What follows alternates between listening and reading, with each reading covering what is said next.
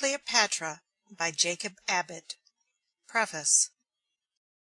Of all the beautiful women of history, none has left us such convincing proofs of her charms as Cleopatra, for the tide of Rome's destiny, and therefore that of the world, turned aside because of her beauty.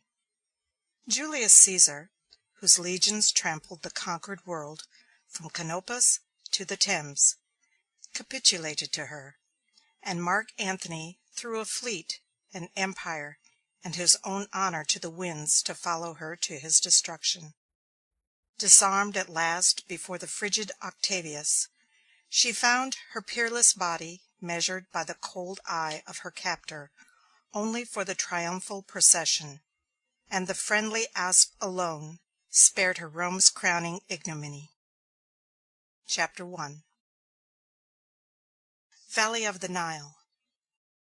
The parentage and birth of Cleopatra. Cleopatra's residence in Egypt.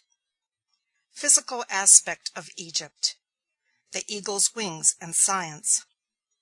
Physical peculiarities of Egypt connected with the laws of rain. General laws of rain. Causes which modify the quantity of rain. Striking contrasts. Rainless regions. Great rainless region of Asia and Africa. The Andes. Map of the rainless region. Valleys of the Nile. The Red Sea. The oases. The Siwa. Mountains of the Moon. The River Nile. Incessant rains. Inundation of the Nile. Course of the river. Subsidence of the waters. Luxuriant vegetation. Absence of forests. Great antiquity of Egypt. Her monuments. The delta of the Nile. The delta as seen from the sea. Pelusiac mouth of the Nile. The canopic mouth. Ancient Egypt. The pyramids. Conquests of the Persians and Macedonians. The Ptolemies. Founding of Alexandria. The Pharaohs. The story of Cleopatra is a story of crime. It is a narrative of the course and the consequences of unlawful love. In her strange and romantic history we see this passion portrayed with the most complete and graphic fidelity in all its influences and effects. Its uncontrollable impulses, its intoxicating joys, its reckless and mad career, and the dreadful remorse and ultimate despair and ruin in which it always and inevitably ends. Cleopatra was by birth an Egyptian. By ancestry and descent she was a Greek. Thus, while Alexandria and the delta of the Nile form the scene of the most important events and incidents of her history, it was the blood of the Macedon which flowed in her veins. Her character and action are marked by the genius, the courage, the originality, and the impulsiveness pertaining to the stock from which she sprung. The events of her history, on the other hand, and the peculiar character of her adventures, her sufferings, and her sins, were determined by the circumstances with which she was surrounded, and the influences which were brought to bear upon her in the soft and voluptuous clime where the scenes of her early life were laid. Egypt has always been considered as physically the most remarkable country on the globe. It is a long and narrow valley, on the verdure and fruitfulness, completely insulated from the rest of the habitable world. It is more completely insulated, in fact, than any littoral island could be, inasmuch as deserts are more impassable than seas. The very existence of Egypt is a most extraordinary phenomenon. If we could but soar with wings of an eagle into the air, and look down upon the scene so as to observe the operation of that grand and yet simple process by which this long and wonderful valley, teeming so profusely with animal and vegetable life has been formed, and is annually revivified and renewed, in the midst of surrounding wastes of silence, desolation, and death, we should gaze upon it with never-ceasing admiration and pleasure. We have not the wings of the eagle, but the generalizations of science furnish us with a sort of substitute for them. The long series of patient, careful, and sagacious observations which have been continued now for 2,000 years bring us results, by means of which, through our powers of mental conception, we may take a comprehensive survey of the whole scene, analogous, in some respects, to that which direct and actual vision would afford us, if we could look down upon it from the eagle's point of view. It is, however, somewhat humiliating to our pride of intellect to reflect that long-continued philosophical investigations and learned scientific research are, in such a case as this, after all, in some sense, only a sort of substitute for wings. A human mind connected with a pair of eagle's wings would have solved the mystery of Egypt in a week, whereas science, philosophy, and research, confined to the surface of the ground, have been occupied for 20 centuries in accomplishing the undertaking. It is found at last that both the existence of Egypt itself and its strange insulation in the midst of boundless tracts of dry and barren sand depend on certain remarkable results of the general laws of rain. The water which is taken up by the atmosphere from the surface of the sea and of the land by evaporation, falls again, under certain circumstances, in showers of rain, the frequency and copiousness of which vary very much in different portions of the earth. As a general principle, rains are much more frequent and abundant near the equator than in the temperate climes, and they grow less and less so as we approach the poles.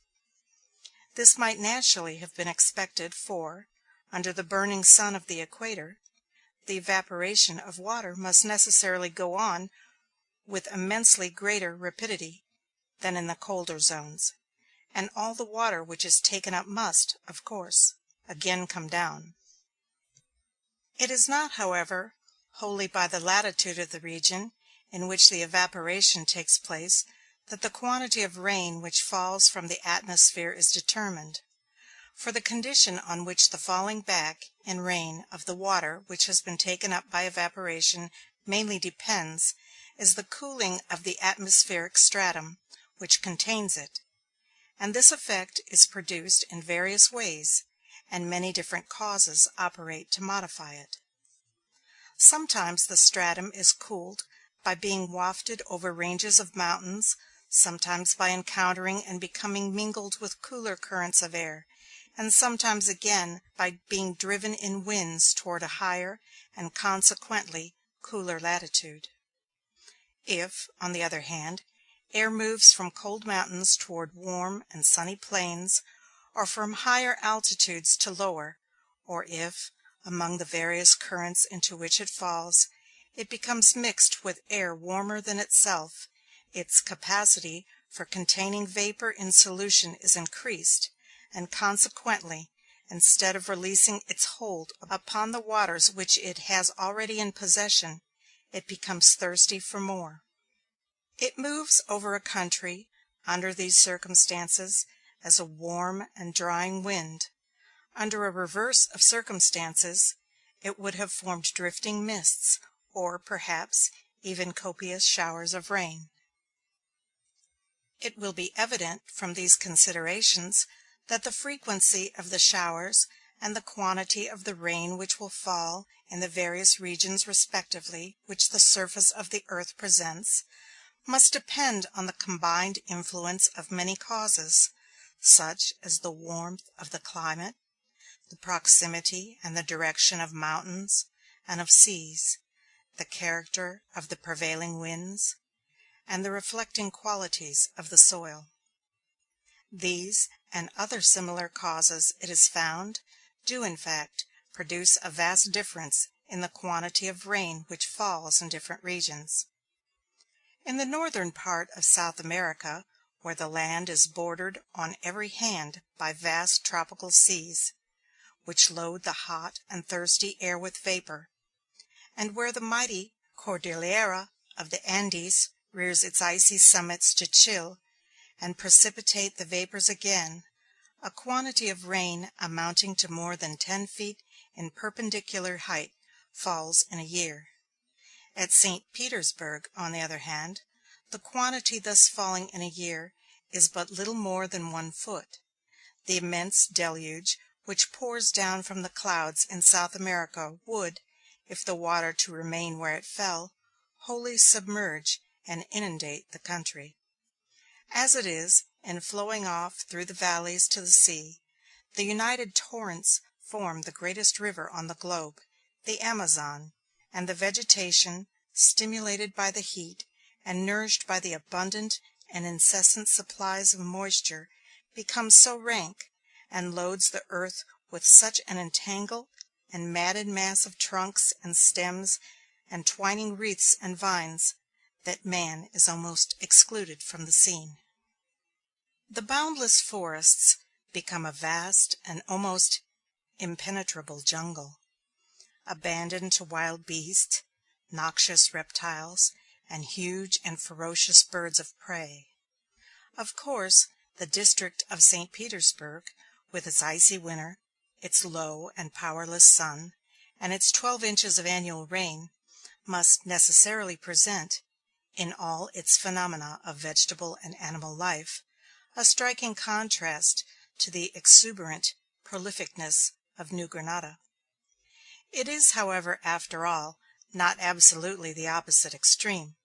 There are certain regions on the surface of the earth that are actually rainless, and it is these which present us with the true and real contrast to the luxuriant vegetation and teeming life of the country of the Amazon.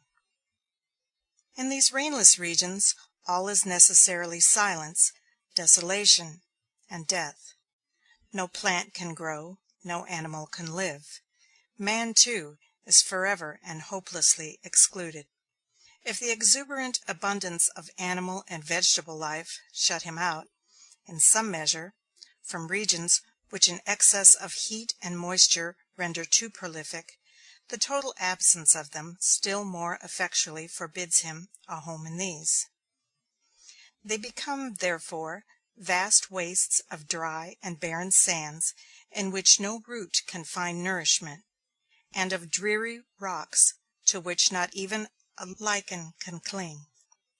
The most extensive and remarkable rainless region on the earth is a vast tract extending through the interior and northern part of Africa and the southwestern part of Asia.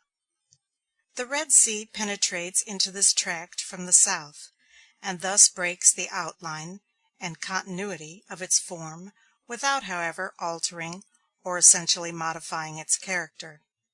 It divides it, however, and to the different portions which this division forms, different names have been given. The Asiatic portion is called Arabia Deserta. The African tract has received the name of Sahara, while between these two, in the neighborhood of Egypt, the barren region is simply the desert. The whole tract is marked, however, throughout, with one all-pervading character, the absence of vegetable and consequently of animal life, on account of the absence of rain. The rising of a range of lofty mountains in the center of it, to produce a precipitation of moisture from the air, would probably transform the whole of the vast waste into as verdant and fertile and populous a region as any on the globe. As it is, there are no such mountains. The whole tract is nearly level, and so little elevated above the sea that, at the distance of many hundred miles in the interior, the land rises only to the height of a few hundred feet above the surface of the Mediterranean, whereas in New Granada, at less than 100 miles from the sea, The chain of the Andes rises to elevations of from 10 to 15,000 feet.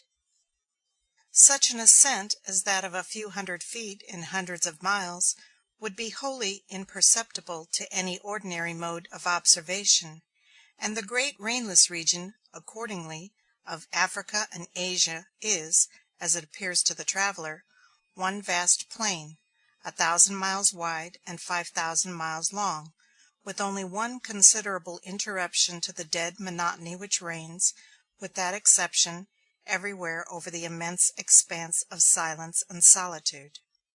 The single interval of fruitfulness and life is the valley of the Nile. There are, however, in fact, 3 interruptions to the continuity of this plain, though only one of them constitutes any considerable interruption to its barrenness. They are all of them valleys, extending from north to south, and lying side by side. The most easterly of these valleys is so deep that the waters of the ocean flow into it from the south, forming a long and narrow inlet called the Red Sea. As this inlet communicates freely with the ocean, it is always nearly of the same level, and as the evaporation from it is not sufficient to produce rain, it does not even fertilize its own shores. Its presence varies the dreary scenery of the landscape, it is true, by giving us surging waters to look upon, instead of driving sands, but this is all. With the exception of the spectacle of an English steamer passing, at weary intervals over its dreary expanse, and some mouldering remains of ancient cities on its eastern shore, it affords scarcely any indications of life. It does very little, therefore, to relieve the monotonous aspect of solitude and desolation which reigns over the region into which it has intruded. The most westerly of the 3 valleys to which we have alluded is only a slight depression of the surface of the land marked by a line of oases. The depression is not sufficient to admit the waters of the Mediterranean, nor are there any rains over any portion of the valley which it forms sufficient to make it the bed of a stream. Springs issue, however, here and there, in several places, from the ground, and percolating through the sands along the valley, give fertility to little dells, long and narrow, which, by the contrast that they form with the surrounding desolation, seem to the traveler to possess the verdure and beauty of paradise. There is a line of these oases extending along this westerly depression, and some of them are of considerable extent. The oasis of Siweh, on which stood the far-famed temple of Jupiter Ammon, was many miles in extent, and was said to have contained in ancient times a population of 8,000 souls. Thus, while the most easterly of the 3 valleys which we have named was sunk so low as to admit the ocean to flow freely into it, the most westerly was so slightly depressed that it gained only a circumscribed and limited fertility through the springs, which, in the lowest portions of it, oozed from the ground. The 3rd valley, the central one, remains now to be described. The reader will observe, by referring once more to the map, that south of the great rainless region of which we are speaking, there lies groups and ranges of mountains in Abyssinia, called the Mountains of the Moon. These mountains are near the equator, and the relation which they sustain to the surrounding seas, and to currents of wind which blow in that quarter of the world, is such that they bring down from the atmosphere, especially in certain seasons of the year, vast and continual torrents of rain. The water which thus falls drenches the mountain sides and deluges the valleys. There is a great portion of it which cannot flow to the southward or eastward toward the sea, as the whole country consists, in those directions, of continuous tracts of elevated land. The rush of water thus turns to the northward, and pressing on across the desert through the great central valley which we have referred to above, it finds an outlet at last in the Mediterranean, at a point 2,000 miles distant from the place where the immense condenser drew it from the skies. The river thus created is the Nile. It is formed, in a word, by the surplus waters of a district inundated with rains, in their progress across a rainless desert seeking the sea. If the surplus water upon the Abyssinian mountains had been constant and uniform, the stream, in its passage across the desert, would have communicated very little fertility to the barren sands which it traversed. The immediate banks of the river would have, perhaps, been fringed with verdure, but the influence of the irrigation would have extended no farther than the water itself could have reached, by percolation through the sand. But the flow of the water is not thus uniform and steady. In a certain season of the year the rains are incessant, and they descend with such abundance and profusion as almost to inundate the districts where they fall. Immense torrents stream down the mountainsides, the valleys are deluged, plains turn into morasses, and morasses into lakes. In a word, the country becomes half submerged, and the accumulated mass of waters would rush with great force and violence down the central valley of the desert which forms their only outlet. If the passage were narrow, and if it made any considerable descent in its course to the sea. It is, however, not narrow, and the descent is very small. The depression in the surface of the desert, through which the water flows, is from 5 to 10 miles wide, and though it is nearly 2,000 miles from the rainy district across the desert to the sea, the country for the whole distance is almost level. There is only sufficient descent, especially for the last 1,000 miles, to determine a very gentle current to the northward in the waters of the stream. Under these circumstances, the immense quantity of water which falls in the rainy district in these inundating tropical showers expands over the whole valley, and forms for a time an immense lake, extending in length across the whole breadth of the desert. This lake is, of course, from 5 to 10 miles wide, and 1,000 miles long. The water in it is shallow and turbid, and it has a gentle current toward the north. The rains at length in a great measure cease, but it requires some months for the water to run off and leave the valley dry. As soon as it is gone, there springs up from the whole surface of the ground, which has been thus submerged, a most rank and luxuriant vegetation. This vegetation, now wholly regulated and controlled by the hand of man, must have been, in its original and primeval state, of a very peculiar character. It must have consisted of plants only as could exist under the condition of having the soil in which they grew laid, for a quarter of the year, wholly under water. This circumstance probably prevented the valley of the Nile from having been, like other fertile tracts of land, unencumbered in its native state with forests. For the same reason, wild beasts could never have haunted it. There were no forests to shelter them, and no refuge or retreat for them but the dry and barren desert during the period of the annual inundations. This most extraordinary valley seems thus to have been formed and preserved by Nature herself for the special possession of man.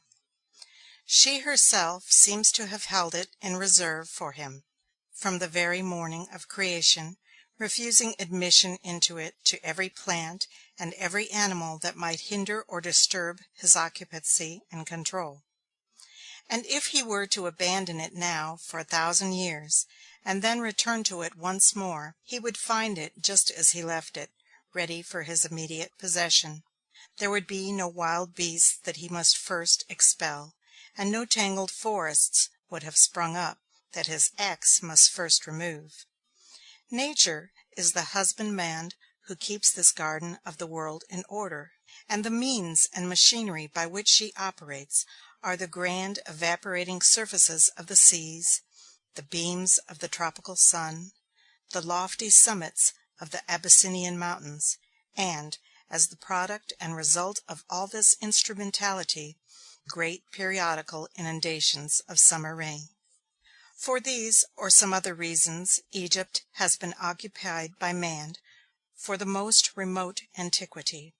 The oldest records of the human race, made 3,000 years ago, speak of Egypt as ancient then, when they were written.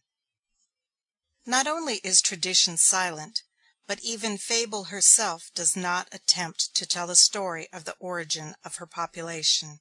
Here stand the oldest and most enduring monuments that human power has ever been able to raise.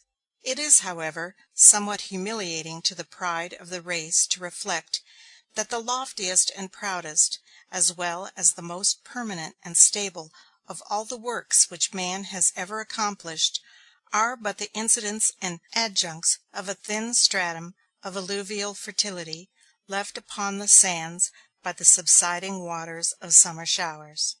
The most important portion of the alluvion of the Nile is the northern portion, where the valley widens and opens toward the sea, forming a triangular plain of about 100 miles in length on each of the sides, over which the waters of the river flow in a great number of separate creeks and channels. The whole area forms a vast meadow, intersected everywhere with slow-flowing streams of water, and presenting on its surface the most enchanting pictures of fertility, abundance, and beauty. This region is called the Delta of the Nile. The sea upon the coast is shallow, and the fertile country formed by the deposits of the river seems to have projected somewhat beyond the line of the coast, although, as the land has not advanced perceptibly for the last 1,800 years, it may be somewhat doubtful whether the whole of the apparent protrusion is not due to the natural conformation of the coast rather than to any changes made by the action of the river. The delta of the Nile is so level itself, and so little raised above the level of the Mediterranean, that the land seems almost a continuation of the same surface with the sea, only, instead of blue waters topped with white-crested waves, we have broad tracts of waving grain, and gentle swells of land crowned with hamlets and villages. In approaching the coast, the navigator has no distant view of all this verdure and beauty. It lies so low that it continues beneath the horizon until the ship is close upon the shore. The first landmarks, in fact, which the seaman makes, are the tops of trees growing apparently out of the water, or the summit of an obelisk, or the capital of a pillar, marking the site of some ancient and dilapidated city. The most easterly of the channels by which the waters of the river find their way through the delta to the sea is called, as it will be seen marked upon the map, the Pelusiac branch. It forms almost the boundary of the fertile region of the delta on the eastern side. There was an ancient city named Pelusium near the mouth of it. This was, of course, the first Egyptian city reached by those who arrived by land from the eastward, traveling along the shores of the Mediterranean Sea. On account of its thus marking the eastern frontier of the country, it became a point of great importance, and is often mentioned in the histories of ancient times. The westernmost mouth of the Nile, on the other hand, was called the Canopic mouth. The distance along the coast from the Canopic mouth to the Pelusium was about 100 miles. The outline of the coast was formerly, as it still continues to be, very irregular, and the water shallow. Extended banks of sand protruded into the sea, and the sea itself, as if in retaliation, formed innumerable creeks and inlets and lagoons in the land. Along this irregular and uncertain boundary, the waters of the Nile and the surges of the Mediterranean kept up an eternal war, with energies so nearly equal that now, after the lapse of 1,800 years since the state of the contest began to be recorded, neither side has been found to have gained any perceptible advantage over the other.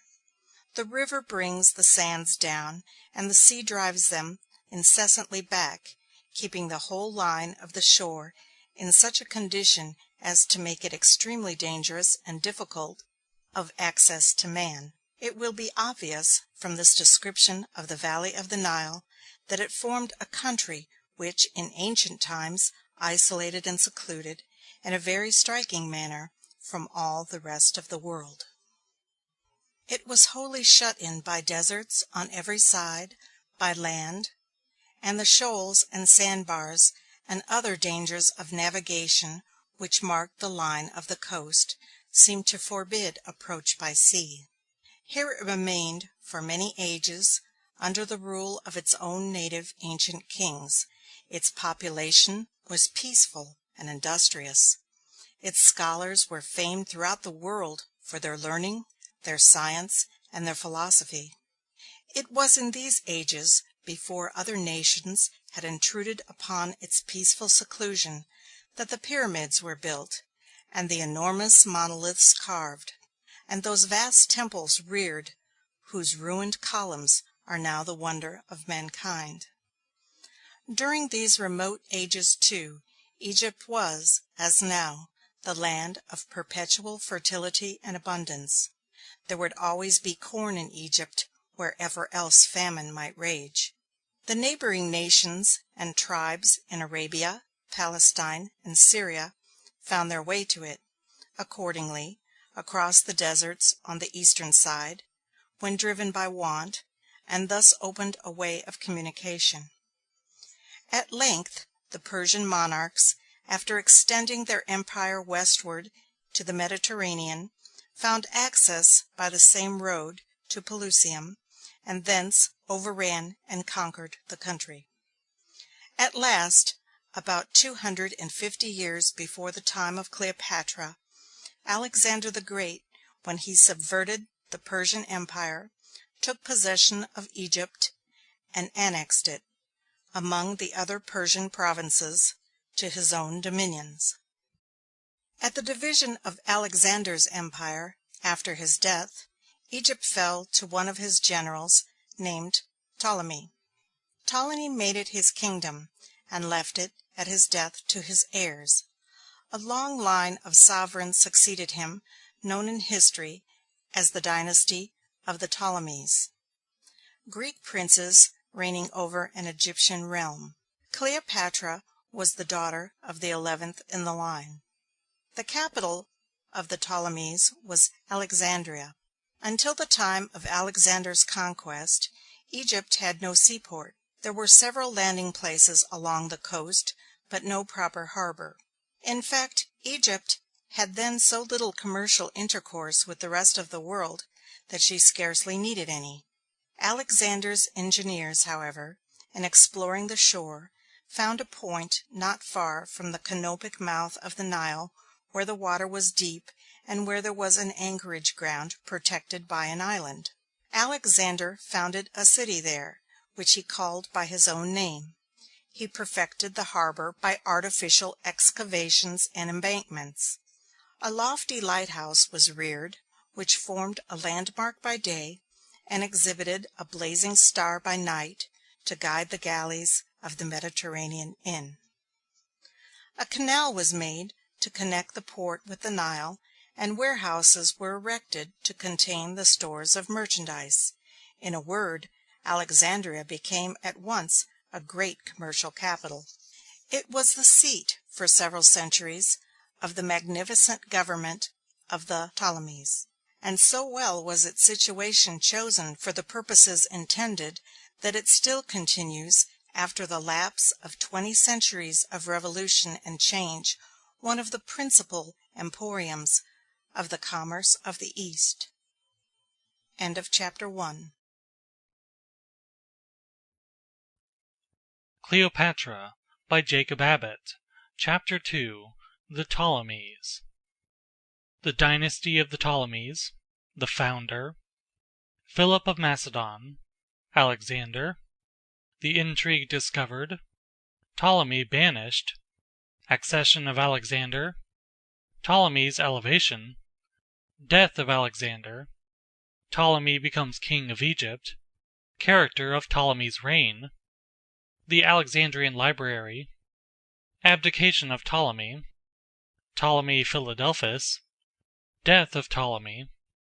subsequent degeneracy of the Ptolemies, incestuous marriages of the Ptolemy family, Ptolemy Physcon, origin of his name, circumstances of Physcon's accession, Cleopatra, Physcon's brutal perfidy, he marries his wife's daughter, atrocities of Physcon, his flight, Cleopatra assumes the government, her birthday, barbarity of Physcon, grief of Cleopatra, general character of the Ptolemy family, Lathyrus, terrible quarrels with his mother, cruelties of Cleopatra, Alexander kills her, Cleopatra a type of the family, her 2 daughters, unnatural war, Tryphaena's hatred of her sister, taking of Antioch, Cleopatra flees to a temple, jealousy of Tryphaena,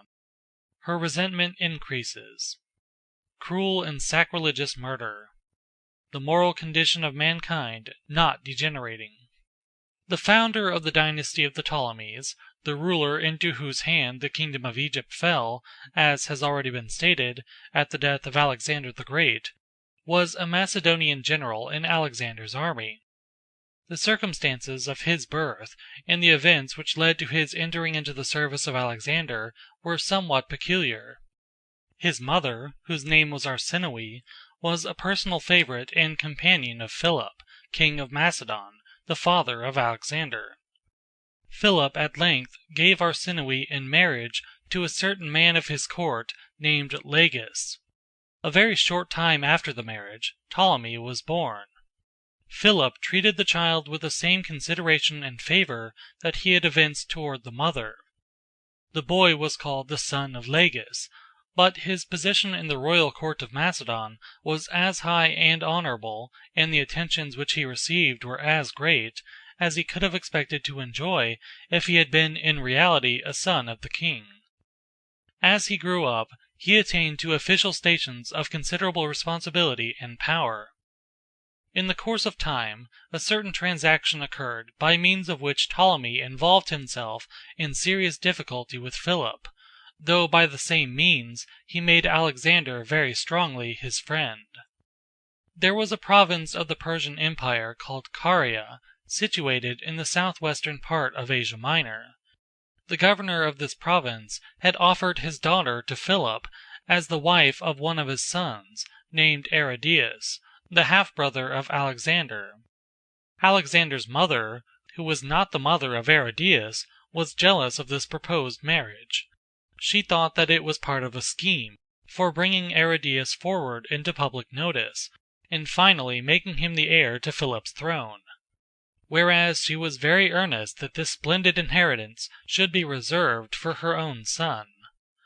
Accordingly, she proposed to Alexander that they should send a secret embassage to the Persian governor, and represent to him that it would be much better, both for him and for his daughter, that she should have Alexander instead of Aridaeus for a husband, and induce him, if possible, to demand of Philip that he should make the change. Alexander entered readily into this scheme, and various courtiers, Ptolemy among the rest, undertook to aid him in the accomplishment of it. The embassy was sent. The governor of Caria was very much pleased with the change which they proposed to him. In fact, the whole plan seemed to be going on very successfully toward its accomplishment, when, by some means or other, Philip discovered the intrigue. He went immediately into Alexander's apartment, highly excited with resentment and anger. He had never intended to make Aridaeus, whose birth on the mother's side was obscure and ignoble, the heir to his throne, and he reproached Alexander in the bitterest terms for being of so debased and degenerate a spirit as to desire to marry the daughter of a Persian governor, a man who was, in fact, the mere slave, as he said, of a barbarian king. Alexander's scheme was thus totally defeated, and so displeased was his father with the officers who had undertaken to aid him in the execution of it, that he banished them all from the kingdom. Ptolemy, in consequence of this decree, wandered about in exile from his country for some years, until at length the death of Philip enabled Alexander to recall him. Alexander succeeded his father as king of Macedon, and immediately made Ptolemy one of his principal generals. Ptolemy rose, in fact, to a very high command in the Macedonian army, and distinguished himself very greatly in all the celebrated conqueror's subsequent campaigns. In the Persian invasion, Ptolemy commanded one of the 3 grand divisions of the army, and he rendered repeatedly the most signal services to the cause of his master. He was employed on the most distant and dangerous enterprises, and was often entrusted with the management of affairs of the utmost importance. He was very successful in all his undertakings. He conquered armies, reduced fortresses, negotiated treaties, and evinced, in a word, the highest degree of military energy and skill. He once saved Alexander's life by discovering and revealing a dangerous conspiracy which had been formed against the king. Alexander had the opportunity to requite this favor through a divine interposition vouchsafed to him, it was said, for the express purpose of enabling him to evince his gratitude. Ptolemy had been wounded by a poisoned arrow, and when all the remedies and antidotes of the physicians had failed, and the patient was apparently about to die, an effectual means of cure was revealed to Alexander in a dream, and Ptolemy, in his turn, was saved. At the great rejoicings at Susa, when Alexander's conquests were completed, Ptolemy was honored with a golden crown, and he was married, with great pomp and ceremony, to Artachema, the daughter of one of the most distinguished Persian generals. At length Alexander died suddenly, after a night of drinking and carousal at Babylon. He had no son old enough to succeed him, and his immense empire was divided among his generals. Ptolemy obtained Egypt for his share. He repaired immediately to Alexandria with a great army, and a great number of Greek attendants and followers, and there commenced a reign which continued, in great prosperity and splendor, for 40 years. The native Egyptians were reduced, of course, to subjection and bondage. All the offices in the army, and all stations of trust and responsibility in civil life, were filled by Greeks. Alexandria was a Greek city, and it became at once one of the most important commercial centers in all those seas. Greek and Roman travelers found now a language spoken in Egypt which they could understand, and philosophers and scholars could gratify the curiosity which they had so long felt in respect to the institutions and monuments and wonderful physical characteristics of the country with safety and pleasure. In a word, the organization of a Greek government over the ancient kingdom, and the establishment of the great commercial relations of the city of Alexandria, conspired to bring Egypt out from its concealment and seclusion, and to open it, in some measure, to the intercourse, as well as to bring it more fully under the observation of the rest of mankind. Ptolemy, in fact, made it a special object of his policy to accomplish these ends. He invited Greek scholars, philosophers, poets, and artists, in great numbers, to come to Alexandria, and to make his capital their abode. He collected an immense library, which subsequently, under the name of the Alexandrian Library, became one of the most celebrated collections of books and manuscripts that was ever made. We shall have occasion to refer more particularly to this library in the next chapter. Besides prosecuting these splendid schemes for the aggrandizement of Egypt, King Ptolemy was engaged, during almost the whole period of his reign, in waging incessant wars with the surrounding nations. He engaged in these wars, in part, for the purpose of extending the boundaries of his empire, and in part for self-defense against the aggressions and encroachments of other powers. He finally succeeded in establishing his kingdom on the most stable and permanent basis, and then, when he was drawing toward the close of his life, being, in fact, over 80 years of age, he abdicated his throne in favor of his youngest son, whose name was also Ptolemy. Ptolemy the father, the founder of the dynasty, is known commonly in history by the name of Ptolemy Soter. His son is called Ptolemy Philadelphia. This son, though the youngest, was preferred to his brothers as heir to the throne on account of his being the son of the most favored and beloved of the monarch's wives. The determination of Soter to abdicate the throne himself arose from his wish to put this favorite son in secure possession of it before his death, in order to prevent the older brothers from disputing the succession. The coronation of Philadelphus was made one of the most magnificent and imposing ceremonies that royal pomp and parade ever arranged.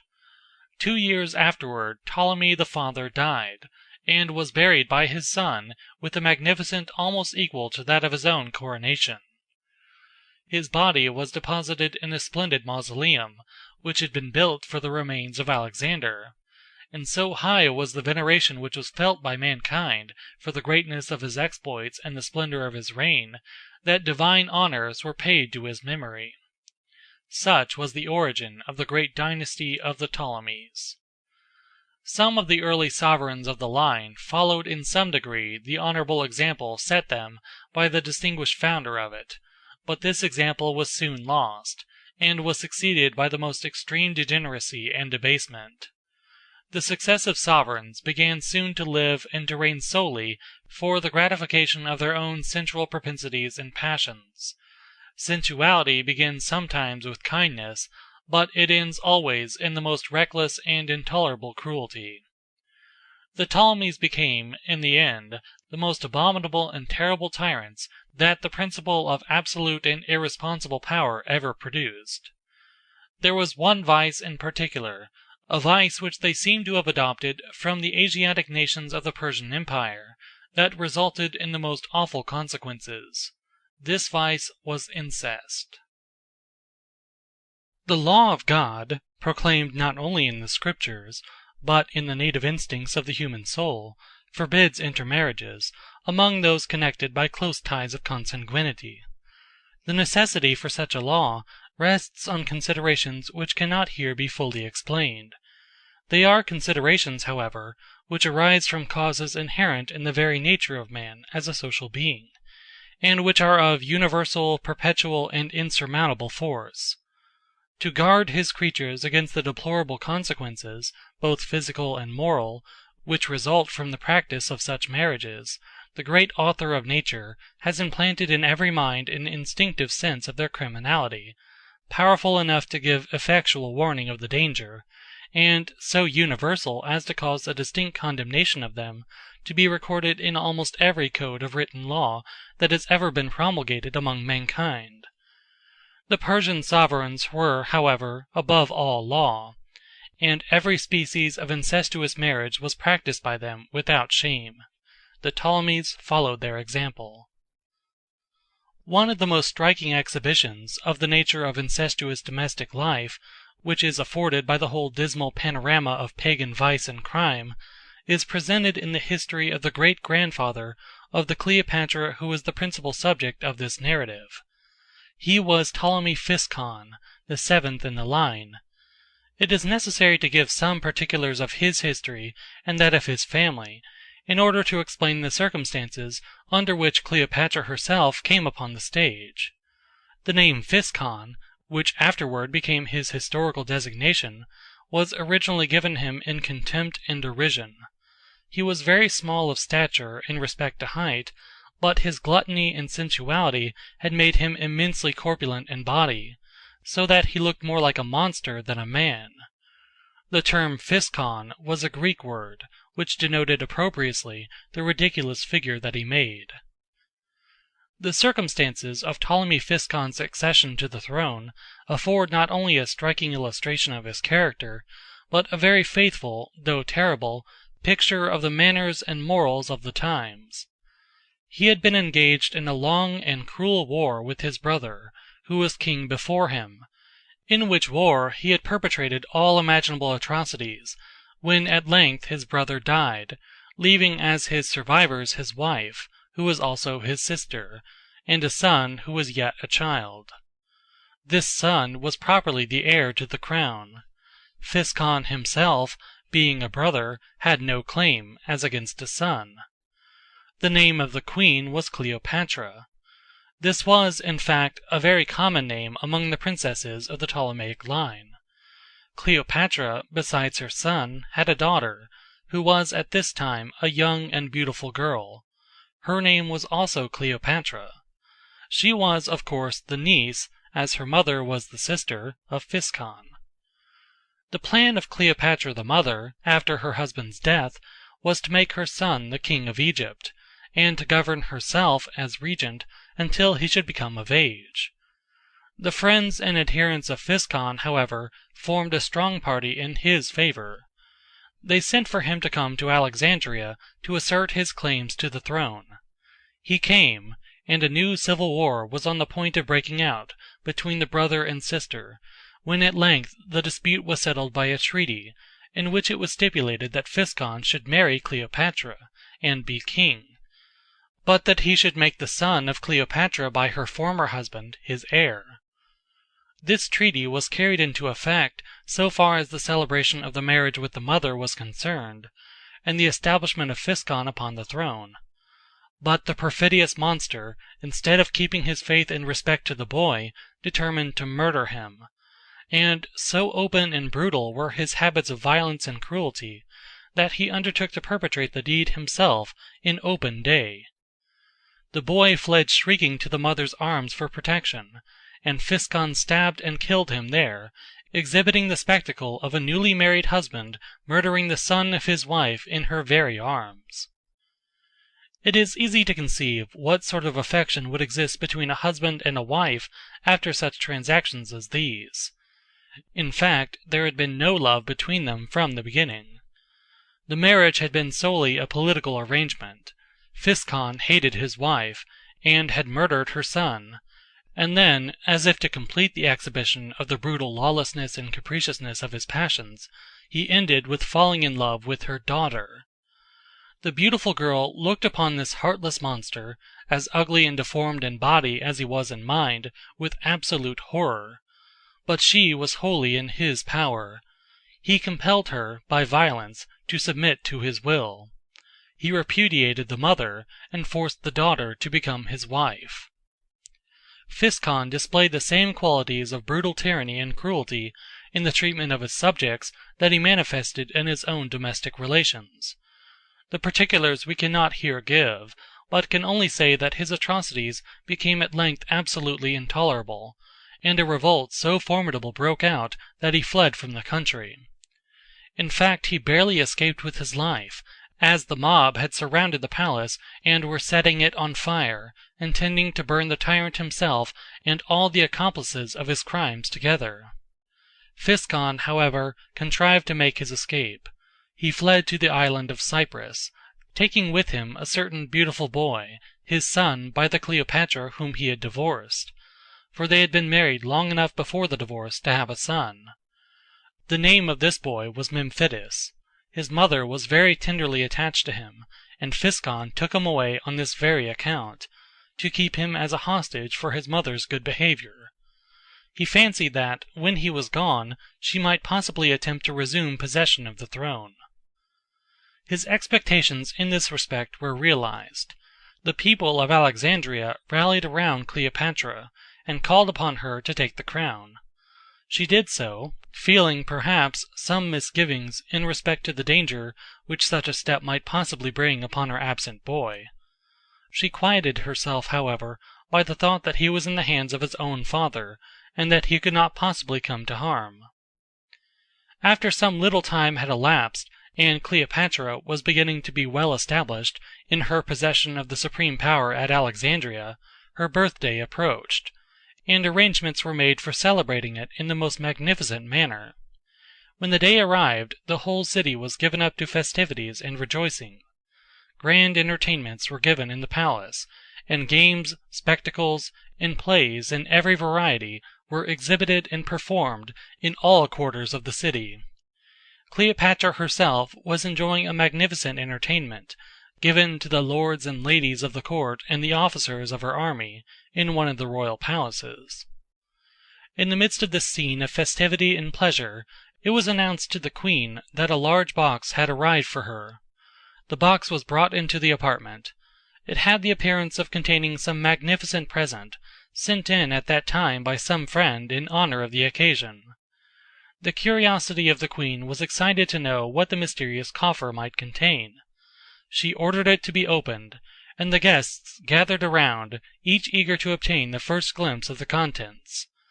The lid was removed, and a cloth beneath it was raised, when, to the unutterable horror of all who witnessed the spectacle, there was seen the head and hands of Cleopatra's beautiful boy, lying among masses of human flesh, which consisted of the rest of his body cut into pieces. The head had been left entire, that the wretched mother might recognize in the pale and lifeless features the countenance of her son. Physcon had sent the box to Alexandria, with orders that it should be retained until the evening of the birthday, and then presented publicly to Cleopatra in the midst of the festivities of the scene. The shrieks and cries with which she filled the apartments of the palace at the first sight of the dreadful spectacle, and the agony of long-continued and inconsolable grief which followed, showed how well the cruel contrivance of the tyrant was fitted to accomplish its end. It gives us no pleasure to write, and we are sure it can give our readers no pleasure to peruse, such shocking stories of bloody cruelty as these. It is necessary, however, to a just appreciation of the character of the great subject of this history, that we should understand the nature of the domestic influences that reigned in the family from which she sprung. In fact, it is due, as a matter of simple justice to her, that we should know what these influences were, and what were the examples set before her in her early life, since the privileges and advantages which the young enjoy in their early years, and, on the other hand, the evil influences under which they suffer, are to be taken very seriously into the account when we are passing judgment upon the follies and sins into which they subsequently fall. The monster Physcon lived, it is true, 2 or 3 generations before the great Cleopatra, but the character of the intermediate generations, until the time of her birth, continued much the same. In fact, the cruelty, corruption, and vice which reigned in every branch of the royal family increased rather than diminished.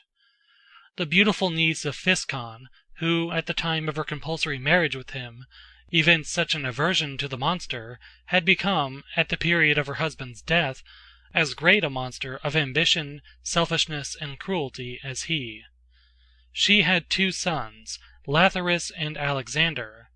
Physcon, when he died, left the kingdom of Egypt to her by will, authorizing her to associate with her in the government whichever of these 2 sons she might choose.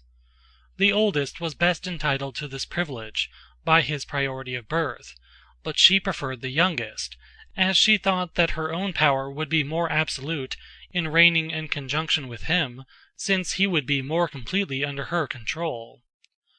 The leading powers, however, in Alexandria, resisted this plan, and insisted on Cleopatra's associating her oldest son, Lathyrus, with her in the government of the realm.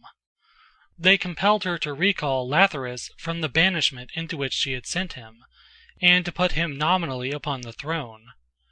Cleopatra yielded to this necessity, but she forced her son to repudiate his wife, and to take instead another woman, whom she fancied she could make more subservient to her will. The mother and the son went on together for a time, Lathyrus being nominally king, though her determination that she would rule, and his struggles to resist her intolerable tyranny, made their wretched household the scene of terrible and perpetual quarrels. At last Cleopatra seized a number of Lathyrus's servants, the eunuchs who were employed in various offices about the palace, and, after wounding and mutilating them in a horrible manner, she exhibited them to the populace, saying that it was Lathyrus that had inflicted the cruel injuries upon the sufferers, and calling upon them to arise and punish him for his crimes. In this and in other similar ways she awakened among the people of the court and of the city such an animosity against Lathyrus that they expelled him from the country. There followed a long series of cruel and bloody wars between the mother and the son, in the course of which each party perpetrated against the other almost every imaginable deed of atrocity and crime. Alexander, the youngest son, was so afraid of his terrible mother that he did not dare to remain in Alexandria with her, but went into a sort of banishment of his own accord. He, however, finally returned to Egypt. His mother immediately supposed that he was intending to disturb her possession of power, and resolved to destroy him. he became acquainted with her designs, and, grown desperate by the long-continued pressure of her intolerable tyranny, he resolved to bring the anxiety and terror in which he lived to an end by killing her. This he did, and then fled the country. Lathyrus, his brother, then returned, and reigned for the rest of his days in a tolerable degree of quietness and peace. At length Lathyrus died, and left the kingdom to his son, Ptolemy Auletes, who was the great Cleopatra's father. We cannot soften the picture which is exhibited to our view in the history of this celebrated family, by regarding the mother of Auletes in the masculine and merciless trails and principles which she displayed so energetically throughout her terrible career, as an exception to the general character of the princesses who appeared from time to time in the line. In ambition, selfishness, unnatural and reckless cruelty, and utter disregard of every virtuous principle and of every domestic tie, she was but the type and representative of all the rest. She had 2 daughters, for example, who were the consistent and worthy followers of such a mother. A passage in the lives of these sisters illustrates very forcibly the kind of sisterly affection which prevailed in the family of the Ptolemies. The case was this. There were 2 princes of Syria, a country lying northeast of the Mediterranean Sea, and so not very far from Egypt, who, though they were brothers, were in a state of most deadly hostility to each other. One had attempted to poison the other, and afterward a war had broken out between them, and all Syria was suffering from the ravages of their armies. One of the sisters, of whom we have been speaking, married one of these princes. Her name was Tryphena. After some time, but yet while the unnatural war was still raging between the 2 brothers, Cleopatra, the other sister, the same Cleopatra that had been divorced from Lathyrus at the instance of his mother, espoused the other brother. Tryphena was exceedingly incensed against Cleopatra for marrying her husband's mortal foe, and the implacable hostility and hate of the sisters was thenceforth added to that which the brothers had before exhibited, to complete the display of unnatural and parricidal passion which this shameful contest presented to the world. In fact, Tryphena from this time seemed to feel a new and highly excited interest in the contest, from her eager desire to revenge herself on her sister. She watched the progress of it, and took an active part in pressing forward the active prosecution of the war. The party of her husband, either from this or some other causes, seemed to be gaining the day. The husband of Cleopatra was driven from one part of the country to another, and at length, in order to provide for the security of his wife, he left her in Antioch, a large and strongly fortified city, where he supposed that she would be safe, while he himself was engaged in prosecuting the war in other quarters where his presence seemed to be required. On learning that her sister was at Antioch, Tryphena urged her husband to attack the place. He accordingly advanced with a strong detachment of the army, and besieged and took the city. Cleopatra would, of course, have fallen into his hands as a captive, but to escape this fate she fled to a temple for refuge. A temple was considered, in those days, an inviolable sanctuary. The soldiers accordingly left her there. Tryphena, however, made a request that her husband would deliver the unhappy fugitive into her hands. She was determined, she said, to kill her. Her husband remonstrated with her against this atrocious proposal. "It would be a wholly useless act of cruelty," said he, "to destroy her life. She can do us no possible harm in the future progress of the war, while to murder her under these circumstances will only exasperate her husband and her friends, and nerve them with new strength for the remainder of the contest. And then, besides, she has taken refuge in a temple, and if we violate that sanctuary, we shall incur, by such an act of sacrilege, the implacable displeasure of Heaven. Consider, too, that she is your sister, and for you to kill her would be to commit an unnatural and wholly inexcusable crime." So saying, he commanded Tryphena to say no more upon the subject, for he would on no account consent that Cleopatra should suffer any injury whatsoever. This refusal on the part of her husband to comply with her request only inflamed Tryphaena's insane resentment and anger the more.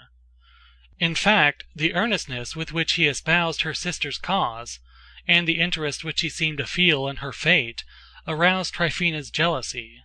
She believed, or pretended to believe, that her husband was influenced by a sentiment of love in so warmly defending her. The object of her hate, from being simply an enemy, became now, in her view, a rival, and she resolved that, at all hazards, she should be destroyed. She accordingly ordered a body of desperate soldiers to break into the temple and seize her. Cleopatra fled in terror to the altar, and clung to it with such convulsive force that the soldiers cut her hands off before they could tear her away, and then, maddened by her resistance and the sight of blood, they stabbed her again and again upon the floor of the temple, where she fell. The appalling shrieks with which the wretched victim filled the air in the first moments of her flight and her terror, subsided as her life ebbed away into the most awful imprecations of the judgments of heaven upon the head of the unnatural sister whose implacable hate had destroyed her. Notwithstanding the specimens that we have thus given of the character and action of this extraordinary family, the government of this dynasty, extending, as it did, through the reigns of 13 sovereigns and over a period of nearly 300 years, has always been considered one of the most liberal, enlightened, and prosperous of all the governments of ancient times. We shall have something to say in the next chapter in respect to the internal condition of the country while these violent men were upon the throne. In the meantime, we will here only add that whoever is inclined, in observing the ambition, the selfishness, the party spirit, the unworthy intrigues, and the irregularities of moral conduct, which modern rulers and statesmen sometimes exhibit to mankind in their personal and political career, to believe in a retrogression and degeneracy of national character as the world advances in age, will be very effectually undeceived by reading attentively a full history of this celebrated dynasty, and reflecting, as he reads, that the narrative presents, on the whole, a fair and honest exhibition of the general character of the men by whom, in ancient times, the world was governed. End of Chapter 2. Cleopatra by Jacob Abbott. Chapter 3. Alexandria. Internal administration of the Ptolemies, industry of the people, its happy effects, idleness the parent of vice, an idle aristocracy generally vicious, degradation and vice, employment a cure for both, greatness of Alexandria, situation of its port, warehouses and granaries, business of the port, scenes within the city, the natives protected in their industry, public edifices, the lighthouse, fame of the lighthouse, its conspicuous position, mode of lighting the tower, modern method, the architect of the Pharos, his ingenious stratagem, ruins of the Pharos, the Alexandrian library, immense magnitude of the library, the Serapion, the Serapis of Egypt, the Serapis of Greece, Ptolemy's dream, importance of the statue, Ptolemy's proposal to the king of Sinope, his ultimate success, mode of obtaining books, the Jewish scriptures, seclusion of the Jews, interest felt in their scriptures, Jewish slaves in Egypt, Ptolemy's designs, Ptolemy liberates the slaves, their ransom paid, Ptolemy's success, the Septuagint, early copies of the Septuagint, present copies, various other plans of the Ptolemies, means of raising money, heavy taxes, poverty of the people, ancient and modern capitals, liberality of the Ptolemies, splendor and renown of Alexandria, her great rival. It must not be imagined by the reader that the scenes of vicious indulgence and reckless cruelty and crime, which were exhibited with such dreadful frequency, and carried to such an enormous excess in the palaces of the Egyptian kings, prevailed to the same extent throughout the mass of the community during the period of their reign. The internal administration of government, and the institutions by which the industrial pursuits of the mass of the people were regulated, and peace and order preserved, and justice enforced between man and man, were all this time in the hands of men well qualified, on the whole, for the trusts committed to their charge, and in a good degree faithful in the performance of their duties. And thus the ordinary affairs of government, and the general routine of domestic and social life, went on, notwithstanding the profligacy of the kings, in a course of very tolerable peace, prosperity, and happiness. During every one of the 300 years over which the history of the Ptolemies extends, the whole length and breadth of the land of Egypt exhibited, with comparatively few interruptions, one widespread scene of busy industry. The inundations came at their appointed season, and then regularly retired. The boundless fields which the waters had fertilized were then everywhere tilled. The lands were plowed, the seed was sown, the canals and watercourses, which ramified from the river in every direction over the ground, were opened or closed, as the case required, to regulate the irrigation. The inhabitants were busy, and consequently they were virtuous. And as the sky of Egypt is seldom or never darkened by clouds and storms, the scene presented to the eye the same unchanging aspect of smiling verdure and beauty, day after day, and month after month, until the ripened grain was gathered into the storehouses, and the land was cleared for another inundation. We say that the people were virtuous because they were busy. For there is no principle of political economy more fully established than that vice in the social state is the incident and symptom of idleness. It prevails always in those classes of every great population who are either released by the possession of fixed and unchangeable wealth from the necessity, or excluded by their poverty and degradation from the advantage, of useful employment. Wealth that is free and subject to its possessor's control, so that he can, if he will, occupy himself in the management of it, while it sometimes may make individuals vicious, does not generally corrupt classes of men, for it does not make them idle. But wherever the institutions of a country are such as to create an aristocratic class, whose incomes depend on entailed estates, or on fixed and permanent annuities, so that the capital on which they live cannot afford them any mental occupation, they are doomed necessarily to inaction and idleness. Vicious pleasure and indulgences are, with such a class as a whole, the inevitable result. For the innocent enjoyments of man are planned and designed by the Author of nature only for the intervals of rest and repose in a life of activity. They are always found wholly insufficient to satisfy one who makes pleasure the whole end and aim of his being. In the same manner, if either from the influence of the social institutions of a country, or from the operation of natural causes which human power is unable to control, there is a class of men too low and degraded and miserable to be reached by the ordinary inducements to daily toil, so certain are they to grow corrupt and depraved, that degradation has become in all languages a term almost synonymous with vice. There are many exceptions, it is true, to these general laws. Many active men are very wicked, and there have been frequent instances of the most exalted virtue among nobles and kings. Still, as a general law, it is unquestionably true that vice is the incident of idleness, and the sphere of vice, therefore, is at the top and at the bottom of society, those being the regions in which idleness reigns. The great remedy, too, for vice is employment. To make a community virtuous, it is essential that all ranks and gradations of it, from the highest to the lowest, should have something to do.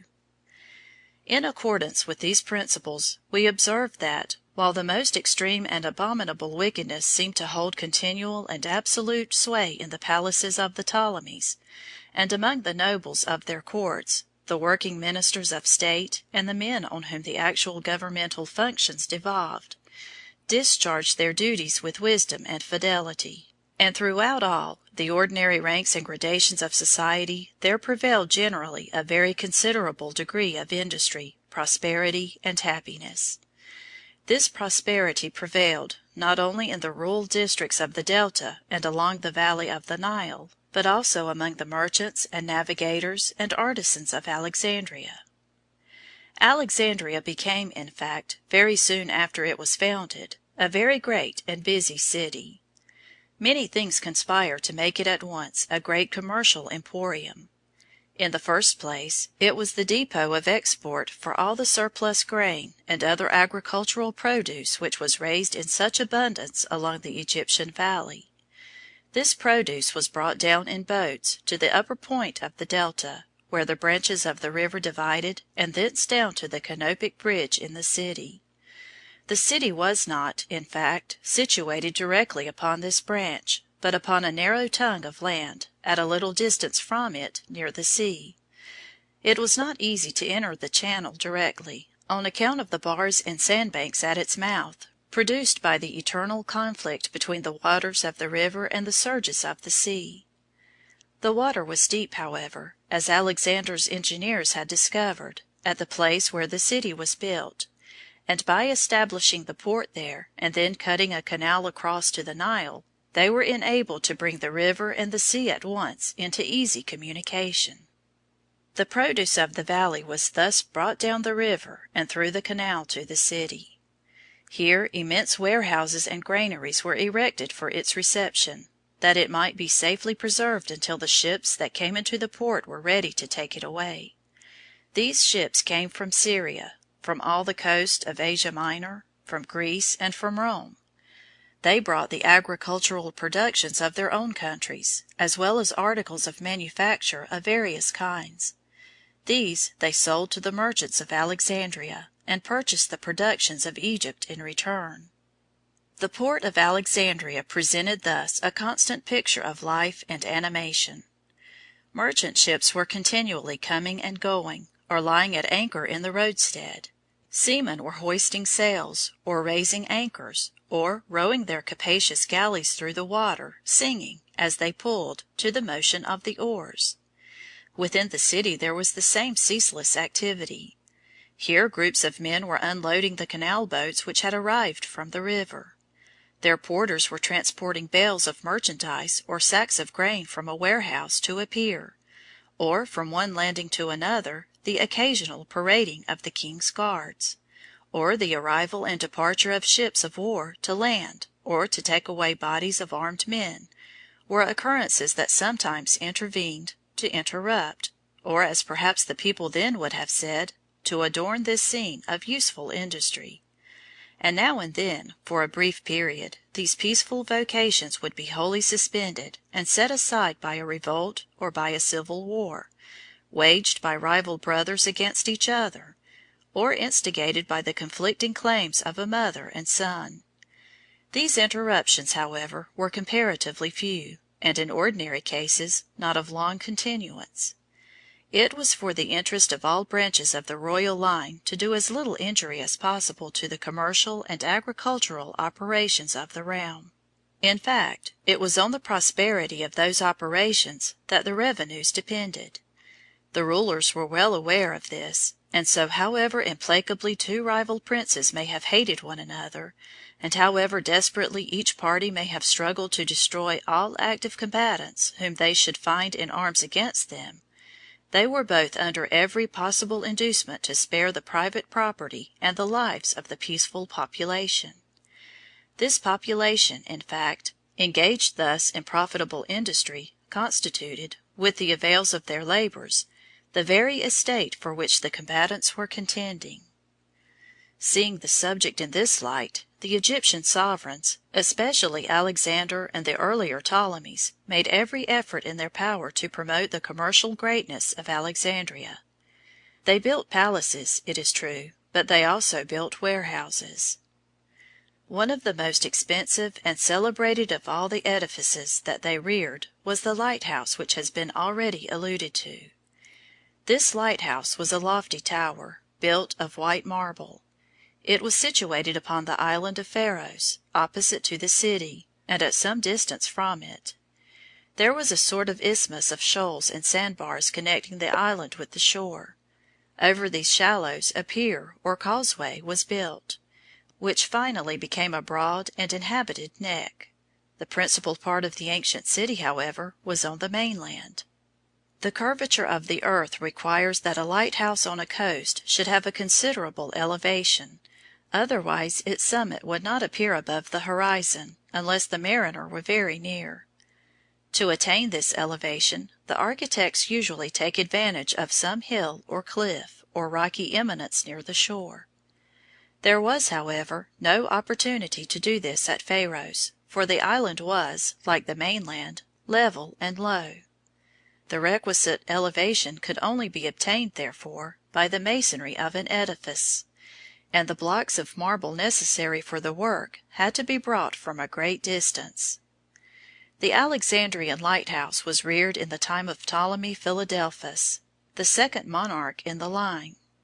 No pains or expenses were spared in its construction. The edifice, when completed, was considered one of the 7 wonders of the world.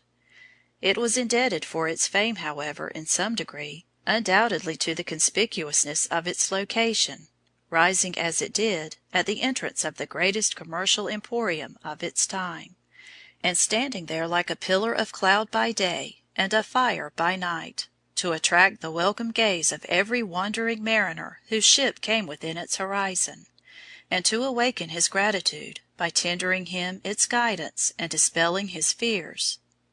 The light at the top of the tower was produced by a fire, made of such combustibles as would emit the brightest flame. This fire burned slowly through the day, and then was kindled up anew when the sun went down, and was continually replenished through the night with fresh supplies of fuel. In modern times, a much more convenient and economical mode is adopted to produce the requisite illumination. A great blazing lamp burns brilliantly in the center of the lantern of the tower, and all that part of the radiation from the flame which would naturally have beamed upward or downward, or laterally, or back toward the land, is so turned by a curious system of reflectors and polyzonal lenses, most ingeniously contrived and very exactly adjusted, as to be thrown forward in one broad and thin but brilliant sheet of light, which shoots out where its radiance is needed, over the surface of the sea. Before these inventions were perfected, far the largest portion of the light emitted by the illumination of lighthouse towers streamed away wastefully in landward directions, or was lost among the stars. Of course, the glory of erecting such an edifice at the Pharos of Alexandria, and of maintaining it in the performance of its functions, was very great. The question might, however, very naturally arise whether this glory was justly due to the architect through whose scientific skill the work was actually accomplished, or to the monarch by whose power and resources the architect was sustained. The name of the architect was Sostratus. He was a Greek. The monarch, as has already been stated, the second Ptolemy, called commonly Ptolemy Philadelphus. Ptolemy ordered that, in completing the tower, a marble tablet should be built into the wall, at a suitable place near the summit, and that a proper inscription should be carved upon it, with his name as the builder of the edifice conspicuous thereon. Sostratus preferred inserting his own name. He accordingly made the tablet and set it in its place. He cut the inscription upon the face of it in Greek characters, with his own name as the author of the work. He did this secretly, and then covered the face of the tablet with an artificial composition, made with lime, to imitate the natural surface of the stone. On this outer surface he cut a new inscription, in which he inserted the name of the king. In process of time, the lime mouldered away, the king's inscription disappeared, and his own, which thenceforward continued as long as the building endured, came out to view. The Pharos was said to have been 400 feet high. It was famed throughout the world for many centuries. Nothing, however, remains of it now but a heap of useless and unmeaning ruins. Besides the light that beamed from the summit of this lofty tower, there was another center of radiance and illumination in ancient Alexandria, which was in some respects still more conspicuous and renowned, namely, an immense library and museum, established and maintained by the Ptolemies. The museum, which was first established, was not, as its name might now imply, a collection of curiosities, but an institution of learning, consisting of a body of learned men who devoted their time to philosophical and scientific pursuits. The institution was richly endowed, and magnificent buildings were erected for its use. The king who established it began immediately to make a collection of books for the use of the members of the institution. This was attended with great expense, as every book that was added to the collection required to be transcribed with a pen on parchment or papyrus, with infinite labor and care. Great numbers of scribes were constantly employed upon this work at the museum.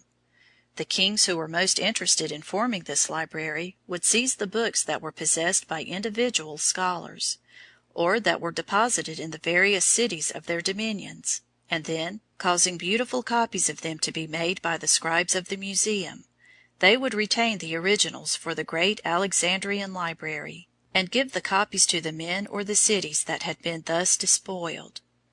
In the same manner they would borrow, as they called it, from all travelers who visited Egypt, any valuable books which they might have in their possession, and retaining the originals, give them back copies instead. In process of time, the library increased to 400,000 volumes. There was then no longer any room in the buildings of the museum for further additions. There was, however, in another part of the city, a great temple called the Serapeum. This temple was a very magnificent edifice, or rather group of edifices, dedicated to the god Serapis. The origin and history of this temple were very remarkable. The legend was this. It seems that one of the ancient and long venerated gods of the Egyptians was a deity named Serapis. He had been, among other divinities, the object of Egyptian adoration ages before Alexandria was built or the Ptolemies reigned. There was also, by a curious coincidence, a statue of the same name at a great commercial town called Sinope, which was built upon the extremity of a promontory which projected from Asia Minor into the Euxine Sea. Sinope was, in some sense, the Alexandria of the north, being the center and seat of a great portion of the commerce of that quarter of the world. The Serapis of Sinope was considered as the protecting deity of seamen, and the navigators who came and went to and from the city made sacrifices to him, and offered him oblations and prayers, believing that they were, in a great measure, dependent upon some mysterious and inscrutable power which he exercised for their safety in storms.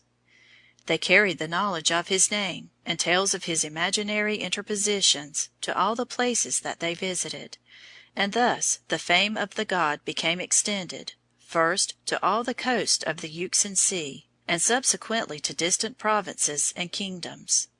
The Serapis of Sinope began to be considered everywhere as the tutelar god of seamen. Accordingly, when the first of the Ptolemies was forming his various plans for adorning and aggrandizing Alexandria, he received, he said, one night, a divine intimation in a dream that he was to obtain the statue of Serapis from Sinope, and set it up in Alexandria, in a suitable temple which he was in the meantime to erect in honor of the god. It is obvious that very great advantages to the city would result from the accomplishment of this design. In the first place, a temple to the god Serapis would be a new distinction for it in the minds of the rural population, who would undoubtedly suppose that the deity honored by it was their own ancient god. Then the whole maritime and nautical interest of the world, which had been accustomed to adore the god of Sinope, would turn to Alexandria as the great center of religious attraction, if their venerated idol could be carried and placed in a new and magnificent temple built expressly for him there. Alexandria could never be the chief naval port and station of the world unless it contained the sanctuary and shrine of the god of seamen. Ptolemy sent accordingly to the king of Sinope and proposed to purchase the idol. The embassage was, however, unsuccessful. The king refused to give up the god. The negotiations were continued for 2 years, but all in vain. At length, on account of some failure in the regular course of the seasons on that coast, there was a famine there, which became finally so severe that the people of the city were induced to consent to give up their deity to the Egyptians in exchange for a supply of corn. Ptolemy sent the corn and received the idol. He then built the temple, which, when finished, surpassed in grandeur and magnificence almost every sacred structure in the world. It was in this temple that the successive additions to the Alexandrian library were deposited, when the apartments of the museum became full. In the end there were 400,000 rolls or volumes in the museum, and 300,000 in the Serapeum. The former was called the parent library, and the latter, being, as it were, the offspring of the first, was called the daughter. Ptolemy Philadelphus, who interested himself very greatly in collecting this library, wished to make it a complete collection of all the books in the world. He employed scholars to read and study, and travelers to make extensive tours, for the purpose of learning what books existed among all the surrounding nations.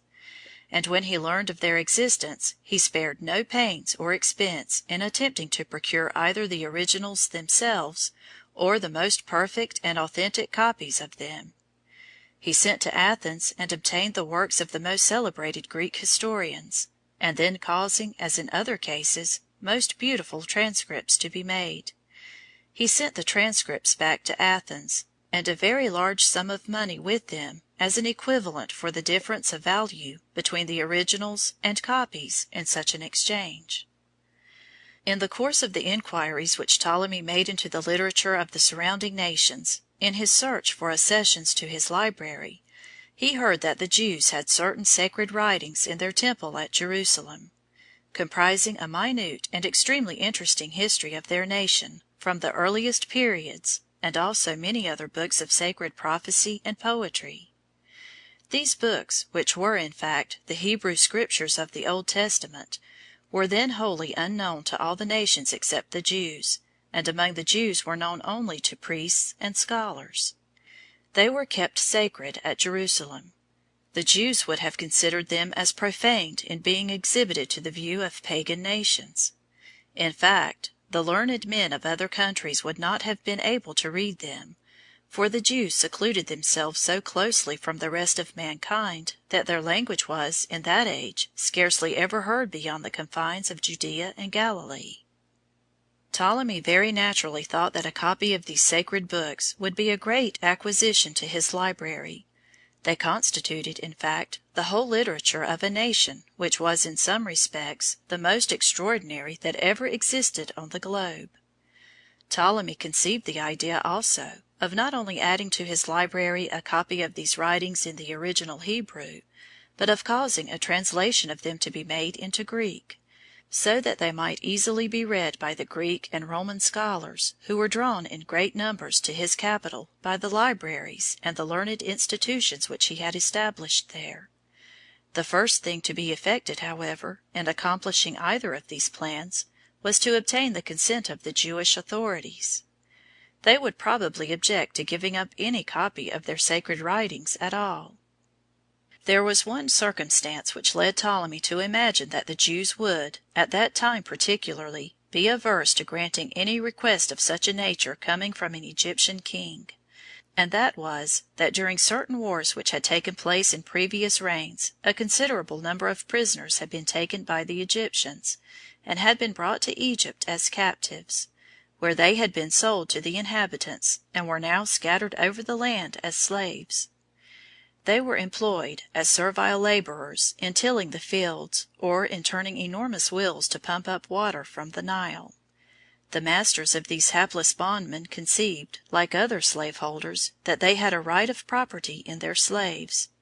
This was in some respects true, since they had bought them of the government at the close of the war for a consideration, and though they obviously derived from this circumstance no valid proprietary right or claim as against the men personally, it certainly would seem that it gave them a just claim against the government of whom they bought, in case of subsequent manumission. Ptolemy, or his minister, for it cannot now be known who was the real actor in these transactions, determined on liberating these slaves and sending them back to their native land, as a means of propitiating the Jews and inclining them to listen favorably to the request which he was about to prefer for a copy of their sacred writings. He, however, paid to those who held the captives a very liberal sum for ransom. The ancient historians, who never allow the interest of their narratives to suffer for want of a proper amplification on their part of the scale on which the deeds which they record were performed, say that the number of slaves liberated on this occasion was 120,000, and the sum paid for them, as compensation to the owners, was 600 talents, equal to $600,000. It will be sufficiently accurate for the general reader of history to consider the Greek talent, referred to in such transactions as these, as equal in English money to £250, in American to $1,000.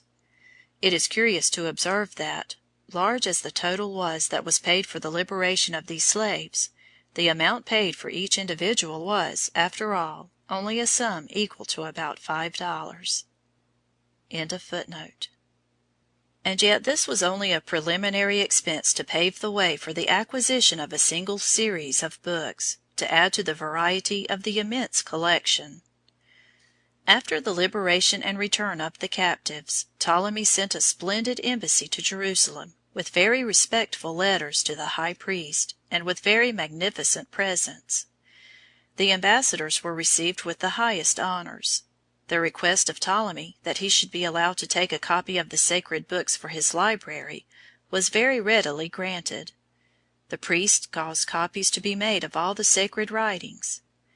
These copies were executed in the most magnificent style, and were splendidly illuminated with letters of gold. The Jewish government also, at Ptolemy's request, designated a company of Hebrew scholars, 6 from each tribe, men learned in both the Greek and Hebrew languages, to proceed to Alexandria, and there, at the museum, to make a careful translation of the Hebrew books into Greek. And there were 12 tribes, and 6 translators chosen from each. There were 72 translators in all. They made their translation, and it was called the Septuagint, from the Latin Septuaginta duo, which means 72. Although out of Judea there was no feeling of reverence for these Hebrew Scriptures as books of divine authority, there was still a strong interest felt in them as very entertaining and curious works of history, by all the Greek and Roman scholars who frequented Alexandria to study at the museum. Copies were accordingly made of the Septuagint translation, and were taken to other countries, and there, in process of time, copies of the copies were made, until at length the work became extensively circulated throughout the whole learned world. The priests and monks looked with even a stronger interest than the ancient scholars had felt upon this early translation of so important a portion of the sacred Scriptures. They made new copies for abbeys, monasteries, and colleges, and when at length the art of printing was discovered, this work was one of the first on which the magic power of typography was tried. The original manuscript made by the scribes of the 72, and all the early transcripts which were made from it, have long since been lost or destroyed, but instead of them we have now hundreds of thousands of copies in compact printed volumes, scattered among the public and private libraries of Christendom. In fact, after the lapse of 2,000 years, a copy of Ptolemy's Septuagint may be obtained of any considerable bookseller in any country of the civilized world, and though it required a national embassage and an expenditure, if the accounts are true, of more than $1,000,000 originally to obtain it, it may be procured without difficulty now by 2 days' wages of an ordinary laborer.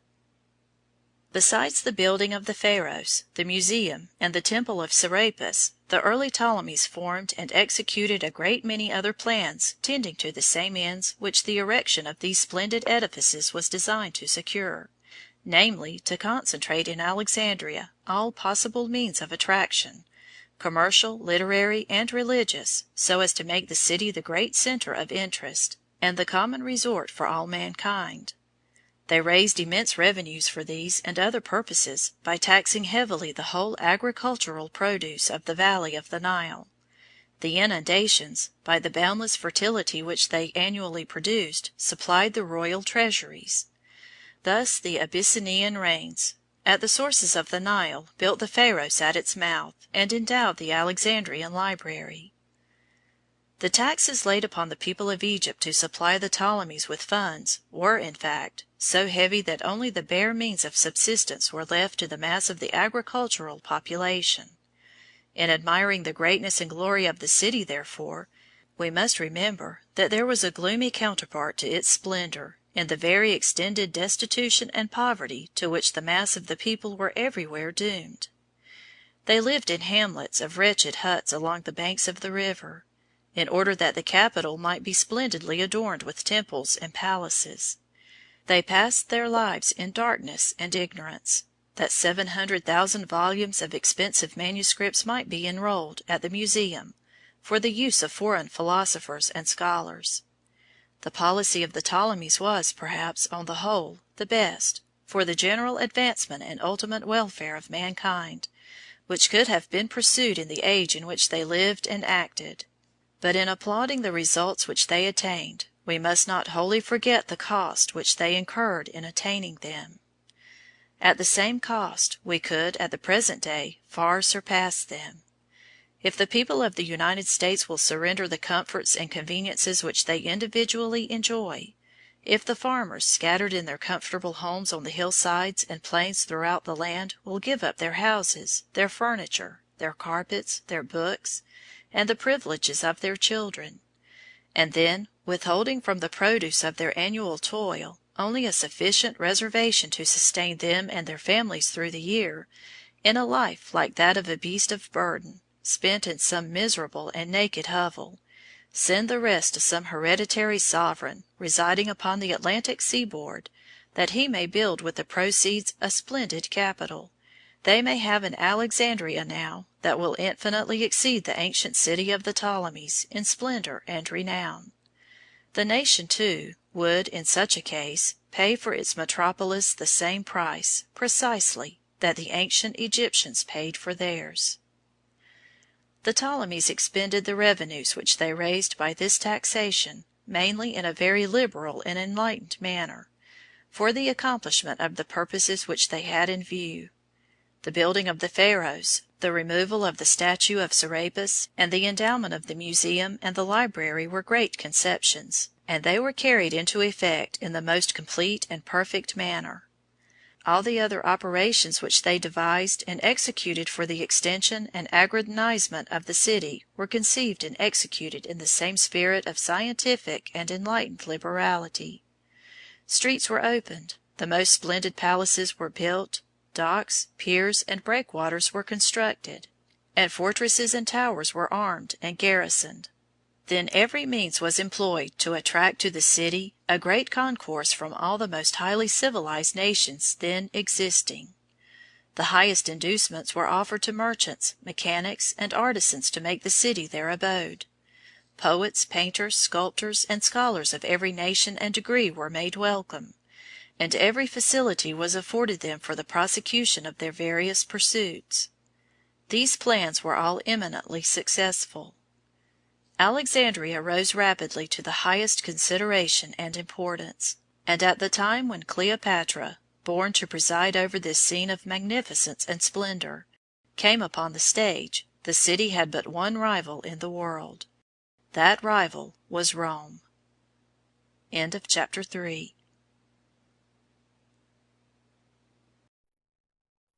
Chapter 4 Cleopatra's Father. Rome, the rival of Alexandria. Extent of their rule. Extension of the Roman Empire. Cleopatra's father. Ptolemy's ignoble birth. Caesar in Pompeii. Ptolemy purchases the alliance of Rome. Taxes to raise the money. Revolt at Alexandria. Ptolemy's flight. Berenice. Her marriage with Seleucus. Cleopatra's early life. Ptolemy, an object of contempt. Ptolemy's interview with Cato. Character of Cato. Ptolemy's reception. Cato's advice to him. Ptolemy arrives at Rome. His application to Pompey. Action of the Roman Senate. Plans for restoring Ptolemy. Measures of Berenice. Her embassage to Rome. Ptolemy's treachery. Its consequences. Opposition to Ptolemy. The prophecy. Attempts to evade the oracle. Gabinius undertakes the cause. Mark Antony. His history and character. Antony in Greece. He joins Gabinius. Danger of crossing the deserts. Armies destroyed. Mark Antony's character. His personal appearance. March across the desert. Pelusium taken. March across the delta. Success of the Romans. Berenice a prisoner. Fate of Archelaus. Grief of Antony. Unnatural joy of Ptolemy. When the time was approaching in which Cleopatra appeared upon the stage, Rome was perhaps the only city that could be considered as the rival of Alexandria, in the estimation of mankind, in respect to interest and attractiveness as a capital. In one respect, Rome was vastly superior to the Egyptian metropolis, and that was in the magnitude and extent of the military power which it wielded among the nations of the earth. Alexandria ruled over Egypt, and over a few of the neighboring coast and islands, but in the course of 3 centuries during which she had been acquiring her greatness and fame, the Roman Empire had extended itself over almost the whole civilized world. Egypt had been, thus far, too remote to be directly reached, but the affairs of Egypt itself became involved at length with the operations of the Roman power. About the time of Cleopatra's birth, in a very striking and peculiar manner, and as the consequences of the transaction were the means of turning the whole course of the Queen's subsequent history, a narration of it is necessary to a proper understanding of the circumstances under which she commenced her career. In fact, it was the extension of the Roman Empire to the limits of Egypt, and the connections which thence arose between the leading Roman generals and the Egyptian sovereign, which have made the story of this particular queen so much more conspicuous and as an object of interest and attention to mankind, than that of any other one of the 10 Cleopatras who rose successively in the same royal line. Ptolemy Auletes, Cleopatra's father, was perhaps, in personal character, the most dissipated, degraded, and corrupt of all the sovereigns in the dynasty. He spent his whole time in vice and debauchery. The only honest accomplishment that he seemed to possess was his skill in playing upon the flute. Of this he was very vain. He instituted musical contests in which the musical performers of Alexandria played for prizes and crowns, and he himself was accustomed to enter the list with the rest as a competitor. The people of Alexandria and the world in general considered such pursuits as these wholly unworthy the attention of the representative of so illustrious a line of sovereigns, and the abhorrence which they felt for the monarch's vices and crimes was mingled with a feeling of contempt for the meanness of his ambition. There was a doubt in respect to his title to the crown, for his birth, on the mother's side, was irregular and ignoble. Instead, however, of attempting to confirm and secure his possession of power by vigorous and prosperous administration of the government, he wholly abandoned all concern in respect to the course of public affairs, and then, to guard against the danger of being deposed, he conceived the plan of getting himself recognized at Rome as one of the allies of the Roman people. If this were once done, he supposed that the Roman government would feel under an obligation to sustain him on his throne in the event of any threatened danger. The Roman government was a sort of republic, and the 2 most powerful men in the state at this time were Pompey and Caesar. Caesar was in the ascendancy at Rome at the time that Ptolemy made his application for an alliance.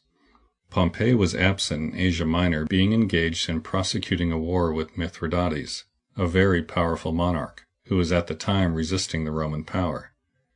Caesar was very deeply involved in debt, and was, moreover, very much in need of money, not only for relief from existing embarrassments, but as a means of subsequent expenditure, to enable him to accomplish certain great political schemes which he was entertaining. After many negotiations and delays, it was agreed that Caesar would exert his influence to secure an alliance between the Roman people and Ptolemy, on condition that Ptolemy paid him the sum of 6,000 talents, equal to about $6 millions. A part of the money, Caesar said, was for Pompey. The title of ally was conferred, and Ptolemy undertook to raise the money which he had promised by increasing the taxes of his kingdom. The measures, however, which he thus adopted for the purpose of making himself the more secure in his possession of the throne, proved to be the means of overthrowing him. The discontent and disaffection of his people, which had been strong and universal before, though suppressed and concealed, broke out now into open violence. That there should be laid upon them, in addition to all their other burdens, these new oppressions, heavier than those which they had endured before, and exacted for such a purpose too, was not to be endured. To be compelled to see their country sold on any terms to the Roman people was sufficiently hard to bear. But to be forced to raise themselves and pay the price of the transfer was absolutely intolerable. Alexandria commenced a revolt. Ptolemy was not a man to act decidedly against such a demonstration, or, in fact, to evince either calmness or courage in any emergency whatever. His first thought was to escape from Alexandria to save his life. His second, to make the best of his way to Rome, to call upon the Roman people to come to the succor of their ally. Ptolemy left 5 children behind him in his flight. The eldest was the Princess Berenice, who had already reached maturity. The second was the great Cleopatra, the subject of this history. Cleopatra was, at this time, about 11 years old. There were also 2 sons, but they were very young. One of them was named Ptolemy. The Alexandrians, determined on raising Berenice to the throne in her father's place, as soon as his flight was known. They thought that the sons were too young to attempt to reign in such an emergency, as it was very probable that Audeides, the father, would attempt to recover his kingdom. Berenice very readily accepted the honor and power which were offered to her. She established herself in her father's palace, and began her reign in great magnificence and splendor. In process of time she thought that her position would be strengthened by a marriage with a royal prince from some neighboring realm. She first sent ambassadors to make proposals to the prince of Syria, named Antiochus. The ambassadors came back bringing word that Antiochus was dead, but that he had a brother named Seleucus, upon whom the succession fell. Berenice then sent them back to make the same offers to him. He accepted the proposals, came to Egypt, and he and Berenice were married. After trying him for a while, Berenice found that for some reason or other she did not like him as a husband, and accordingly she caused him to be strangled. At length, after various other intrigues and much secret management, Berenice succeeded in a second negotiation and married a prince, or a pretended prince, from some country of Asia Minor, whose name was Auralis. She was better pleased with the second husband than she had been with the first, and she began at last to feel somewhat settled and established on her throne, and to be prepared, as she thought, to offer effectual resistance to her father in case he should ever attempt to return. It was in the midst of the scenes and surrounded by the influences which might be expected to prevail in the families of such a father and such a sister, that Cleopatra spent those years of her life in which the character is formed. During all these revolutions, and exposed to all these exhibitions of licentious wickedness and of unnatural cruelty and crime, she was growing up in the royal palaces a spirited and beautiful but indulged and neglected child. In the meantime, Audeides the father went on toward Rome. So far as his character and his story were known among the surrounding nations, he was the object of universal obloquy, both on accounts of his previous career of degrading vice, and now still more for this ignoble flight from the difficulties in which his vices and crimes had involved him. He stopped on the way at the island of Rhodes. It happened that Cato, the great Roman philosopher and general, was at Rhodes at this time. Cato was a man of stern, unbending virtue, and of great influence at that period in public affairs. Ptolemy sent a messenger to inform Cato of his arrival, supposing, of course, that the Roman general would hasten on hearing of the fact to pay his respects to so great a personage as he, a king of Egypt, a Ptolemy, though suffering under a temporary reverse of fortune. Cato directed the messenger to reply that, so far as he was aware, he had no particular business with Ptolemy. Say, however, to the king, he added, that if he has any business with me, he may call and see me, if he pleases. Ptolemy was obliged to suppress his resentment and submit. He thought it very essential to the success of his plans that he should see Cato, and secure, if possible, his interest and cooperation, and he consequently made preparations for paying, instead of receiving, the visit, intending to go in the greatest royal state that he could command. He accordingly appeared at Cato's lodgings on the following day, magnificently dressed, and accompanied by many attendants. Cato, who was dressed in the plainest and most simple manner, and whose apartment was furnished in a style corresponding with the severity of his character, did not even rise when the king entered the room. He simply pointed with his hand and bade the visitor take a seat. Ptolemy began to make a statement of his case, with a view to obtaining Cato's influence with the Roman people to induce them to interpose in his behalf. Cato, however, far from evincing any disposition to espouse his visitor's cause, censured him, in the plainest terms, for having abandoned his proper position in his own kingdom, to go and make himself a victim and prey for the insatiable avarice of the Roman leaders. You can do nothing at Rome, he said, but by the influence of bribes, and all the resources of Egypt will not be enough to satisfy the Roman greediness for money. He concluded by recommending him to go back to Alexandria, and rely for his hope of extrication from the difficulties which surrounded him on the exercise of his own energy and resolution there. Ptolemy was greatly abashed at this rebuff, but, on consultation with his attendants and followers, it was decided to be too late now to return. The whole party accordingly re-embarked on their galleys, and pursued their way to Rome. Ptolemy found, on his arrival at the city, that Caesar was absent in Gaul, while Pompey, on the other hand, who had returned victorious from his campaigns against Mithridates, was now the great leader of influence and power at the capital. This change of circumstances was not, however, particularly unfavorable, for Ptolemy was on friendly terms with Pompey, as he had been with Caesar. He had assisted him in his wars with Mithridates by sending him a squadron of horse, in pursuance of his policy of cultivating friendly relations with the Roman people by every means in his power. Besides, Pompey had received a part of the money which Ptolemy had paid to Caesar as the price of the Roman alliance, and was to receive his share of the rest in case Ptolemy should ever be restored. Pompey was accordingly interested in favoring the royal fugitive's cause.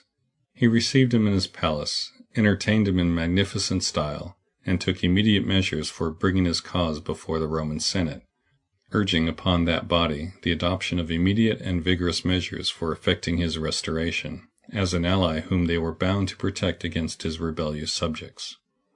There was at first some opposition in the Roman Senate against espousing the cause of such a man, but it was soon put down, being overpowered in part by Pompey's authority, and in part silenced by Ptolemy's promises and bribes.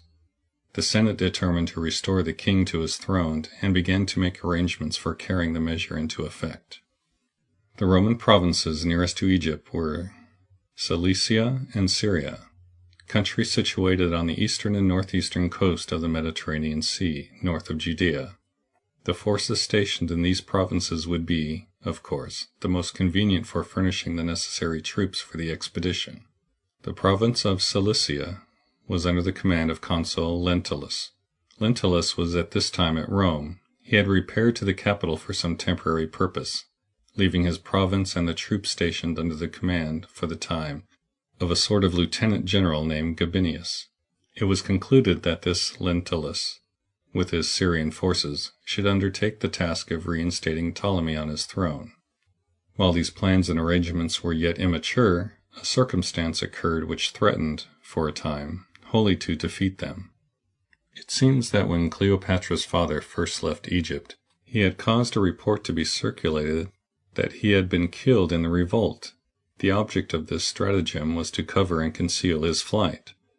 The government of Berenice soon discovered the truth, and learned that the fugitive had gone in the direction of Rome. They immediately inferred that he was going to appeal to the Roman people for aid, and they determined that if that were the case, the Roman people, before deciding in his favor, should have the opportunity to hear their side of the story as well as his. They accordingly made preparations at once for sending a very imposing embassage to Rome. The deputation consisted of more than 100 persons. The object of Berenice's government in sending so large a number was not only to evince their respect for the Roman people and their sense of the magnitude of the question at issue, but also to guard against any efforts that Ptolemy might make to intercept the embassage on the way, or to buy off the members of it by bribes. The number, however large as it was, proved insufficient to accomplish this purpose. The whole Roman world was at this time in such a condition of disorder and violence, in the hands of the desperate and reckless military leaders who then bore sway, that there were everywhere abundant facilities for the commission of any conceivable crime. Ptolemy contrived, with the assistance of the fierce partisans who had espoused his cause, and who were deeply interested in his success on account of the rewards which were promised them, to waylay and destroy a large proportion of this company before they reached Rome. Some were assassinated, some were poisoned, some were tampered with and bought off by bribes. A small remnant reached Rome, but they were so intimidated by the dangers which surrounded them that they did not dare to take any public action in respect to the business which had been committed to their charge. Ptolemy began to congratulate himself on having completely circumvented his daughter in her efforts to protect herself against his designs. Instead of that, however, it was soon proved that the effect of this atrocious treachery was exactly the contrary of what its perpetrators had expected. The knowledge of the facts became gradually extended among the people of Rome, and it awakened a universal indignation. The party who had been originally opposed to Ptolemy's cause seized the opportunity to renew their opposition, and they gained so much strength from the general odium which Ptolemy's crimes had awakened, that Pompey found it almost impossible to sustain his cause. At length the party opposed to Ptolemy found, or pretended to find, in certain sacred books, called the Sublime Oracles, which were kept in the custody of the priest, and were supposed to contain prophetic intimations of the will of heaven in respect to the conduct of public affairs, the following passage: "If a king of Egypt should apply to you for aid, treat him in a friendly manner, but do not furnish him with troops, for if you do, you will incur great danger." This made new difficulty for Ptolemy's friends. They attempted at first to evade this inspired injunction by denying the reality of it. There was no such passage to be found, they said. It was all an invention of their enemies. This point seems to have been overruled. And then they attempted to give the passage some other than obvious interpretation. Finally they maintained that, although it prohibited the furnishing of Ptolemy himself with troops, it did not forbid their sending an armed force into Egypt under leaders of their own. That they could certainly do, and then, when the rebellion was suppressed, and Berenice's government overthrown, they could invite Ptolemy to return to his kingdom and resume his crown in a peaceful manner. This, they alleged, would not be furnishing him with troops, and of course would not be disobeying the oracle. These attempts to evade the direction of the oracle on the part of Ptolemy's friends only made the debates and dissensions between them and his enemies more violent than ever. Pompey made every effort in his power to aid Ptolemy's cause, but Lentulus, after a long hesitation and delay, decided that it would not be safe for him to embark in it.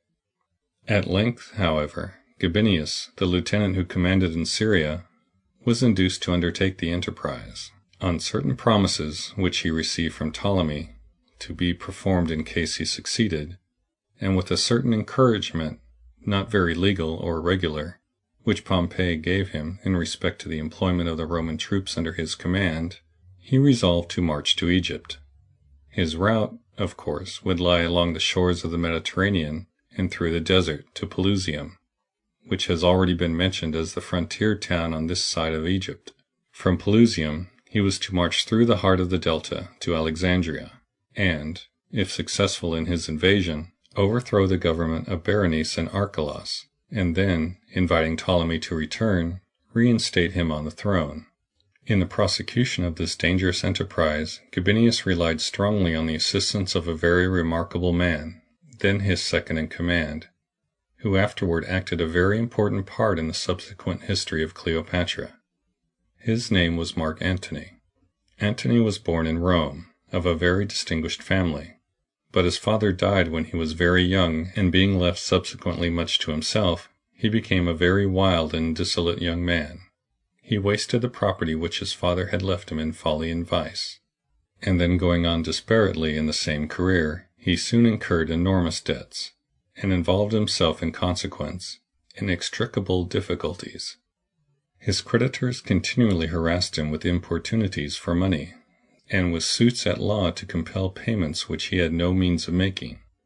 He was likewise incessantly pursued by the hostility of the many enemies that he had made in the city by his violence and his crimes.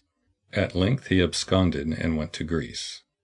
Here Gabinius, when on his way to Syria, met him, and invited him to join his army rather than to remain in his idleness and destitution. Antony, who was as proud and lofty in spirit as he was degraded in morals and condition, refused to do this unless Gabinius would give him a command. Gabinius saw in the daring and reckless energy which Antony manifested the indications of the class of qualities which in those days made a successful soldier, ascended to his terms.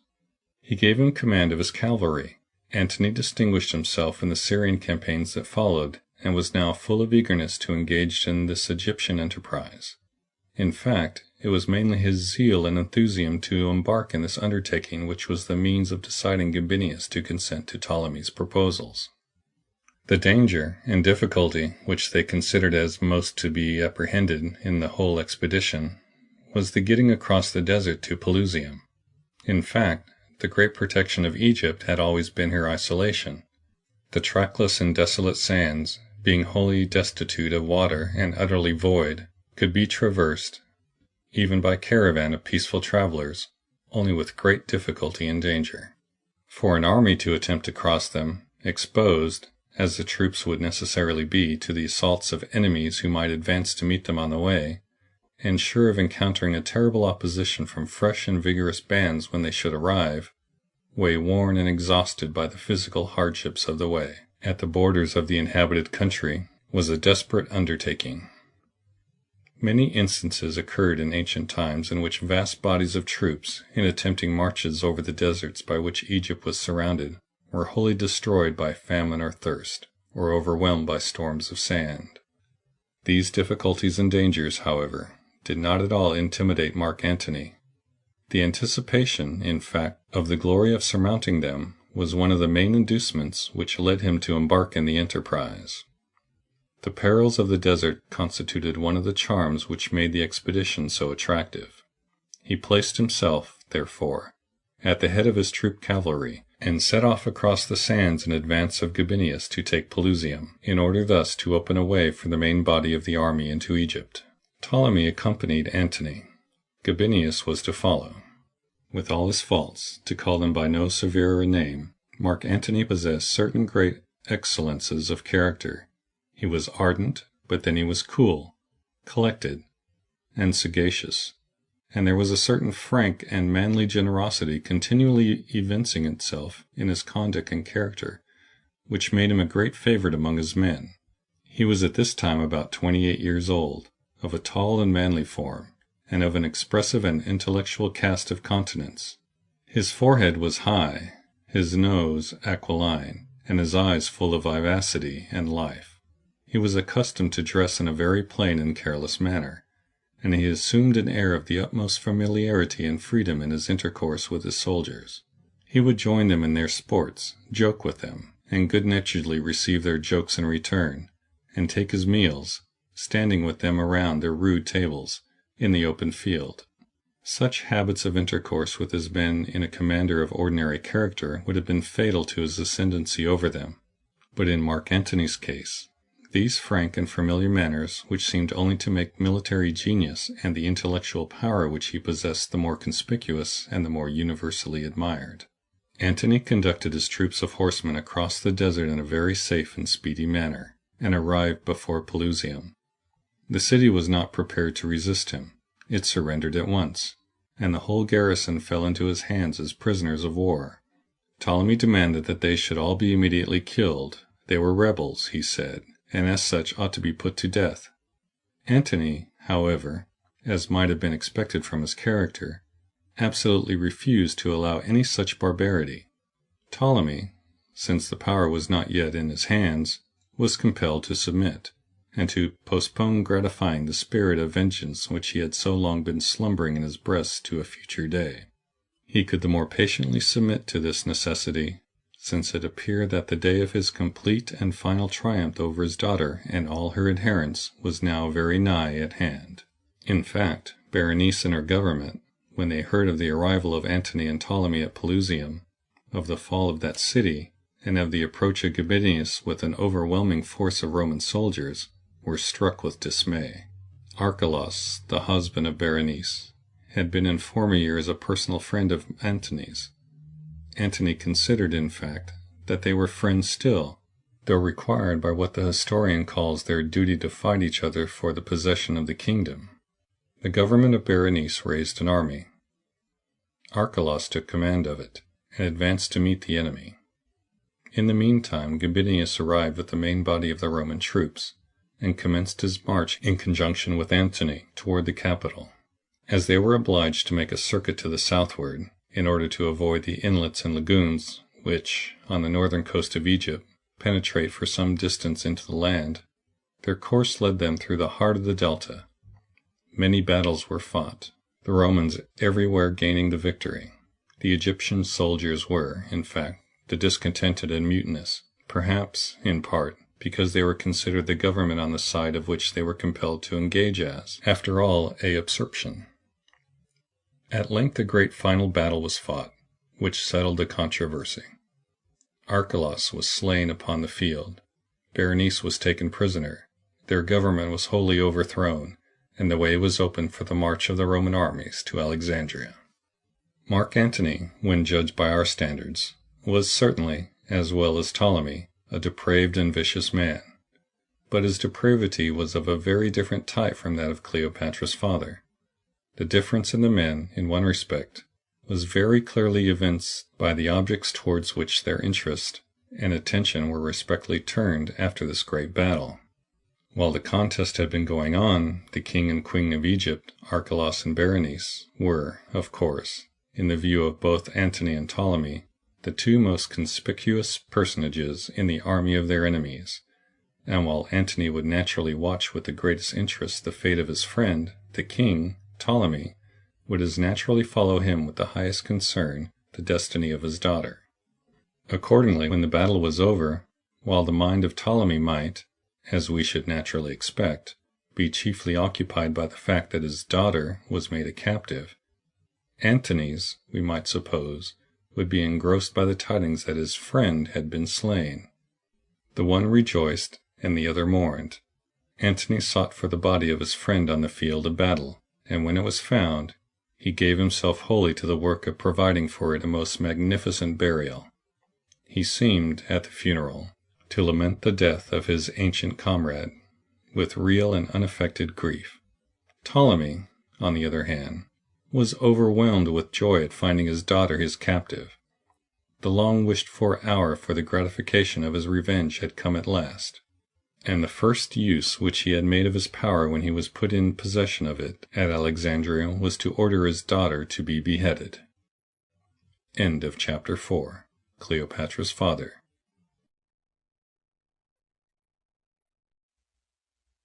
Cleopatra by Jacob Abbott. Chapter 5. Accession to the Throne. Cleopatra. Excitement in Alexandria. Ptolemy restored. Acquiescence of the people. Festivities. Popularity of Antony. Antony's generosity. Anecdote. Antony and Cleopatra. Antony returns to Rome. Ptolemy's murders. Pompey and Caesar. Close of Ptolemy's reign. Settlement of the succession. Accession of Cleopatra. She is married to her brother. Pothinus the eunuch. His character and government. Machinations of Pothinus. Cleopatra is expelled. Cleopatra's army.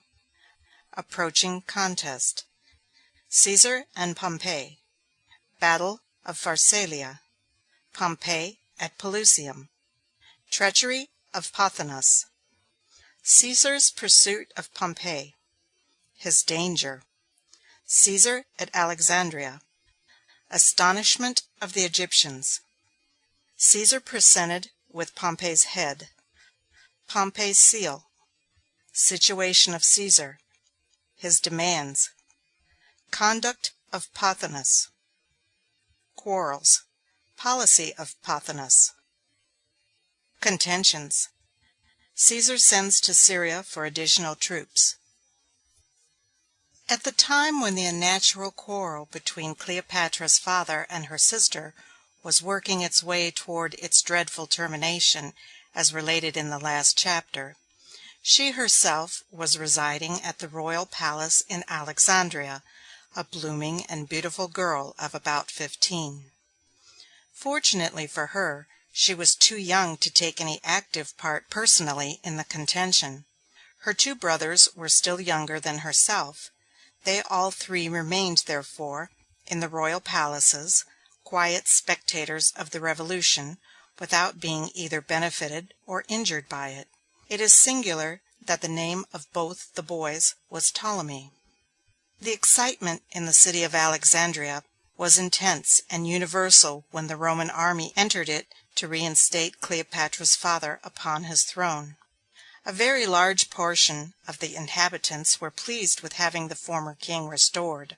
In fact, it appears, by a retrospect of the history of kings, that when a legitimate hereditary sovereign or dynasty is deposed and expelled by a rebellious population, no matter how intolerable may have been the tyranny, or how atrocious the crimes by which the patience of the subject was exhausted, the lapse of a very few years is ordinarily sufficient to produce a very general readiness to acquiesce in a restoration, and in this particular instance there had been no such superiority in the government of Berenice during the period while her power continued over that of her father, which she had displaced, as to make this case an exception to the general rule. The mass of people, therefore, all those especially who had taken no active part in Berenice's government, were ready to welcome Ptolemy back to his capital. Those who had taken such a part were all summarily executed by Ptolemy's orders. There was, of course, a great excitement throughout the city on the arrival of the Roman army. All the foreign influence and power which had been exercised in Egypt thus far, and almost all the officers, whether civil or military, had been Greek. The coming of the Romans was the introduction of a new element of interest to add to the endless variety of excitements which animated the capital. The restoration of Ptolemy was celebrated with games, spectacles, and festivities of every kind, and of course, next to the king himself, the chief center of interest and attraction in all these public rejoicings would be the distinguished foreign generals by whose instrumentality the end had been gained. Mark Antony was a special object of public regard and admiration at the time.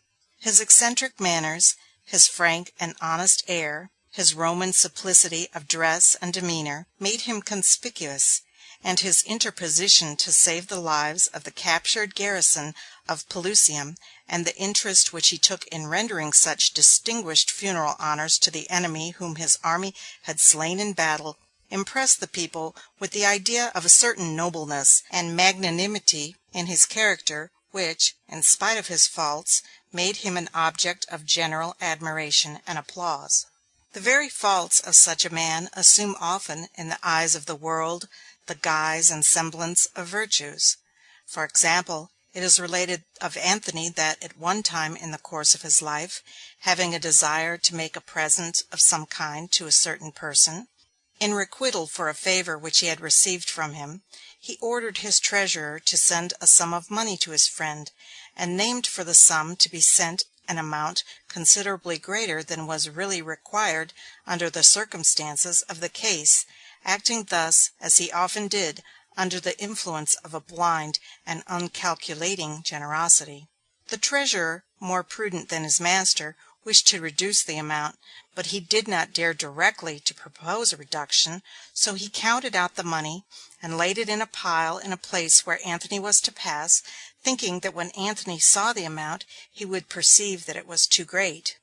Antony, in passing by, asked what the money was. The treasurer said it was the sum that he had ordered to be sent as a present to such a person, naming the individual intended. Antony was quick to perceive the object of the treasurer's maneuver. He immediately replied, "Ha! Is that all? I thought the sum I named would make a better appearance than that. Send him double the amount." To determine, under such circumstances as these, to double an extravagance merely for the purpose of thwarting the honest attempt of a faithful servant to diminish it, made, too, in so cautious and delicate a way, is most certainly a fault. But it is one of those faults for which the world, in all ages, will persist in admiring and praising the perpetrator.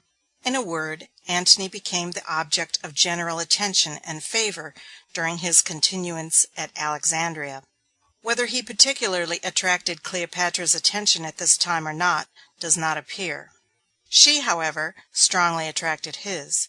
He admired her blooming beauty, her sprightliness and wit, and her various accomplishments. She was still, however, so young, being but 15 years of age, while Antony was nearly 30, that she probably made no very serious impression upon him. A short time after this, Antony went back to Rome, and did not see Cleopatra again for many years. When the two Roman generals went away from Alexandria, they left a considerable portion of the army behind them, under Ptolemy's command, to aid him in keeping possession of his throne. Antony returned to Rome. He acquired great renown by his march across the desert, and by the successful accomplishment of the invasion of Egypt and the restoration of Ptolemy.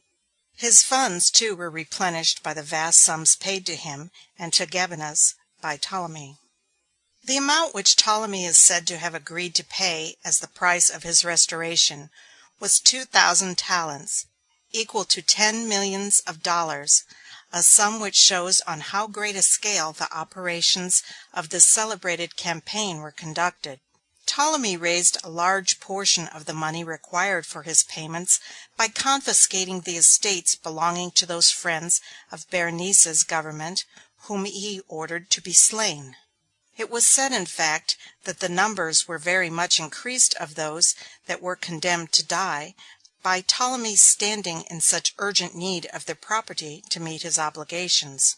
Antony, through the results of this campaign, found himself suddenly raised from the position of a disgraced and homeless fugitive to that of one of the most wealthy and renowned, and, consequently, one of the most powerful personages in Rome.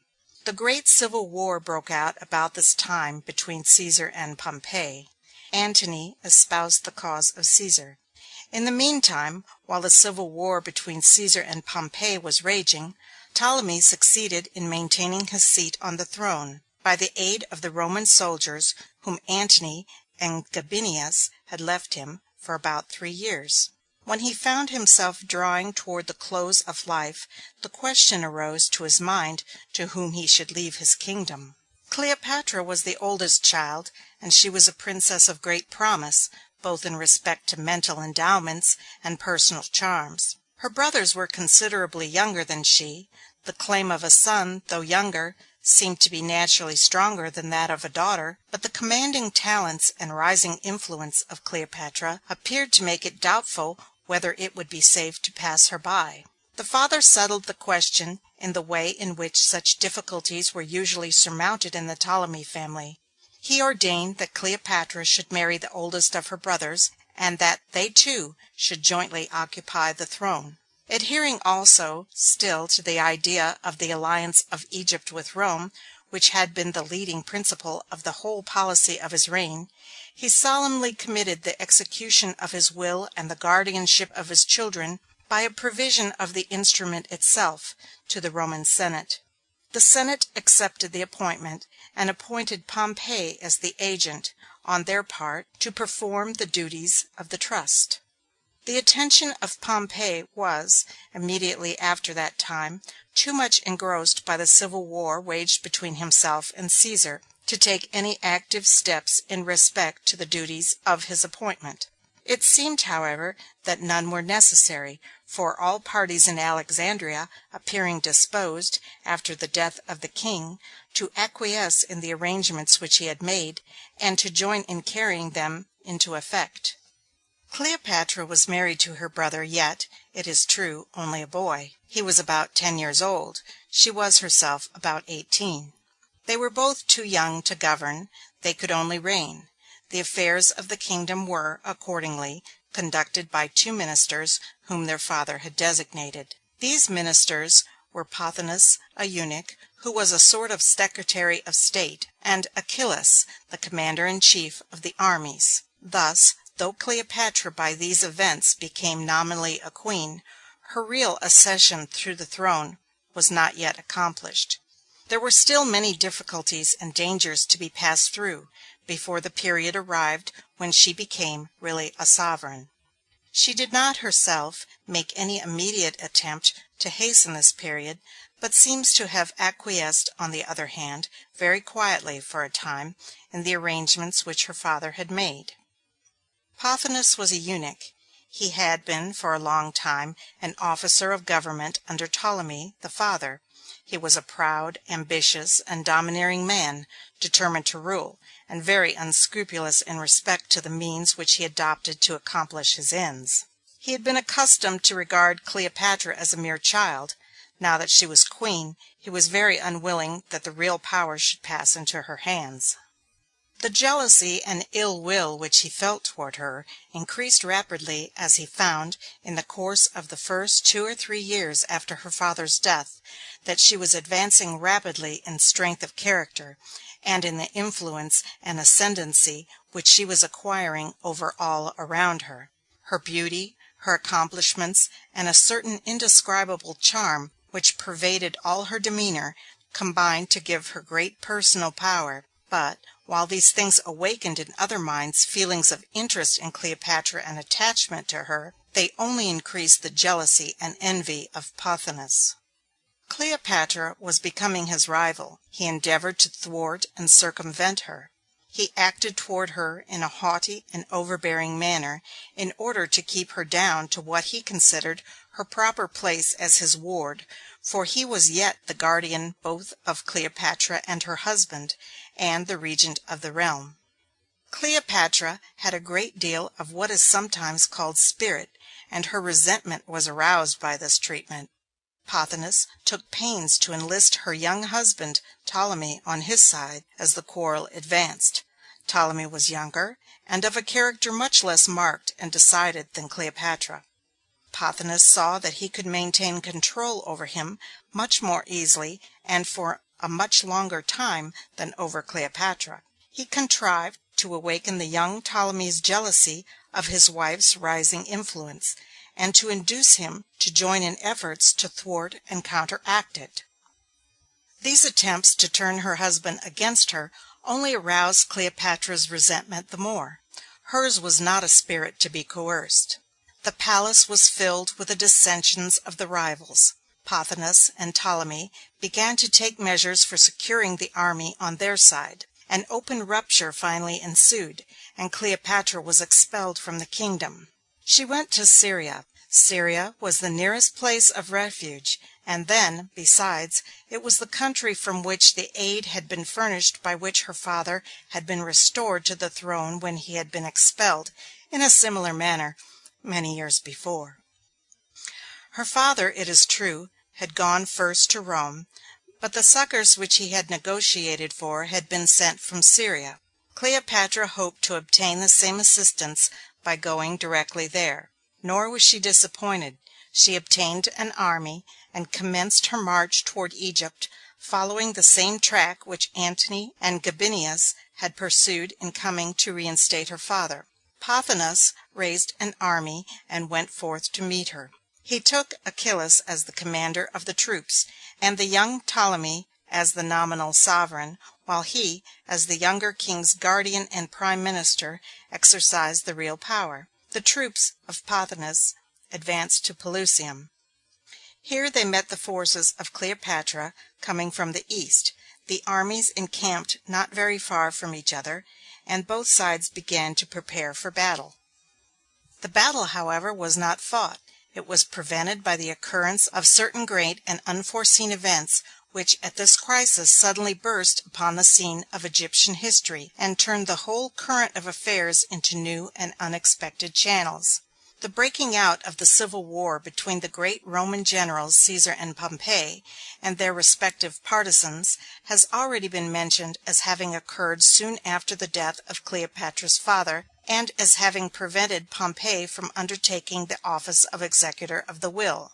This war had been raging ever since that time with terrible fury. Its distant thundering had been heard even in Egypt, but it was too remote to awaken there any special alarm. The immense armies of these two mighty conquerors had moved slowly, like two ferocious birds of prey flying through the air and fighting as they fly, across Italy into Greece, and from Greece through Macedon into Thessaly, contending in dreadful struggles with each other as they advanced, and trampling down and destroying everything in their way.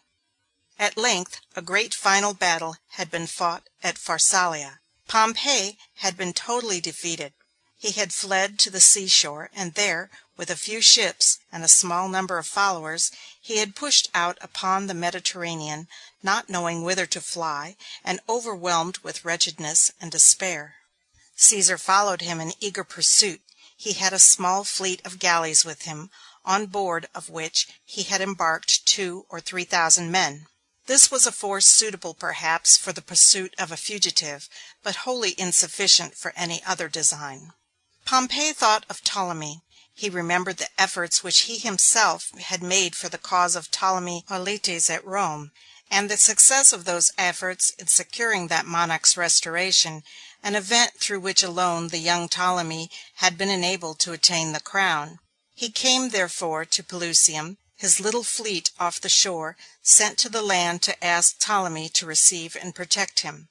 Pothinus, who was really the commander in Ptolemy's army, made an answer to this application that Pompey should be received and protected, and that he would send out a boat to bring him to the shore. Pompey felt some misgivings in respect to this proffered hospitality, but he finally concluded to go to the shore in the boat which Pothinus sent for him. As soon as he landed, the Egyptians, by Pothinus's orders, stabbed and beheaded him on the sand.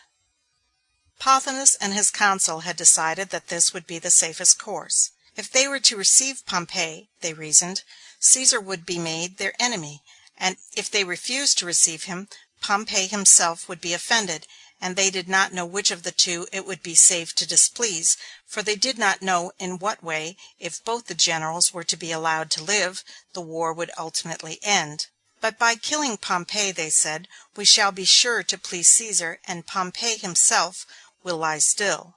In the meantime, Caesar, not knowing to what part of Egypt Pompey had fled, pressed on directly to Alexandria. He exposed himself to great danger in so doing, for the forces under his command were not sufficient to protect him in case of his becoming involved in difficulties with the authorities there. Nor could he, when once arrived on the Egyptian coast, easily go away again, for, at the season of the year in which these events occurred, there was a periodical wind which blew steadily toward that part of the coast, and while it made it very easy for a fleet of ships to go to Alexandria, rendered it almost impossible for them to return. Caesar was very little accustomed to shrink from danger in any of his enterprises and plans, though still he was usually prudent and circumspect. In this instance, however, his ardent interest in the pursuit of Pompey overruled all considerations of personal safety. He arrived at Alexandria, but he found that Pompey was not there. He anchored his vessels in the port, landed his troops, and established himself in the city. These two events, the assassination of one of the great Roman generals on the eastern extremity of the coast, and the arrival of the other at the same moment at Alexandria on the western, burst suddenly upon Egypt together like simultaneous claps of thunder. The tidings struck the whole country with astonishment, and immediately engrossed universal attention. At the camps both of Cleopatra and Ptolemy at Pelusium, all was excitement and wonder. Instead of thinking of a battle, both parties were wholly occupied in speculating on the results which were likely to accrue to one side or to the other, under the totally new and unexpected aspect which public affairs had assumed. Of course the thoughts of all were turned toward Alexandria. Pothinus immediately proceeded to the city, taking with him the young king. Achillas, too, either accompanied them or followed soon afterward. They carried with them the head of Pompey, which they had cut off on the shore where they had killed him, and also a seal which they took from his finger. When they arrived at Alexandria, they sent the head, wrapped in a cloth, and also the seal, as presents to Caesar. Accustomed as they were to the brutal deeds and heartless cruelties of the Ptolemies, they supposed that Caesar would exult at the spectacle of the dissevered and ghastly head of his great rival and enemy. Instead of this, he was shocked and displeased, and ordered the head to be buried with the most solemn and imposing funeral ceremonies. He, however, accepted and kept the seal. The device engraved upon it was a lion holding a sword in his paw, a fit emblem of the characteristics of the men who, though in many respects magnanimous and just, had filled the whole world with the terror of their quarrels. The army of Ptolemy, while he himself and his immediate counselors went to Alexandria, was left at Pelusium, under the command of other officers, to watch Cleopatra. Cleopatra herself would have been pleased also to repair to Alexandria and appeal to Caesar, if it had been in her power to do so, but she was beyond the confines of the country, with a powerful army of her enemies ready to intercept her on any attempt to enter or pass through it. She remained, therefore, at Pelusium, uncertain what to do. In the meantime, Caesar soon found himself in a somewhat embarrassing situation at Alexandria.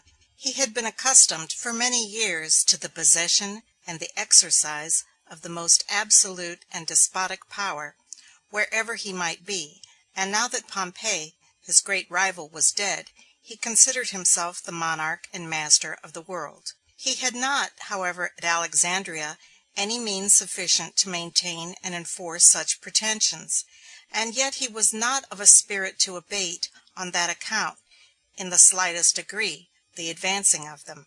He established himself in the palaces of Alexandria, as if he were himself the king.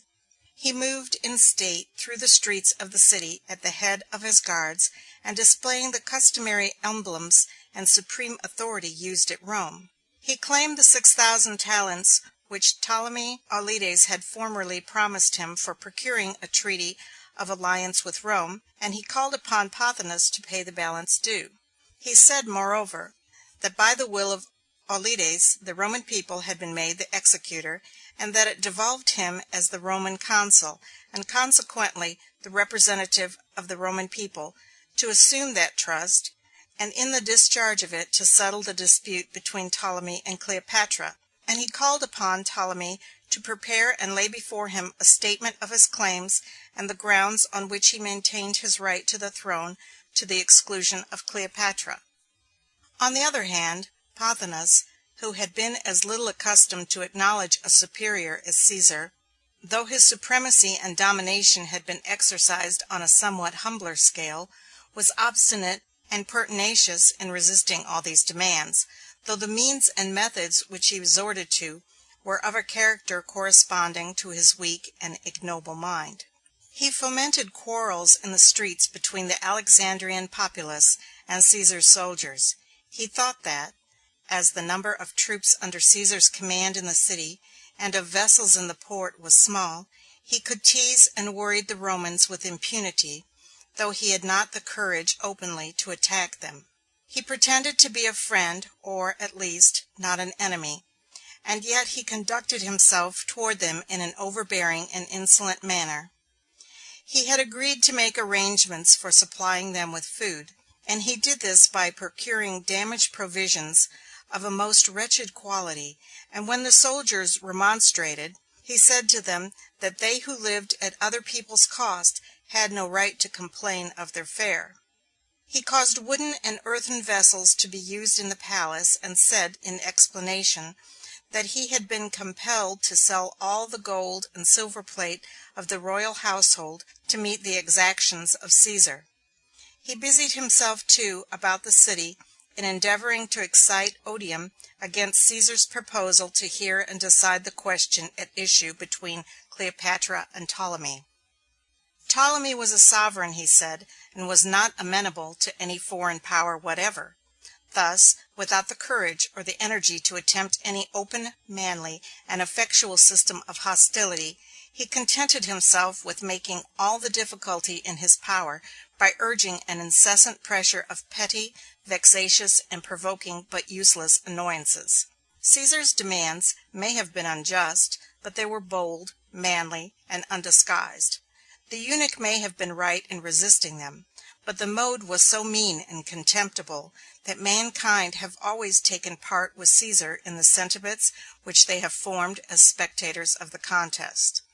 With the very small force which Caesar had at his command, and shut up as he was in the midst of a very great and powerful city, in which both the garrison and the population were growing more and more hostile to him every day, he soon found his situation was beginning to be attended with very serious danger.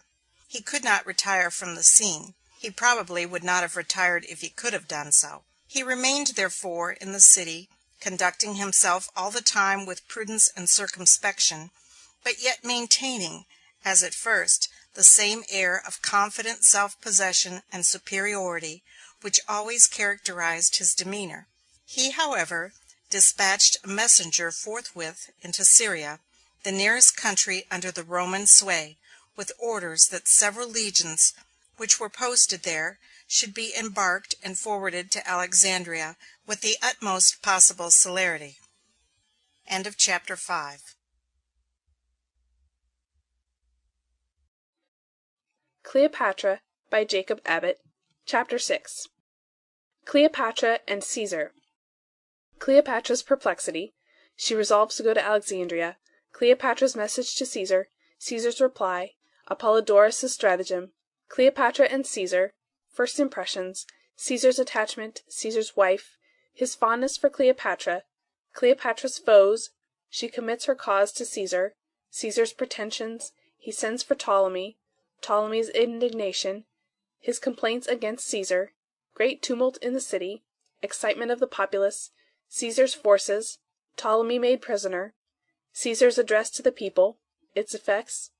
The mob dispersed. Caesar convenes an assembly. Caesar's decision. Satisfaction of the assembly. Festivals and rejoicings. Pothinus and Achillas. Plot of Pothinus and Achillas. Escape of Achillas. March of the Egyptian army. Measures of Caesar. Murder of the messengers. Intentions of Achillas. Cold-blooded assassination. Advance of Achillas. Caesar's arrangements for defense. Cleopatra and Ptolemy. Double dealing of Pothinus. He is detected. Pothinus beheaded. Arsinoe and Ganymede. Flight of Arsinoe. She is proclaimed queen by the army. Perplexity of the young Ptolemy. In the meantime, while the events related in the last chapter were taking place at Alexandria, Cleopatra remained anxious and uneasy in her camp, quite uncertain, for a time, what it was best for her to do. She wished to be at Alexandria. She knew very well that Caesar's power in controlling the course of affairs in Egypt would necessarily be supreme. She was, of course, very earnest in her desire to be able to present her cause before him. As it was, Ptolemy and Pothinus were in communication with the arbiter, and, for aught she knew, assiduously cultivating his favor, while she was far away, her cause unheard, her wrongs unknown, and perhaps even her existence forgotten. Of course, under such circumstances, she was very earnest to get to Alexandria. But how to accomplish this purpose was a source of great perplexity. She could not march thither at the head of an army, for the army of the king was strongly entrenched at Pelusium, and effectually barred the way. She could not attempt to pass alone, or with few attendants, through the country, for every town and village was occupied with garrisons and officers under the orders of Pothinus, and she would be certainly intercepted. She had no fleet, and could not therefore make the passage by sea. Besides, even if she could by any means reach the gates of Alexandria, how was she to pass safely through the streets of the city to the palace where Caesar resided, since the city, except in Caesar's quarters, was wholly in the hands of Pothinus's government? The difficulties in the way of accomplishing her object seemed thus almost insurmountable. She was, however, resolved to make the attempt. She sent a message to Caesar, asking permission to appear before him and plead her own cause. Caesar replied, urging her by all means to come. She took a single boat, and with the smallest number of attendants possible, made her way along the coast to Alexandria. The man on whom she principally relied in this hazardous expedition was a domestic named Apollodorus. She had, however, some other attendants besides. When the party reached Alexandria, they waited until night, then advanced to the foot of the walls of the citadel.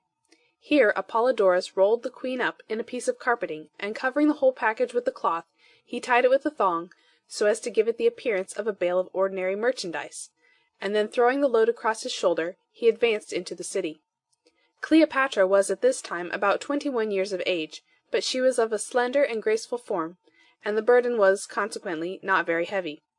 Apollodorus came to the gates of the palace where Caesar was residing. The guards at the gates asked him what it was that he was carrying. He said that it was a present for Caesar. So they allowed him to pass, and the pretended porter carried his package in safely.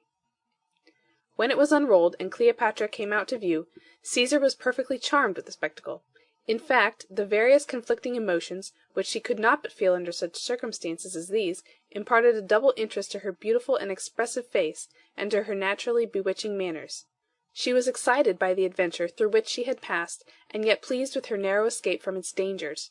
The curiosity and interest which she felt on the one hand, in respect to the great personage into whose presence she had been thus strangely ushered, was very strong, but then, on the other hand, it was chastened and subdued by that feeling of timidity which, in new and unexpected situations like these, and under a consciousness of being the object of eager observation to the other sex, is inseparable from the nature of women. The conversation which Caesar held with Cleopatra deepened the impression which her first appearance had made upon him. Her intelligence and animation, the originality of her ideas, and the point and pertinency of her mode of expressing them, made her, independently of her personal charms, an exceedingly entertaining and agreeable companion. She, in fact, completely won the great conqueror's heart, and, through the strong attachment to her which he immediately formed, he became wholly disqualified to act impartially between her and her brother in regard to their respective rights to the crown. We call Ptolemy Cleopatra's brother, for, though he was also in fact her husband, still, as he was only 10 or 12 years of age at the time of Cleopatra's expulsion from Alexandria, the marriage had been probably regarded thus far only as a mere matter of form. Caesar was now about 52. He had a wife, named Calpurnia, to whom he had been married about 10 years. She was living at this time in an unostentatious and quiet manner at Rome. She was a lady of an amiable and gentle character, devotedly attached to her husband, patient and forbearing in respect to his faults, and often anxious and unhappy at the thought of the difficulties and dangers in which his ardent and unbounded ambition so often involved him. Caesar immediately began to take a very strong interest in Cleopatra's cause. He treated her personally with the fondest attention, and it was impossible for her not to reciprocate, in some degree, the kind feeling with which he regarded her. It was, in fact, something altogether new to her to have a warm and devoted friend espousing her cause, tendering her protection, and seeking in every way to promote her happiness. Her father had all his life neglected her. Her brother, of years and understanding totally inferior to hers, whom she had been compelled to make her husband, had been her mortal enemy. It is true that, in depriving her of her inheritance and expelling her from her native land, he had been only the tool and instrument of more designing men. This, however, far from improving the point of view from which she regarded him, made him appear not only hateful but contemptible too. All the officers of government, also, in the Alexandrian court had turned against her, because they had supposed that they could control her brother more easily if she were away. Thus she had always been surrounded by selfish, mercenary, and implacable foes. Now, for the first time, she seemed to have a friend. A protector had suddenly arisen to support and defend her, a man of very alluring person and manners, of a very noble and generous spirit, and of the very highest station. He loved her, and she could not refrain from loving him in return. She committed her cause entirely into his hands, confided to him all her interests, and gave herself up wholly into his power. Nor was the unbounded confidence which she reposed in him undeserved, so far as related to his efforts to restore her to her throne. The legions which Caesar had sent for into Syria had not yet arrived, and his situation in Alexandria was still very defenceless and very precarious. He did not, however, on this account, abate in the least degree the loftiness and self-confidence of the position which he had assumed, but he commenced immediately the work of securing Cleopatra's restoration. This quiet assumption of the right and power to arbitrate and decide such a question as that of the claim to the throne, in a country where he had accidentally landed and found rival claimants disputing for the succession, while he was still wholly destitute of the means of enforcing the superiority which he so coolly assumed, marks the immense ascendancy which the Roman power had attained at this time in the estimation of mankind, and is, besides, specially characteristic of the genius and disposition of Caesar. Very soon after Cleopatra had come to him, Caesar sent for the young Ptolemy, and urged him the duty and expediency of restoring Cleopatra. Ptolemy was beginning now to attain an age at which he might be supposed to have some opinion of his own on such a question. He declared himself utterly opposed to any such design. In the course of the conversation he learned that Cleopatra had arrived at Alexandria, and that she was then concealed in Caesar's palace. This intelligence awakened in his mind the greatest excitement and indignation. He went away from Caesar's palace in a rage. He tore the diadem which he was accustomed to wear in the streets from his head, threw it down, and trampled it under his feet. He declared to the people that he was betrayed, and displayed the most violent indications of vexation and chagrin. The chief subject of his complaint, in the attempts which he made to awaken the popular indignation against Caesar and the Romans, was the disgraceful impropriety of the position which his sister had assumed in surrendering herself as she had done to Caesar. It is most probable, however, unless his character was very different from that of every other Ptolemy in the line, that what really awakened his jealousy and anger was fear of the commanding influence and power to which Cleopatra was likely to attain through the agency of so distinguished a protector, rather than any other consequences of his friendship, or any real considerations of delicacy in respect to his sister's good name or his own marital honor. However this may be, Ptolemy, together with Pothinus and Achillas, and all his other friends and adherents, who joined him in the terrible outcry that he made against the coalition which he had discovered between Cleopatra and Caesar, succeeded in producing a very general and violent tumult throughout the city. The populace were aroused, and began to assemble in great crowds, full of indignation and anger. Some knew the facts, and acted under something like an understanding of the cause of their anger. Others only knew that the aim of this sudden outbreak was to assault the Romans, and were ready, on any pretext, known or unknown, to join in any deeds of violence directed against these foreign intruders. There were others still, and these, probably, far the larger portion, who knew nothing and understood nothing but that there was to be a tumult and a riot in and around the palaces, and were, accordingly, eager to be there. Ptolemy and his officers had no large body of troops in Alexandria, for the events which had thus far occurred since Caesar's arrival had succeeded each other so rapidly that a very short time had yet elapsed, and the main army remained still at Pelusium. The main force, therefore, by which Caesar was now attacked, consisted of the population of the city, headed perhaps by the few guards which the young king had at his command. Caesar, on his part, had but a small portion of his forces at the palace where he was attacked. The rest were scattered about the city. He, however, seems to have felt no alarm. He did not even confine himself to acting on the defensive. He sent out a detachment of his soldiers with orders to seize Ptolemy and bring him in a prisoner. Soldiers trained, disciplined, and armed as the Roman veterans were, and nerved by the ardor and enthusiasm which seemed always to animate troops which were under Caesar's personal command, could accomplish almost any undertaking against a mere populace, however numerous or however furiously excited they might be. The soldiers sallied out, seized Ptolemy, and brought him in. The populace were at first astounded at the daring presumption of this deed, and then exasperated at the indignity of it, considered as a violation of the person of their sovereign. The tumult would have greatly increased, had it not been that Caesar, who had now attained all his ends in thus having brought Cleopatra and Ptolemy both within his power, thought it most expedient to allay it. He accordingly ascended to the window of a tower, or of some other elevated portion of his palace, so high that missiles from the mob below could not reach him, and began to make signals expressive of his wish to address them. When silence was obtained, he made them a speech well calculated to quiet the excitement. He told them that he did not pretend to any right to judge between Cleopatra and Ptolemy as their superior, but only in the performance of the duty solemnly assigned by Ptolemy Auletes, the father, to the Roman people, whose representative he was.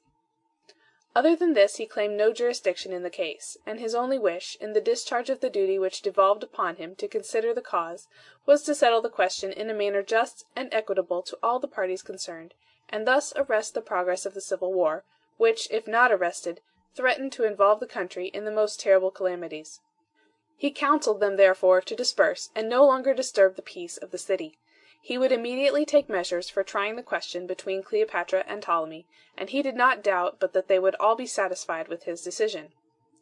This speech, made as it was, in the eloquent and persuasive, and yet dignified and imposing manner for which Caesar's harangues to turbulent assemblies like these were so famed, produced a great effect. Some were convinced, others were silenced, and those whose resentment and anger were not appeased found themselves deprived of their power by the pacification of the rest. The mob was dispersed, and Ptolemy remained with Cleopatra in Caesar's custody. The next day Caesar, according to his promise, convened an assembly of the principal people of Alexandria and officers of state, and then brought out Ptolemy and Cleopatra, that he might decide their cause. The original will which Ptolemy Auletes had executed had been deposited in the public archives of Alexandria, and carefully preserved there. An authentic copy of it had been sent to Rome. Caesar caused the original will to be brought out and read to the assembly. The provisions of it were perfectly explicit and clear. It required that Cleopatra and Ptolemy should be married, and then settled the sovereign power upon them jointly, as king and queen. It recognized the Roman Commonwealth as the ally of Egypt, and constituted the Roman government the executor of the will, and the guardian of the king and queen. In fact, so clear and explicit was this document, that the simple reading of it seemed to be of itself a decision of the question. When, therefore, Caesar announced that, in his judgment, Cleopatra was entitled to share the supreme power with Ptolemy, and that it was his duty, as the representative of the Roman power and the executor of the will, to protect both the king and the queen in their respective rights, there seemed to be nothing that could be said against his decision. Besides Cleopatra and Ptolemy, there were two other children of Ptolemy Auletes in the royal family at this time. One was a girl named Arsinoe. The other, a boy, was, singularly enough, named, like his brother, Ptolemy. These children were quite young, but Caesar thought that it would perhaps gratify the Alexandrians, and lead them to acquiesce more readily in his decision, if he were to make some royal provision for them. He accordingly proposed to assign the island of Cyprus as a realm for them. This was literally a gift, for Cyprus was at this time a Roman possession. The whole assembly seemed satisfied with this decision except Pothinus. He had been so determined and inveterate an enemy to Cleopatra that, as he was well aware, her restoration must end in his downfall and ruin. He went away from the assembly moodily determining that he would not submit to the decision, but would immediately adopt efficient measures to prevent its being carried into effect. Caesar made arrangements for a series of festivals and celebrations, to commemorate and confirm the re-establishment of a good understanding between the king and the queen, and the consequent termination of the war. Such celebrations, he judged, would have great influence in removing any remaining animosities from the minds of the people, and restore the dominion of a kind and friendly feeling throughout the city. The people fell in with these measures, and cordially cooperated to give them effect. But Pothinus and Achillas, though they suppressed all outward expressions of discontentment, made incessant efforts in secret to organize a party, and to form plans for overthrowing the influence of Caesar, and making Ptolemy again the sole and exclusive sovereign. Pothinus represented to all whom he could induce to listen to him that Caesar's real design was to make Cleopatra queen alone, and to depose Ptolemy, and urged them to combine with him to resist a policy which would end in bringing Egypt under the dominion of a woman. He also formed a plan, in connection with Achillas, for ordering the army back from Pelusium. The army consisted of 30,000 men. If that army could be brought to Alexandria and kept under Pothinus's orders, Caesar and his 3,000 Roman soldiers would be, they thought, wholly at their mercy. There was, however, one danger to be guarded against in ordering the army to march toward the capital, and that was that Ptolemy, while under Caesar's influence, might open communication with the officers, and so obtain command of its movements, and thwart all the conspirators' designs. To prevent this, it was arranged between Pothinus and Achillas that the latter should make his escape from Alexandria, proceed immediately to the camp at Pelusium, resume the command of the troops there, and conduct them himself to the capital, and that in all these operations, and also subsequently on his arrival, he should obey no orders unless they came to him through Pothinus himself. Although sentinels and guards were probably stationed at the gates and avenues leading from the city, Achillas contrived to effect his escape and join the army. He placed himself at the head of the forces, and commenced his march toward the capital. Pothinus remained all the time within the city as a spy, pretending to acquiesce in Caesar's decision, and to be on friendly terms with him, but really plotting for his overthrow, and obtaining all the information which his position enabled him to command, in order that he might cooperate with the army and Achillas when they should arrive. All these things were done with the utmost secrecy, and so cunning and adroit were the conspirators in forming and executing their plots, that Caesar seems to have had no knowledge of the measures which his enemies were taking, until he suddenly heard that the main body of Ptolemy's army was approaching the city, at least 20,000 strong. In the meantime, however, the forces which he had sent for from Syria had not arrived, and no alternative was left but to defend the capital and himself as well as he could with the very small force which he had at his disposal. He determined, however, first, to try the effect of orders sent out in Ptolemy's name, to forbid the approach of the army to the city. 2 officers were accordingly entrusted with these orders, and sent out to communicate them to Achillas. The names of these officers were Dioscorides and Serapion. It shows in a very striking point of view to what an incredible exaltation the authority and consequence of a sovereign king rose in those ancient days in the minds of men, that Achillas, at the moment when these men made their appearance in the camp, bearing evidently some command from Ptolemy in the city, considered it more prudent to kill them at once, without hearing their message, rather than to allow the orders to be delivered and then take the responsibility of disobeying them. If he could succeed in marching to Alexandria and in taking possession of the city, and then in expelling Caesar and Cleopatra and restoring Ptolemy to the exclusive possession of the throne, he knew very well that the king would rejoice in the result and would overlook all irregularities on his part in the means by which he had accomplished it, short of absolute disobedience of a known command. Whatever might be the commands that these messengers were bringing him, he supposed that they doubtless originated not in Ptolemy's own free will, but that they were dictated by the authority of Caesar. Still, they would be commands coming in Ptolemy's name, and the universal experience of officers serving under the military despots of those ancient days showed that, rather than to take the responsibility of directly disobeying a royal order once received, it was safer to avoid receiving it by murdering the messengers. Achillas therefore directed the officers to be seized and slain. They were accordingly taken off and speared by the soldiers, and then the bodies were borne away. The soldiers, however, it was found, had not done their work effectually. There was no interest for them in such a cold-blooded assassination, and perhaps something like a sentiment of compassion restrained their hands. At any rate, though both the men were desperately wounded, only one died. The other lived and recovered. Achillas continued to advance toward the city. Caesar, finding that the crisis which was approaching was becoming very serious in its character, took himself the whole command within the capital, and began to make the best arrangements possible under the circumstances of the case to defend himself there. His numbers were altogether too small to defend the whole city against the overwhelming force which was advancing to assail it. He accordingly entrenched his troops in the palaces and in the citadel, and in such other parts of the city as it seemed practicable to defend.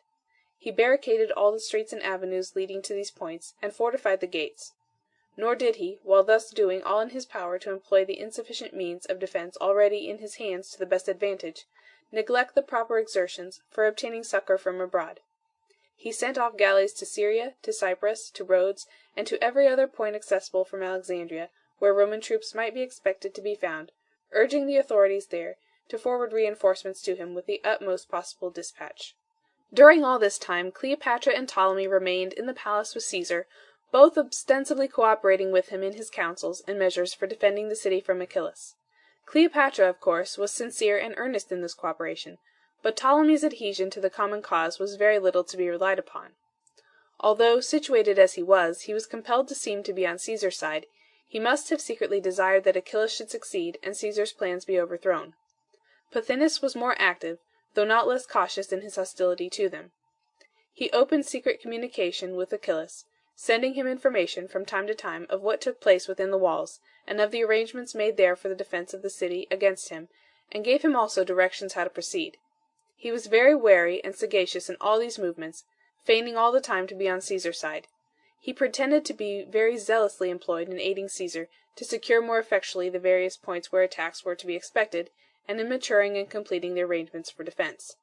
But, notwithstanding all his cunning, he was detected in his double dealing, and his career was suddenly brought to a close before the great final conflict came on. There was a barber in Caesar's household, who, for some reason or other, began to suspect Pothinus, and, having little else to do, he employed himself in watching the eunuch's movements and reporting them to Caesar. Caesar directed the barber to continue his observations. He did so, his suspicions were soon confirmed, and at length the letter which Pothinus had written to Achillas was intercepted and brought to Caesar. This furnished the necessary proof of what they called his guilt, and Caesar ordered him to be beheaded. This circumstance produced, of course, a great excitement within the palace, for Pothinus had been for many years the great ruling minister of state, the king, in fact, in all but in name. His execution alarmed a great many others who, though in Caesar's power, were secretly wishing that Achillas might prevail. Among those most disturbed by these fears was a man named Ganymede. He was the officer who had charge of Arsinoe, Cleopatra's sister. The arrangement which Caesar had proposed for establishing her in conjunction with her brother Ptolemy over the island of Cyprus had not gone into effect, for immediately after the decision of Caesar, the attention of all concerned had been wholly engrossed by the tidings of the advance of the army, and by the busy preparations which were required on all hands for the impending contest.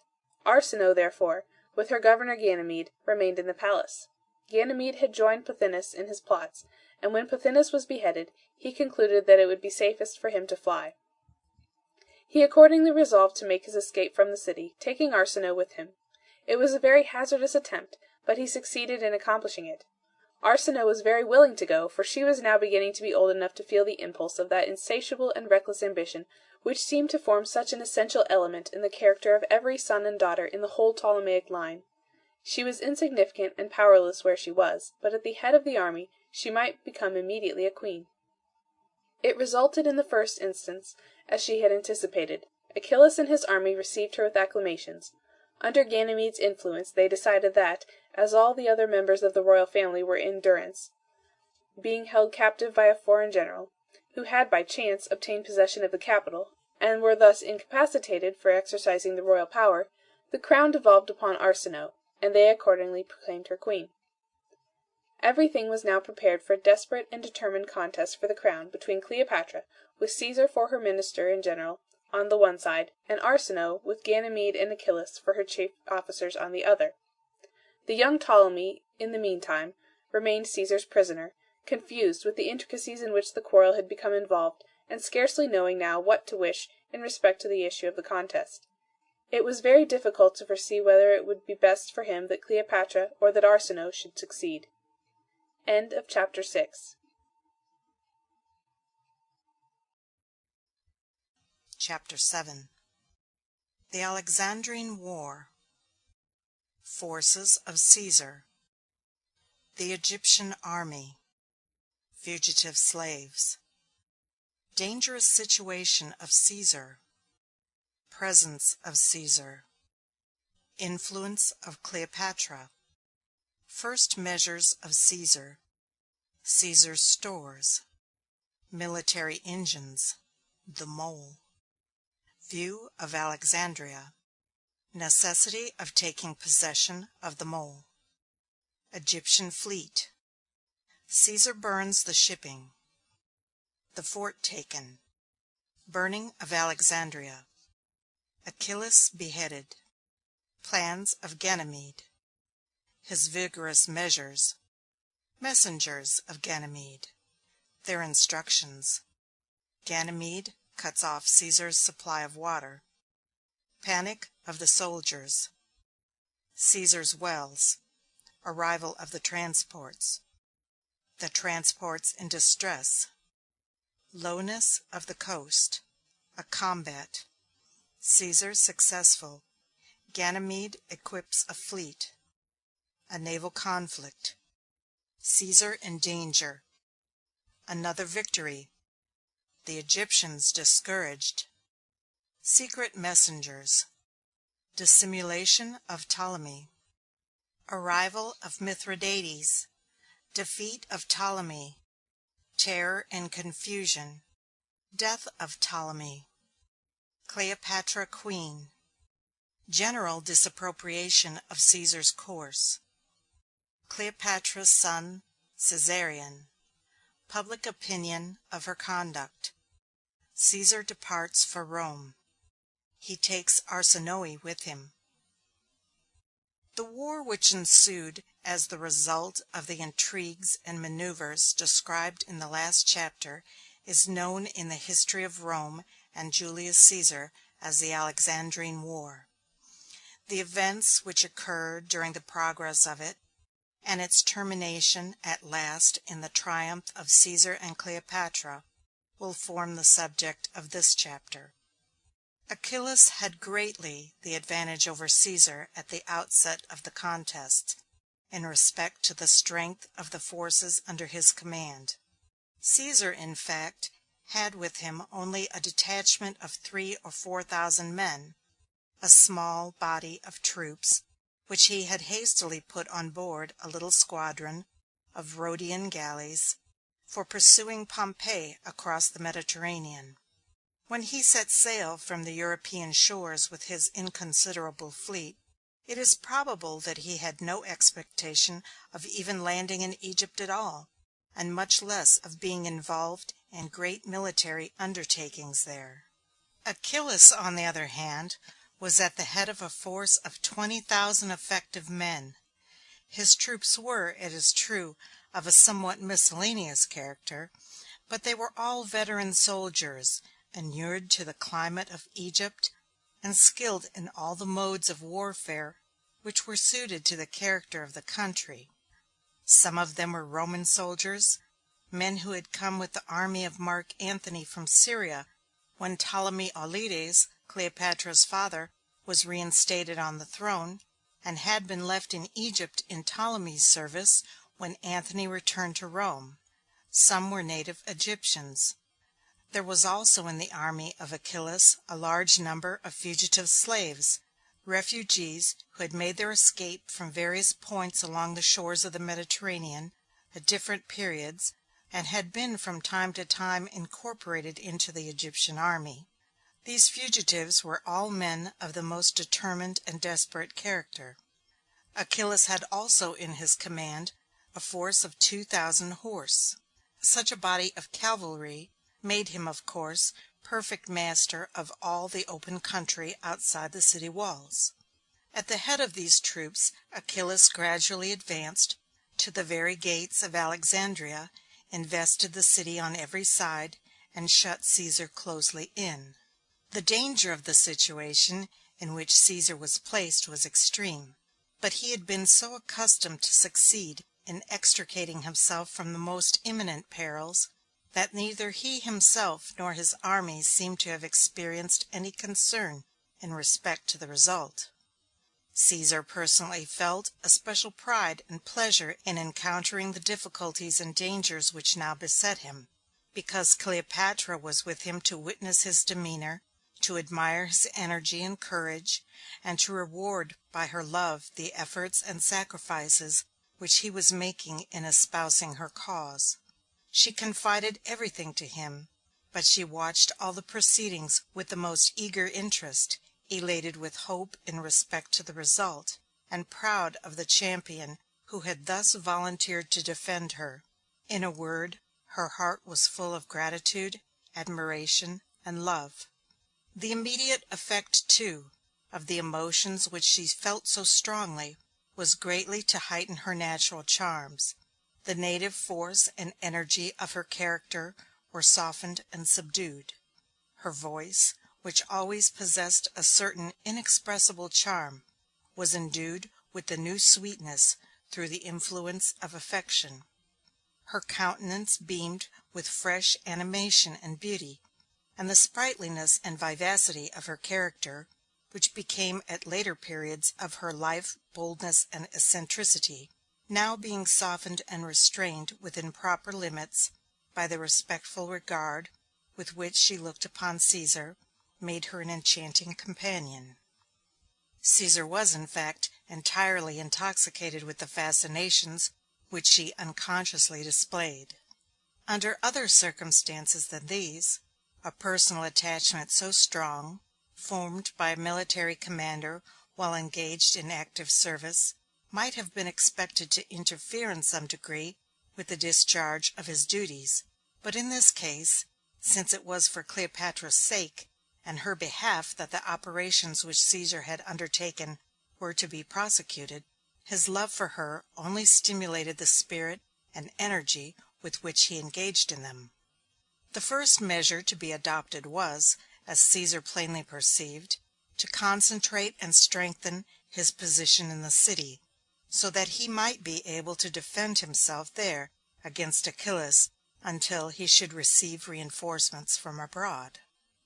For this purpose he selected a certain group of palaces and citadels which lay together near the head of the long pier of causeway which led to the Pharos, and withdrawing his troops from all other parts of the city, established them there.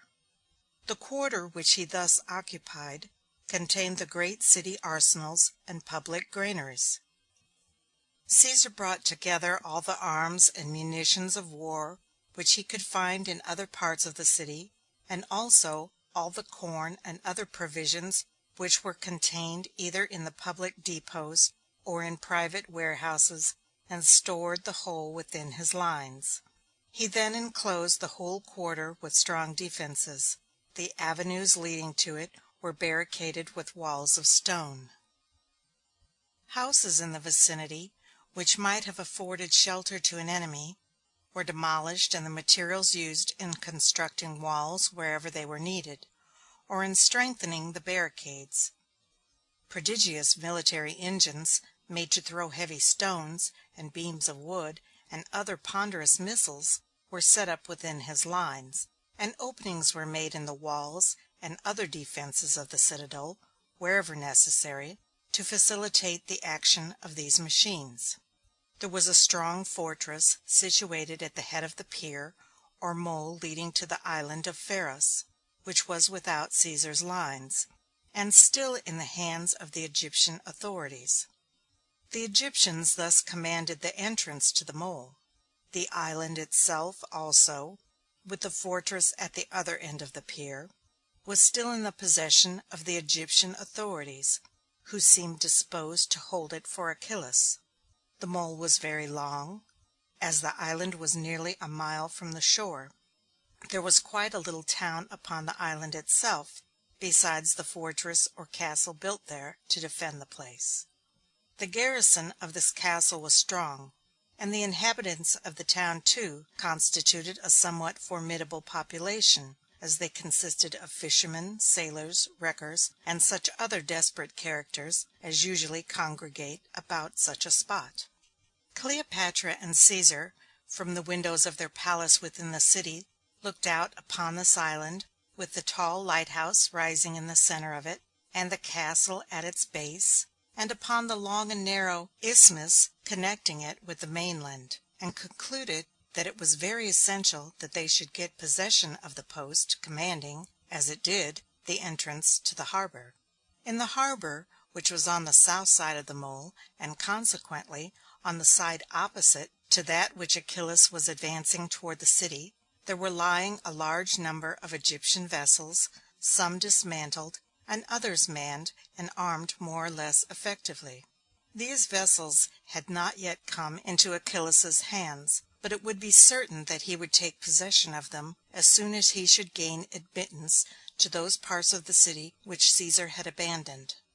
This was extremely important to prevent, for, if Achillas held this fleet, especially if he continued to command the island of Pharos, he would be perfect master of all the approaches to the city on the side of the sea. He could then not only receive reinforcements and supplies himself from that quarter, but he could also effectually cut off the Roman army from all possibility of receiving any.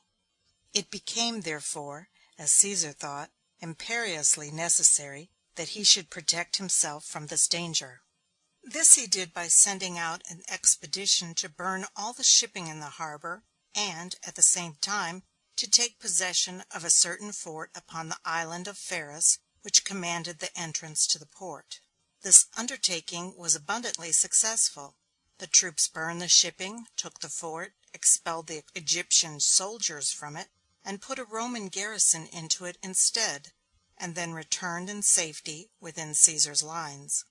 Cleopatra witnessed these exploits from her palace windows with feelings of the highest admiration for the energy and valor which her Roman protectors displayed. The burning of the Egyptian ships in this action, however fortunate for Cleopatra and Caesar, was attended with a catastrophe which has ever since been lamented by the whole civilized world. Some of the burning ships were driven by the wind to the shore, where they set fire to the buildings which were contiguous to the water. The flames spread and produced an extensive conflagration, in the course of which the largest part of the great library was destroyed. This library was the only general collection of the ancient writings that had ever been made, and the loss of it was never repaired. The destruction of the Egyptian fleet resulted also in the downfall and ruin of Achillas. From the time of Arsinoe's arrival in the camp, there had been a constant rivalry and jealousy between himself and Ganymede, the eunuch who had accompanied Arsinoe in her flight. Two parties had been formed in the army, some declaring for Achillas, and some for Ganymede. Arsinoe advocated Ganymede's interests, and when at length the fleet was burned, she charged Achillas with having been, by his neglect or incapacity, the cause of the loss. Achillas was tried, condemned, and beheaded. From that time, Ganymede assumed the administration of Arsinoe's government, as her minister of state and the commander-in-chief of her armies. About the time that these occurrences took place, the Egyptian army advanced into those parts of the city from which Caesar had withdrawn, producing those terrible scenes of panic and confusion which always attend a sudden and violent change of military possession within the precincts of a city. Ganymede brought up his troops on every side to the walls of Caesar's citadels and entrenchments, and hemmed him closely in. He cut off all avenues of approach to Caesar's lines by land, and commenced vigorous preparations for an assault. He constructed engines for battering down walls. He opened shops and established forges in every part of the city for the manufacture of darts, spears, pikes, and all kinds of military machinery. He built towers supported upon huge wheels with the design of filling them with armed men when readily available to make his assault upon Caesar's lines, and moving them up to the walls of the citadels and palaces, so as to give his soldiers the advantage of a lofty elevation in making their attacks. He levied contributions on the rich citizens for the necessary funds, and provided himself with men by pressing all the artisans, laborers, and men capable of bearing arms into his service. He sent messengers back into the interior of the country, in every direction, summoning the people to arms, and calling for contributions of money and military stores. These messengers were instructed to urge upon the people that, unless Caesar and his army were at once expelled from Alexandria, there was imminent danger that the national independence of Egypt would be forever destroyed. The Romans, they were to say, had extended their conquests over almost all the rest of the world. They had sent one army into Egypt before, under the command of Mark Antony, under the pretense of restoring Ptolemy Auletes to the throne. Now another commander, with another force, had come, offering some other pretext for interfering in their affairs. These Roman encroachments, the messengers were to say, would end in the complete subjugation of Egypt to a foreign power, unless the people of the country aroused themselves to meet the danger manfully and to expel the intruders. For some time the army within could not understand these changes, and when, at length, they discovered the cause, the soldiers were panic-stricken at the thought that they were now, apparently, wholly at the mercy of their enemies, since, without supplies of water, they must all immediately perish. They considered it hopeless to attempt any longer to hold out, and urged Caesar to evacuate the city, embark on board his galleys, and proceed to sea. Instead of doing this, however, Caesar, ordering all other operations to be suspended, employed the whole laboring force of his command, under the direction of the captains of the several companies, in digging wells in every part of his quarter of the city. Fresh water, he said, was almost invariably found, at a moderate depth, upon sea coasts, even upon ground lying in very close proximity to the sea. The digging was successful. Fresh water in great abundance was found. Thus this danger was passed, and the men's fears effectually relieved. A short time after these transactions occurred, there came into the harbor one day, from along the shore west of the city, a small sloop, bringing the intelligence that a squadron of transports had arrived upon the coast to the westward of Alexandria, and had anchored there, being unable to come up to the city on account of an easterly wind which prevailed that season of the year. This squadron was one which had been sent across the Mediterranean with arms, ammunition, and military stores for Caesar, in answer to requisitions which he had made immediately after he had landed.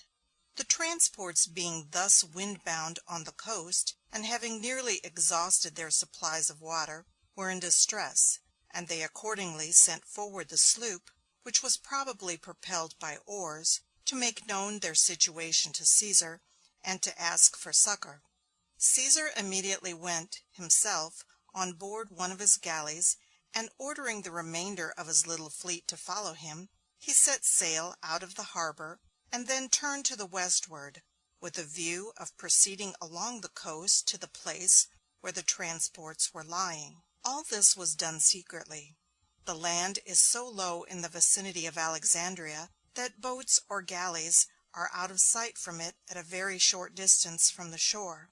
In fact, travelers say that, in coming upon the coast, the illusion produced by the spherical form of the surface of the water and the low and level character of the coast is such that one seems actually to descend from the sea to the land.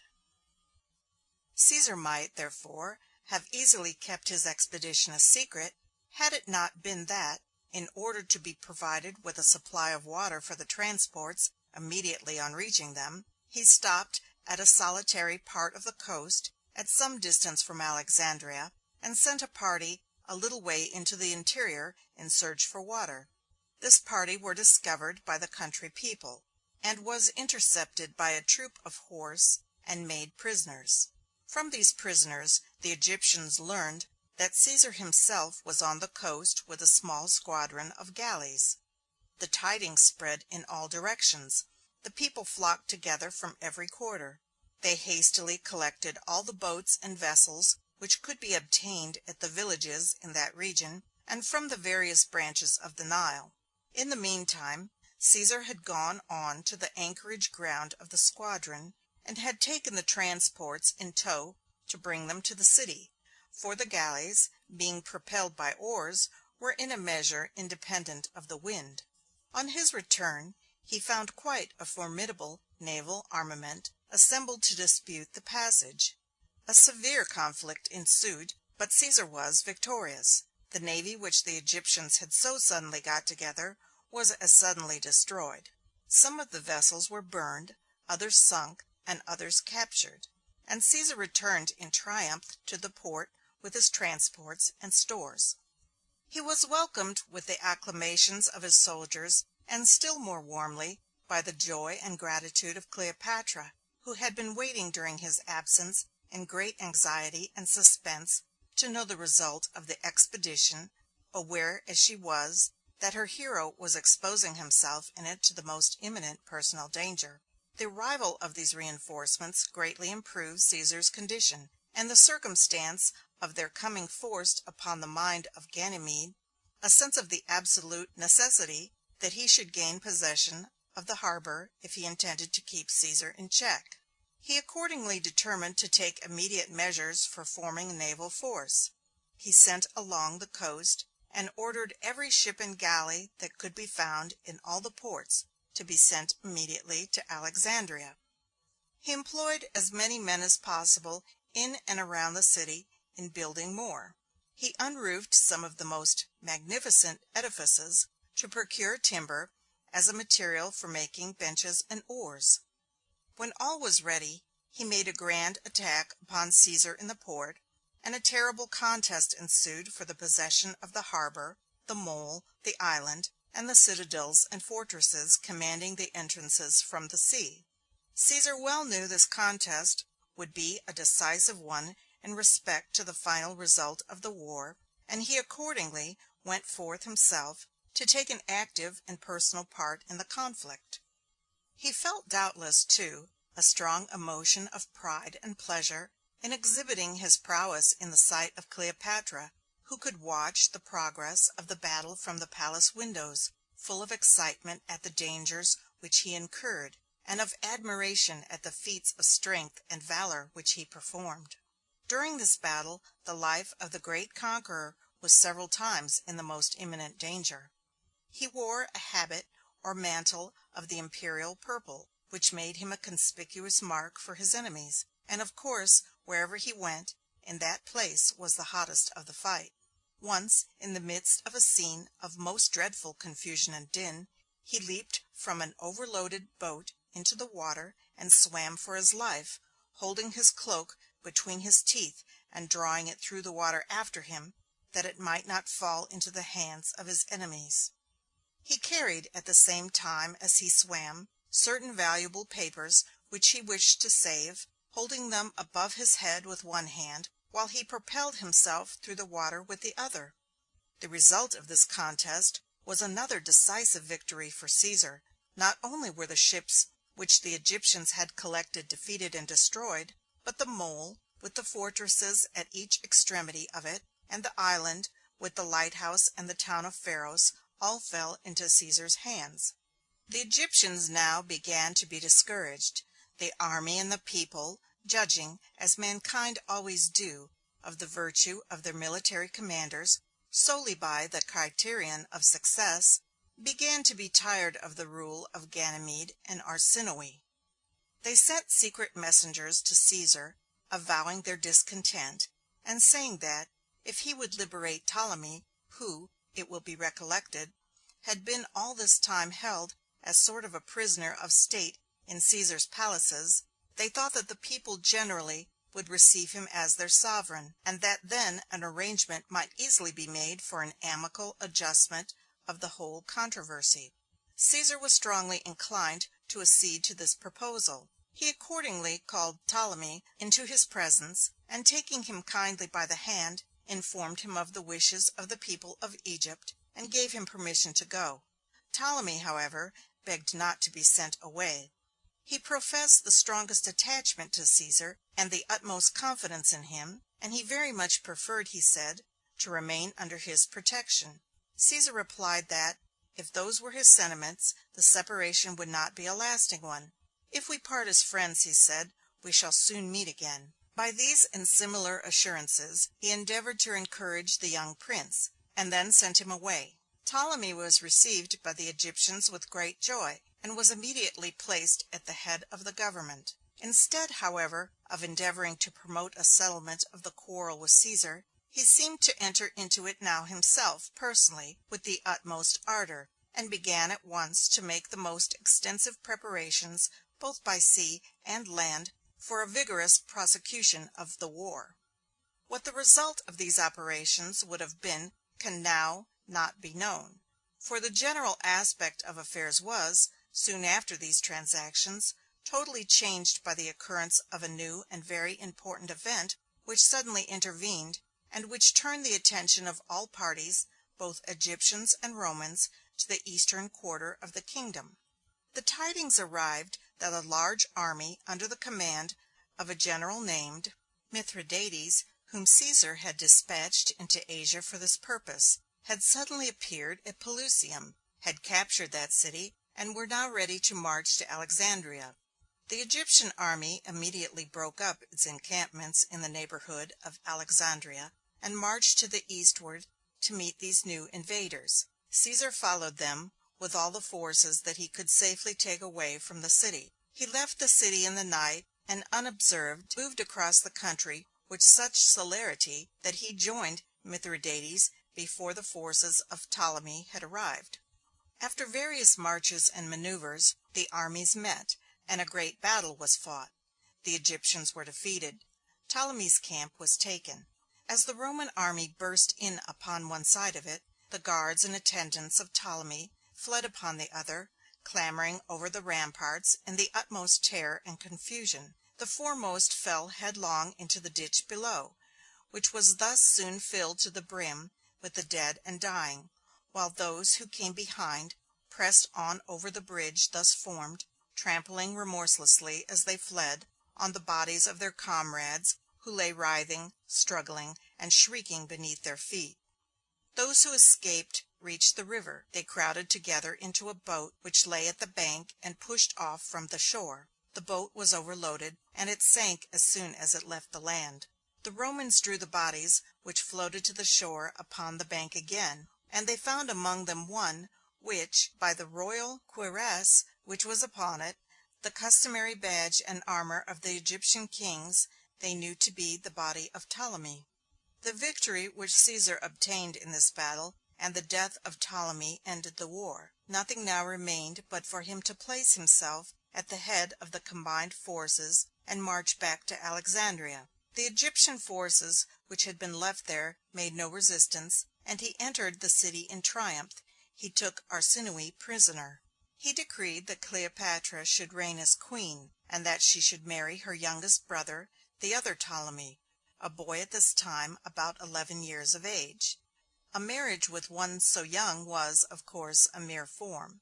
Cleopatra remained as before the companion of Caesar. Caesar had, in the meantime, incurred great censure at Rome, and throughout the whole Roman world, for having thus turned aside from his own proper duties as the Roman consul, and the commander-in-chief of the armies of the empire, to embroil himself in the quarrels of a remote and secluded kingdom, with which the interests of the Roman commonwealth were so little connected. His friends and the authorities at Rome were continually urging him to return. They were especially indignant at his protracted neglect of his own proper duties, from knowing that he was held in Egypt by a guilty attachment to the queen, thus not only violating his obligations to the state, but likewise inflicting upon his wife Calpurnia and his family at Rome an intolerable wrong. But Caesar was so fascinated by Cleopatra's charms, and by the mysterious and unaccountable influence which she exercised over him, that he paid no heed to any of these remonstrances. Even after the war was ended, he remained some months in Egypt to enjoy his favorite's society. He would spend whole nights in her company, in feasting and revelry. He made a splendid royal progress with her through Egypt after the war was over, attended by a numerous train of Roman guards. He formed a plan for taking her to Rome and marrying her there, and he took measures for having the laws of the city altered, so as to enable him to do so, though he was already married. All these things produced great discontent and disaffection among Caesar's friends and throughout the Roman army. The Egyptians, too, strongly censured the conduct of Cleopatra. A son was born to her about this time, whom the Alexandrians named, from his father, Caesarion. Cleopatra was regarded in the new relation of mother, which she now sustained, not with interest and sympathy, but with feelings of reproach and condemnation. Cleopatra was all this time growing more and more accomplished and more beautiful, but her vivacity and spirit, which had been so charming while it was simple and childlike, now began to appear more forward and bold. It is the characteristic of pure and lawful love to soften and subdue the heart, and infuse a gentle and quiet spirit into all its action, while that which breaks over the barriers that God and nature have marked out for it tends to make women masculine and bold, to indurate all her sensibilities, and to destroy that gentleness and timidity of demeanor which have so great an influence in heightening her charms. Cleopatra was beginning to experience these effects.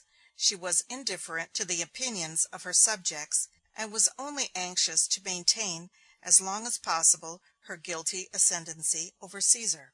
Caesar, however, finally determined to set out on his return to the capital. Leaving Cleopatra, accordingly, a sufficient force to secure the continuance of her power, he embarked the remainder of his forces in his transports and galleys, and sailed away. He took the unhappy Arsinoe with him, intending to exhibit her as a trophy to his Egyptian victories on his arrival at Rome.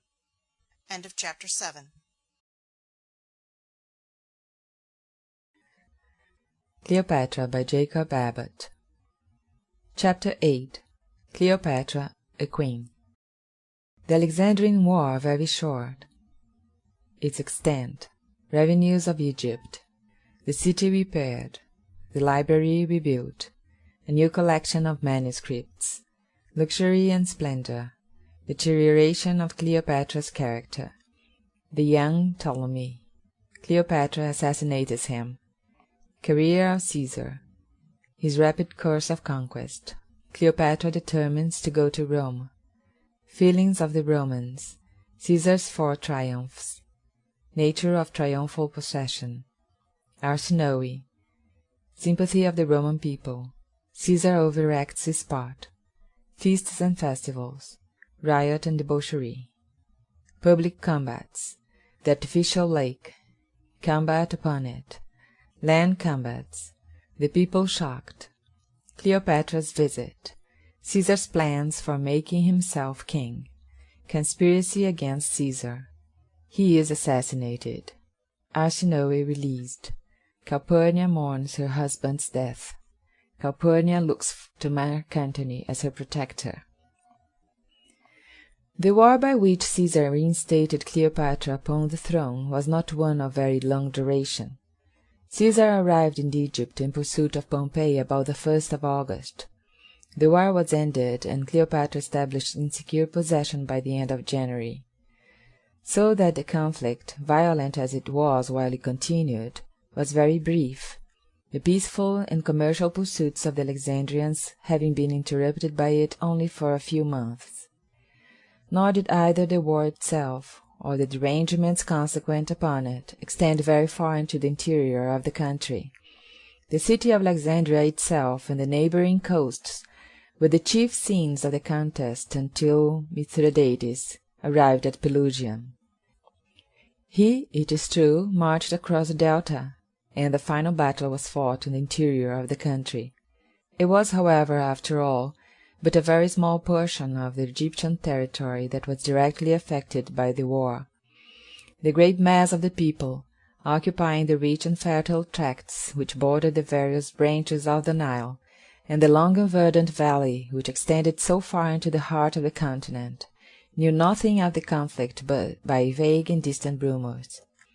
The pursuits of the agricultural population went on, all the time, as steadily and prosperously as ever, so that when the conflict was ended, and Cleopatra entered upon the quiet and peaceful possession of her power, she found that the resources of her empire were very little impaired.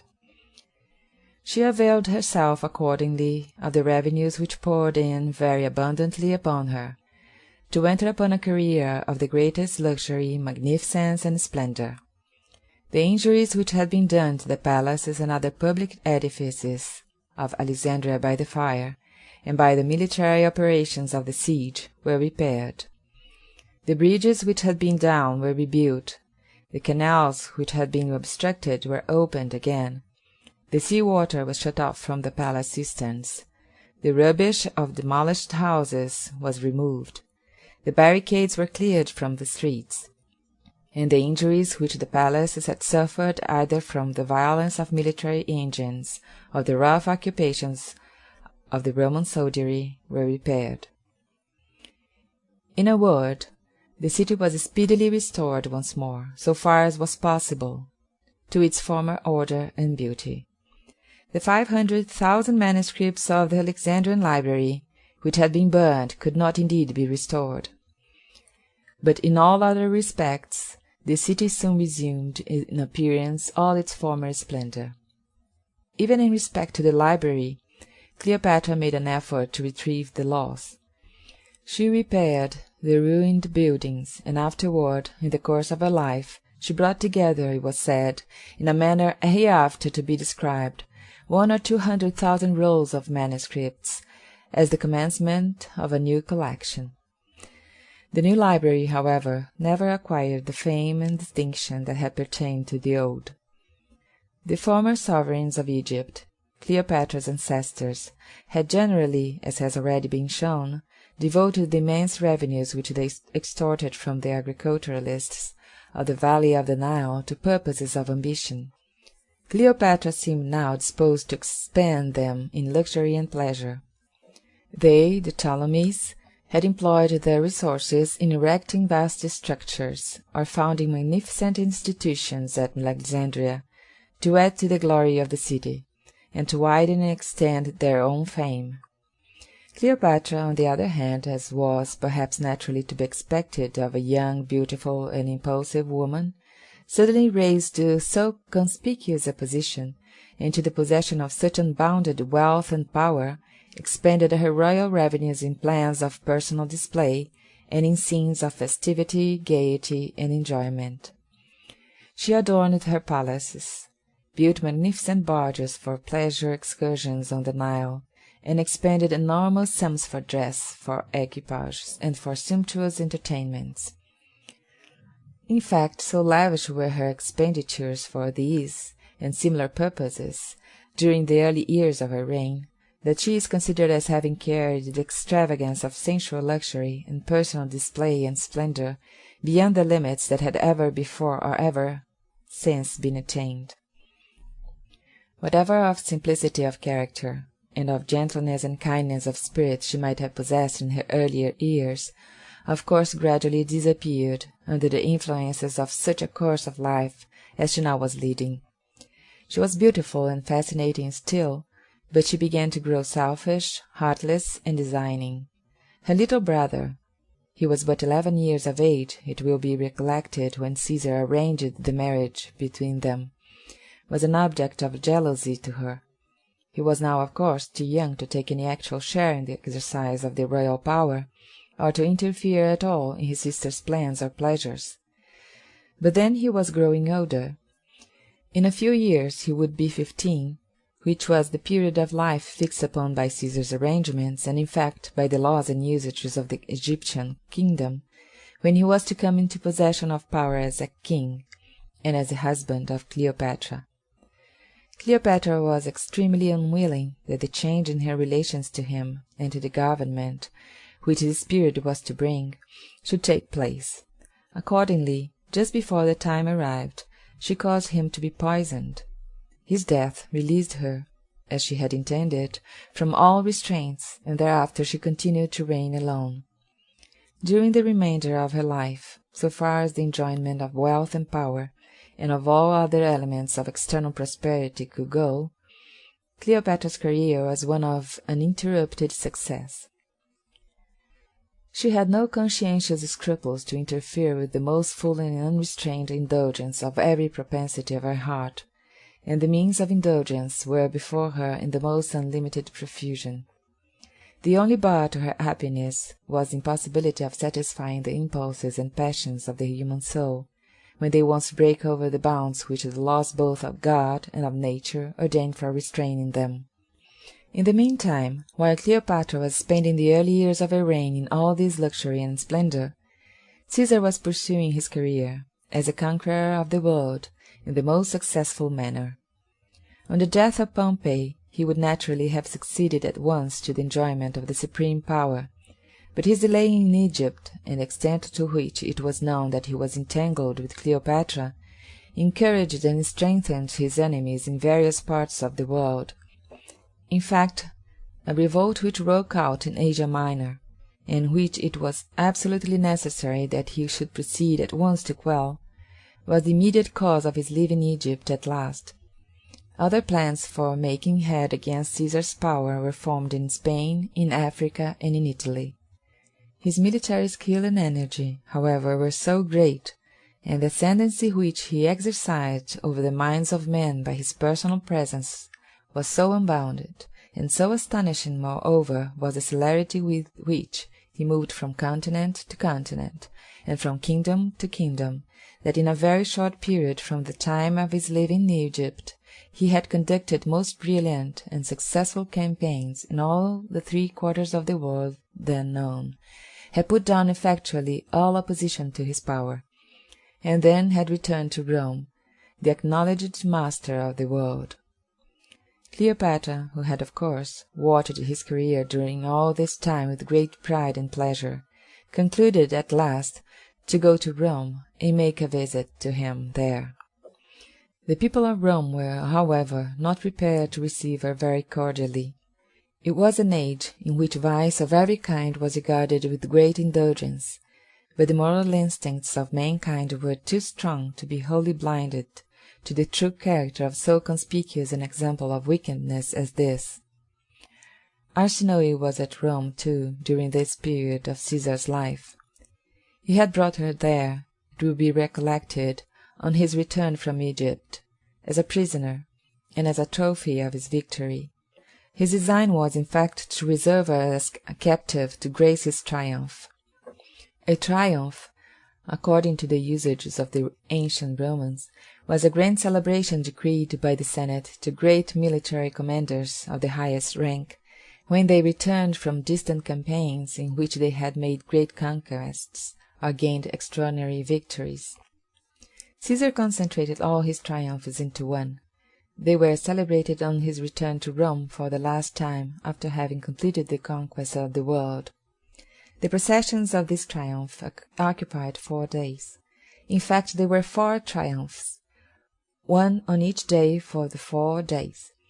The wars and conquests which these ovations were intended to celebrate were those of Gaul, of Egypt, of Asia, and of Africa.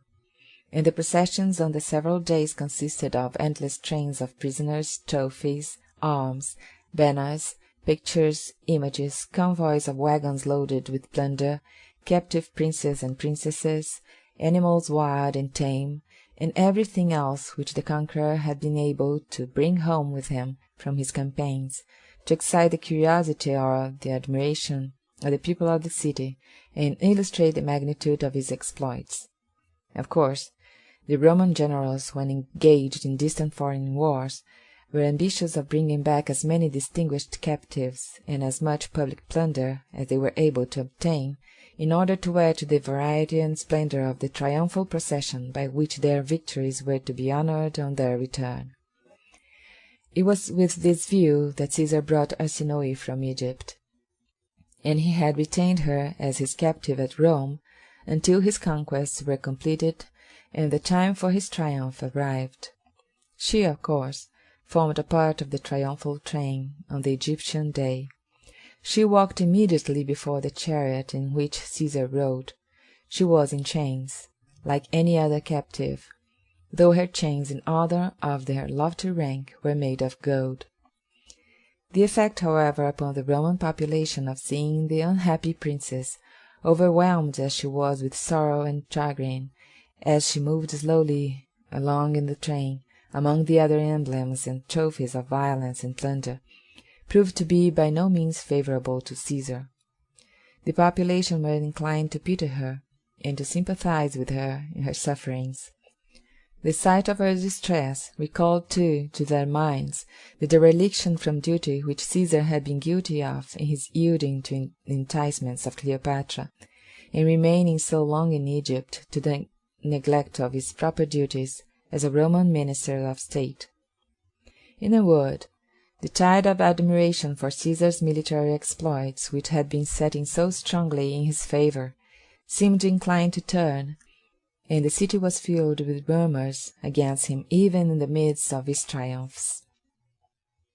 In fact, the pride and vainglory which led Caesar to make his triumphs more splendid and imposing than any former conqueror had ever enjoyed, caused him to overact his part so as to produce effects the reverse of his intentions. The case of Arsinoe was one example of this. Instead of impressing the people with a sense of the greatness of his exploits in Egypt, in deposing one queen and bringing her captive to Rome, in order that he might place another upon the throne in her stead, it only reproduced anew the censures and criminations which he had deserved by his actions there, but which, had it not been for the pitiable spectacle of Arsinoe in the train, might have been forgotten. There were other examples of a similar character. There were the feasts, for instance. From the plunder which Caesar had obtained in his various campaigns, he expended the most enormous sums in making feasts and spectacles for the populace at the time of his triumph. A large portion of the populace was pleased, it is true, with the boundless indulgences thus offered to them, but the better part of the Roman people were indignant at the waste and extravagance which were everywhere displayed. For many days the whole city of Rome presented to the view nothing but one widespread scene of riot and debauchery. The people, instead of being pleased with this abundance, said that Caesar must have practised the most extreme and lawless extortion to have obtained the vast amount of money necessary to enable him to supply such unbounded and reckless waste. There was another way, too, by which Caesar turned public opinion strongly against himself, by the very means which he adopted for creating a sentiment in his favour. The Romans, among the other barbarous amusements which were practised in the city, were especially fond of combats. These combats were of various kinds. They were fought sometimes between ferocious beasts of the same or of different species, as dogs against each other, or against bulls, lions, or tigers. Any animals, in fact, were employed for this purpose, that could be teased or goaded into anger and ferocity in a fight. Sometimes men were employed in these combats, captive soldiers that had been taken in war and brought to Rome to fight in the amphitheatres there as gladiators. These men were compelled to contend sometimes with wild beasts, and sometimes with one another. Caesar, knowing how highly the Roman assemblies enjoyed such scenes, determined to afford them the indulgence on a most magnificent scale, supposing, of course, that the greater and the more dreadful the fight, the higher would be the pleasure which the spectators would enjoy in witnessing it.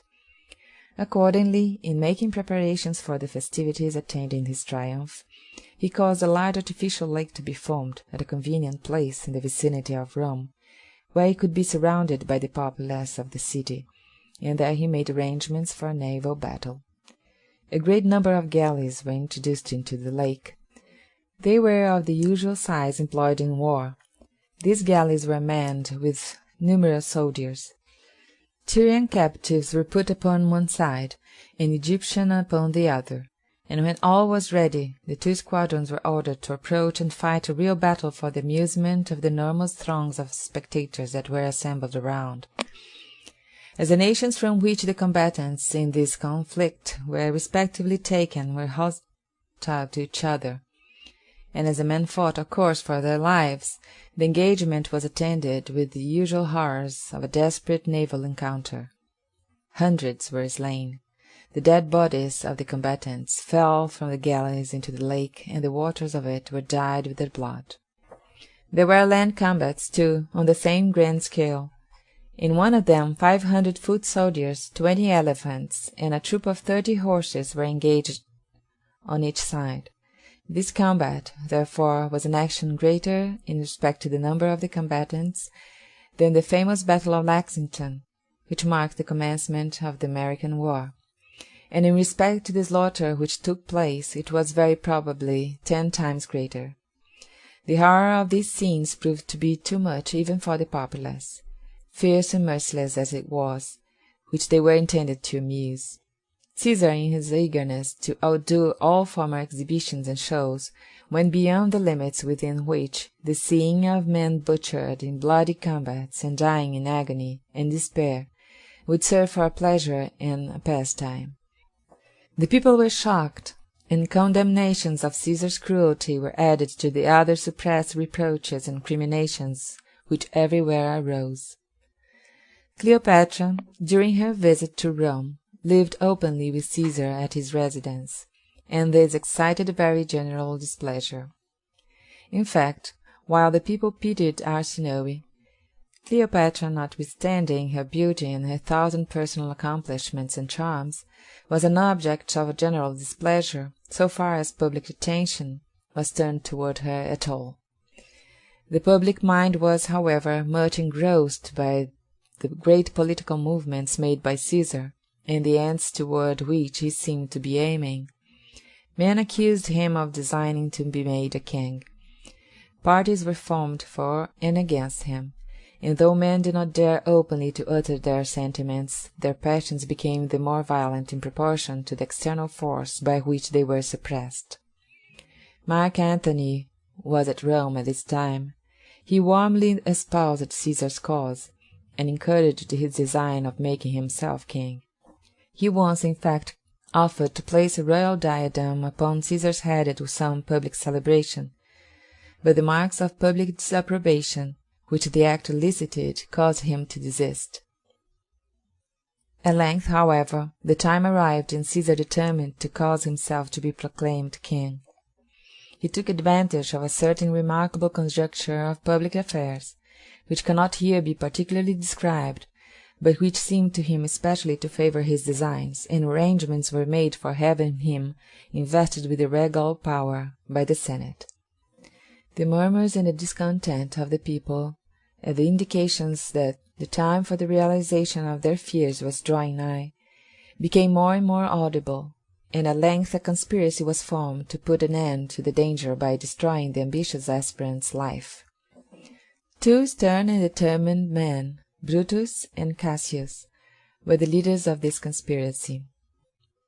They matured their plans, organized their band of associates, provided themselves secretly with arms, and when the Senate convened, on the day in which the decisive vote was to have been passed, Caesar himself presiding, they came up boldly around him in his presidential chair, and murdered him with their daggers. Antony, from whom the plans of the conspirators had been kept profoundly secret, stood by, looking on stupefied and confounded while the deed was done, but utterly unable to render his friend any protection. Cleopatra immediately fled from the city and returned to Egypt. Arsinoe had gone away before. Caesar, either taking pity of her misfortunes, or impelled perhaps by the force of public sentiment, which seemed inclined to take part with her against him, set her at liberty immediately after the ceremonies of his triumph were over. He would not, however, allow her to return into Egypt for fear, probably, that she might in some way or other be the means of disturbing the government of Cleopatra. She proceeded accordingly into Syria, no longer as a captive, but still as an exile from her native land. We shall hereafter learn what became of her there. Calpurnia mourned the death of her husband with sincere and unaffected grief. She bore the wrongs which he suffered as a wife with a very patient and unrepining spirit. She loved her husband with the most devoted attachment to the end. Nothing can be more affecting than the proofs of her tender and anxious regard on the night immediately preceding the assassination. There were certain slight and obscure indications of danger, which her watchful devotion to her husband led her to observe, though they eluded the notice of all Caesar's other friends, and they filled her with apprehensions and anxiety. And when at length the bloody body was brought home to her from the Senate house, she was overwhelmed with grief and despair. She had no children. She accordingly looked upon Mark Antony as her nearest friend and protector, and in the confusion and terror which prevailed the next day in the city, she hastily packed together the money and other valuables contained in the house, and all her husband's books and papers, and sent them to Antony for safe keeping. End of chapter 8. Chapter 9. The Battle of Philippi. Consternation at Rome. Caesar's will. Brutus and Cassius. Parties formed. Octavius and Lepidus. Character of Octavius. Octavius proceeds to Rome. He claims his rights as heir. Lepidus takes command of the army. The triumvirate. Conference between Octavius, Lepidus, and Antony. Embassage to Cleopatra. Her decision. Cassius abandons his designs. Approach of the triumvirs. The armies meet at Philippi. Sickness of Octavius. Difference of opinion between Brutus and Cassius. Council of war. Decision of the council. Brutus greatly elated. Despondency of Cassius. Preparations for battle. Resolution of Brutus to die. Similar resolve of Cassius. Omens. Their influence upon Cassius. The swarms of bees. Warnings received by Brutus. the spirit seen by Brutus, his conversation with it, battle of Philippi, defeat of Octavius, defeat of Cassius, Brutus goes to his aid, death of Cassius, grief of Brutus, defeat of Brutus, his retreat, situation of Brutus in the glen, the helmet of water, Brutus surrounded, proposal of Statilius, anxiety and suspense, resolution of Brutus, Brutus's farewell to his friends, the last duty, death of Brutus, situation of Antony. When the tidings of the assassination of Caesar were first announced to the people of Rome, all ranks and classes of men were struck with amazement and consternation. No one knew what to say or do. A very large and influential portion of the community had been Caesar's friends. It was equally certain that there was a very powerful interest opposed to him. No one could foresee which of these two parties would now carry the day, and, of course, for a time, all was uncertainty and indecision. Mark Antony came forward at once, and assumed the position of Caesar's representative and the leader of the party on that side.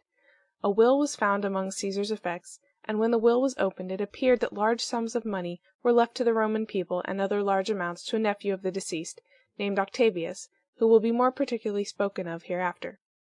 Antony was named in the will as the executor of it. This and other circumstances seemed to authorize him to come forward as the head and the leader of the Caesar party. Brutus and Cassius, who remained openly in the city after their desperate deed had been performed, were the acknowledged leaders of the other party, while the mass of the people were at first so astounded at the magnitude and suddenness of the revolution which the open and public assassination of a Roman emperor by a Roman senate denoted, that they knew not what to say or do.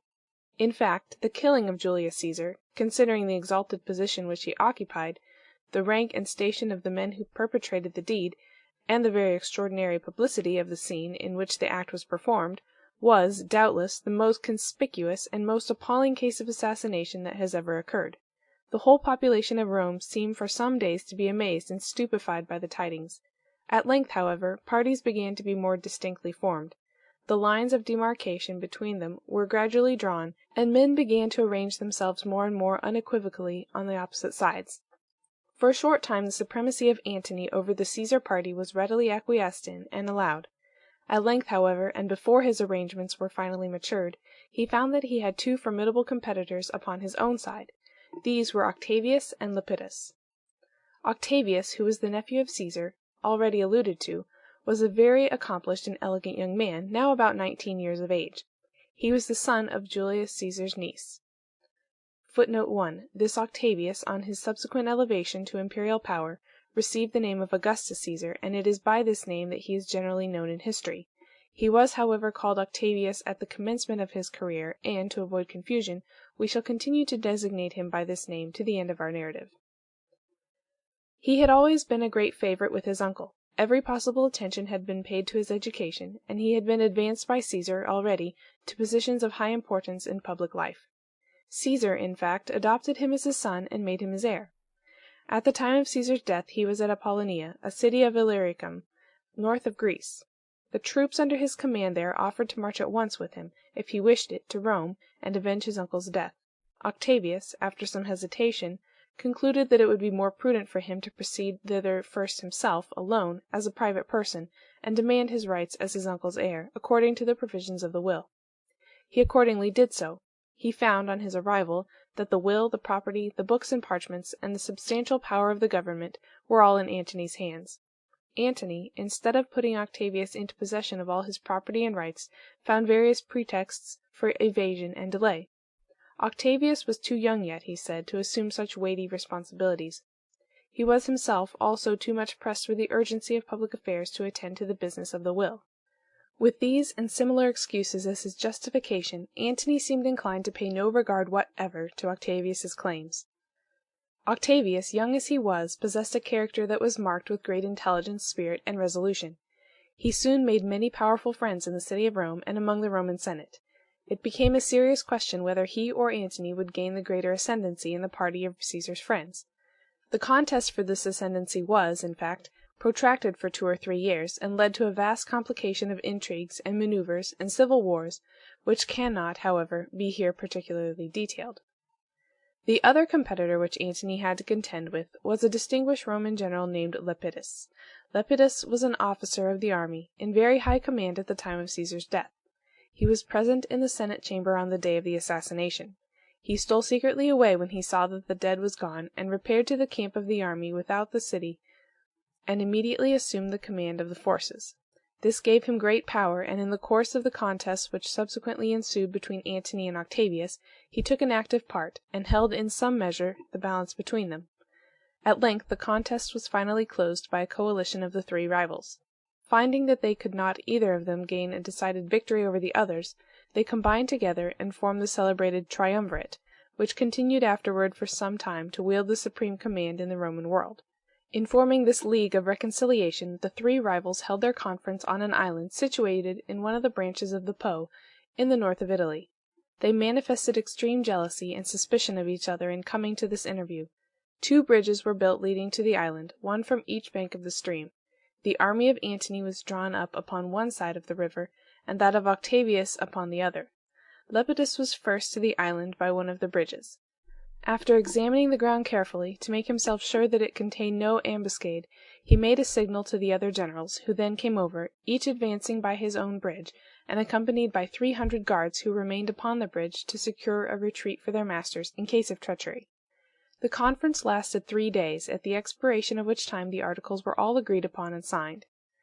This league being formed, the 3 confederates turned their united force against the party of the conspirators. Of this party Brutus and Cassius were still at the head. The scene of the contest between Octavius, Antony, and Lepidus had been chiefly Italy and other central countries of Europe. Brutus and Cassius, on the other hand, had gone across the Adriatic Sea into the east immediately after Caesar's assassination. They were now in Asia Minor, and were employed in concentrating their forces, forming alliances with the various eastern powers, raising troops, bringing over to their side the Roman legions who were stationed in that quarter of the world, seizing magazines, and exacting contributions from all who could be induced to favor their cause. Among other embassages which they sent, one went to Egypt to demand aid from Cleopatra. Cleopatra, however, was resolved to join the other side in the contest. It was natural that she should feel grateful to Caesar for his efforts and sacrifices in her behalf, and that she should be inclined to favor the cause of his friends. Accordingly, instead of sending troops to aid Brutus and Cassius, as they had desired her to do, she immediately fitted out an expedition to proceed to the coast of Asia, with a view of rendering all the aid in her power to Antony's cause. Cassius, on his part, finding that Cleopatra was determined on joining his enemies, immediately resolved on proceeding at once to Egypt and taking possession of the country. He also stationed a military force at Taenarus, the southern promontory of Greece, to watch for and intercept the fleet of Cleopatra as soon as it should appear on the European shores.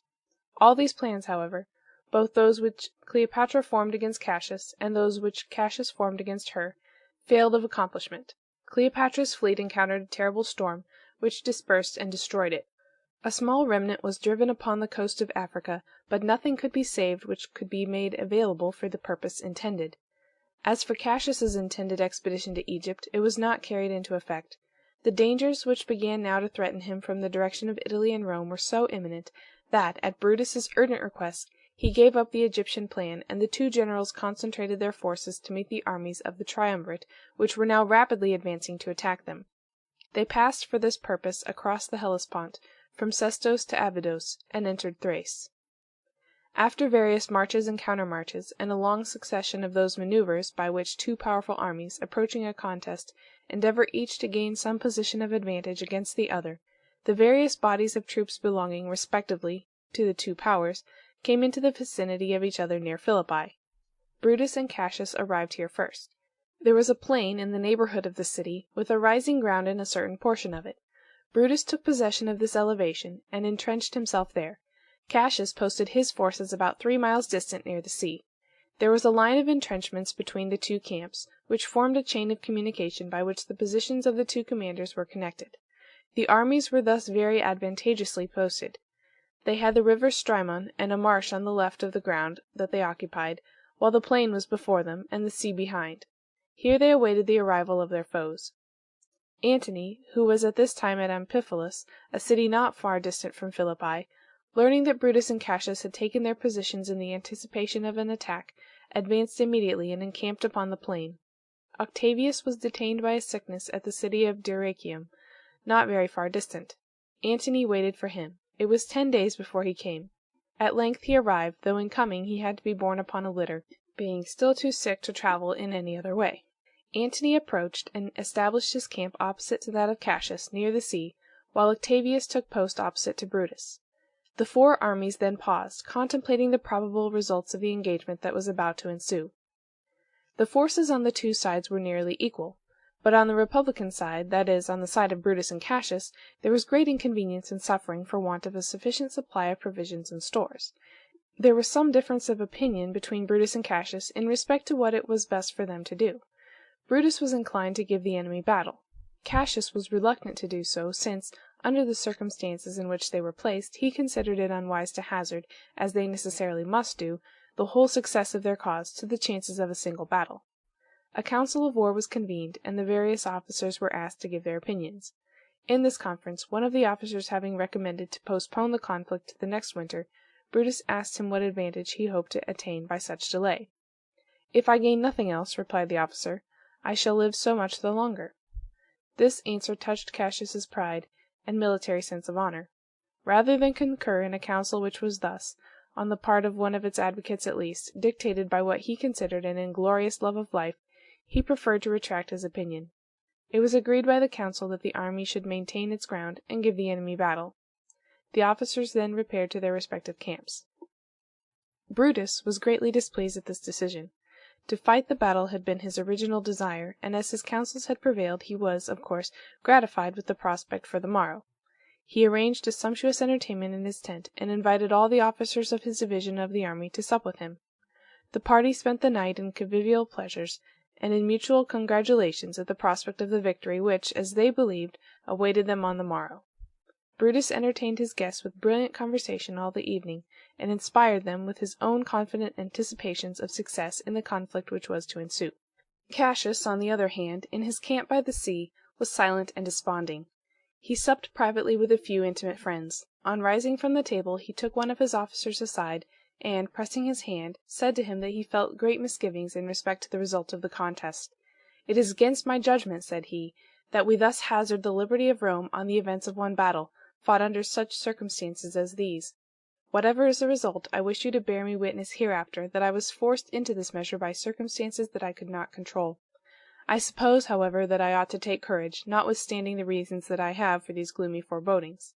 Let us, therefore, hope for the best, and come and sup with me again tomorrow night. Tomorrow is my birthday." The next morning the scarlet mantle, the customary signal displayed in Roman camps on the morning of a day of battle, was seen at the tops of the tents of the two commanding generals, waving there in the air like a banner. While the troops, in obedience to this signal, were preparing themselves for the conflict, the two generals went to meet each other at a point midway between their two encampments, for a final consultation and agreement in respect to the arrangements of the day. When this business was concluded, and they were about to separate, in order to proceed each to his own sphere of duty, Cassius asked Brutus what he intended to do in case the day should go against them. "We hope for the best," said he, "and pray that the gods may grant us the victory in this most momentous crisis. But we must remember that it is the greatest and the most momentous of human affairs that are always the most uncertain, and we cannot foresee what is today to be the result of the battle. If it goes against us, what do you intend to do? Do you intend to escape or to die?" "When I was a young man," said Brutus in reply, "and looked at this subject only as a question of theory, I thought it wrong for a man ever to take his own life. However great the evils that threatened him, and however desperate his condition, I considered it his duty to live, and to wait patiently for better times. But now, placed in the position in which I am, I see the subject in a different light. If we do not gain the battle this day, I shall consider all hope and possibility of saving our country forever gone, and I shall not leave the field of battle alive." Cassius, in his despondency, had made the same resolution for himself before, and he was rejoiced to hear Brutus utter these sentiments. He grasped his colleague's hand with a countenance expressive of the greatest animation and pleasure, and bade him farewell, saying, "We will go out boldly to face the enemy, for we are certain either that we shall conquer them, or that we shall have nothing to fear from their victory over us." Cassius's dejection, and the tendency of his mind to take a despairing view of the prospects of the cause in which he was engaged, were owing, in some measure, to certain unfavorable omens which he had observed. These omens, though really frivolous and wholly unworthy of attention, seem to have had great influence upon him, notwithstanding his general intelligence, and the remarkable strength and energy of his character. They were as follows.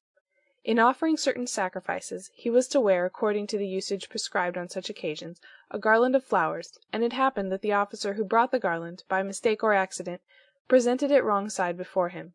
Again, in some procession which was formed, and in which a certain image of gold, made in honor of him, was borne, the bearer of it stumbled and fell, and the image was thrown upon the ground. This was a very dark presage of impending calamity. Then a great number of vultures and other birds of prey were seen for a number of days before the battle, hovering over the Roman army, and several swarms of bees were found within the precincts of the camp. So alarming was this last indication that the officers altered the line of the entrenchments so as to shut out the ill-omened spot from the camp. These and other such things had great influence upon the mind of Cassius, in convincing him that some great disaster was impending over him. Nor was Brutus himself without warnings of this character, though they seem to have had less power to produce any serious impression upon his mind than in the case of Cassius. The most extraordinary warning which Brutus received, according to the story of his ancient historians, was by a supernatural apparition which he saw, some time before, while he was in Asia Minor. He was encamped near the city of Sardis at that time. He was always accustomed to sleep very little, and would often, it was said, when all his officers had retired, and the camp was still, sit alone in his tent, sometimes reading, and sometimes revolving the anxious cares which were always pressing upon his mind. One night he was thus alone in his tent, with a small lamp burning before him, sitting lost in thought, when he suddenly heard a movement as of some one entering the tent. He looked up and saw a strange, unearthly, and monstrous shape, which appeared to have just entered the door and was coming toward him. The spirit gazed upon him as it advanced, but it did not speak. Brutus, who was not much accustomed to fear, boldly demanded of the apparition who and what it was, and what had brought it there. "I am your evil spirit," said the apparition. "I shall meet you at Philippi." "Then it seems," said Brutus, "that at any rate I shall see you again." The spirit made no reply to this, but immediately vanished. Brutus arose, went to the door of his tent, summoned the sentinels, and awakened the soldiers that were sleeping near. The sentinels had seen nothing, and, after the most diligent search, no trace of the mysterious visitor could be found. The next morning Brutus related to Cassius the occurrence which he had witnessed. Cassius, though very sensitive, it seems, to the influence of omens affecting himself, was quite philosophical in his views in respect to those of other men.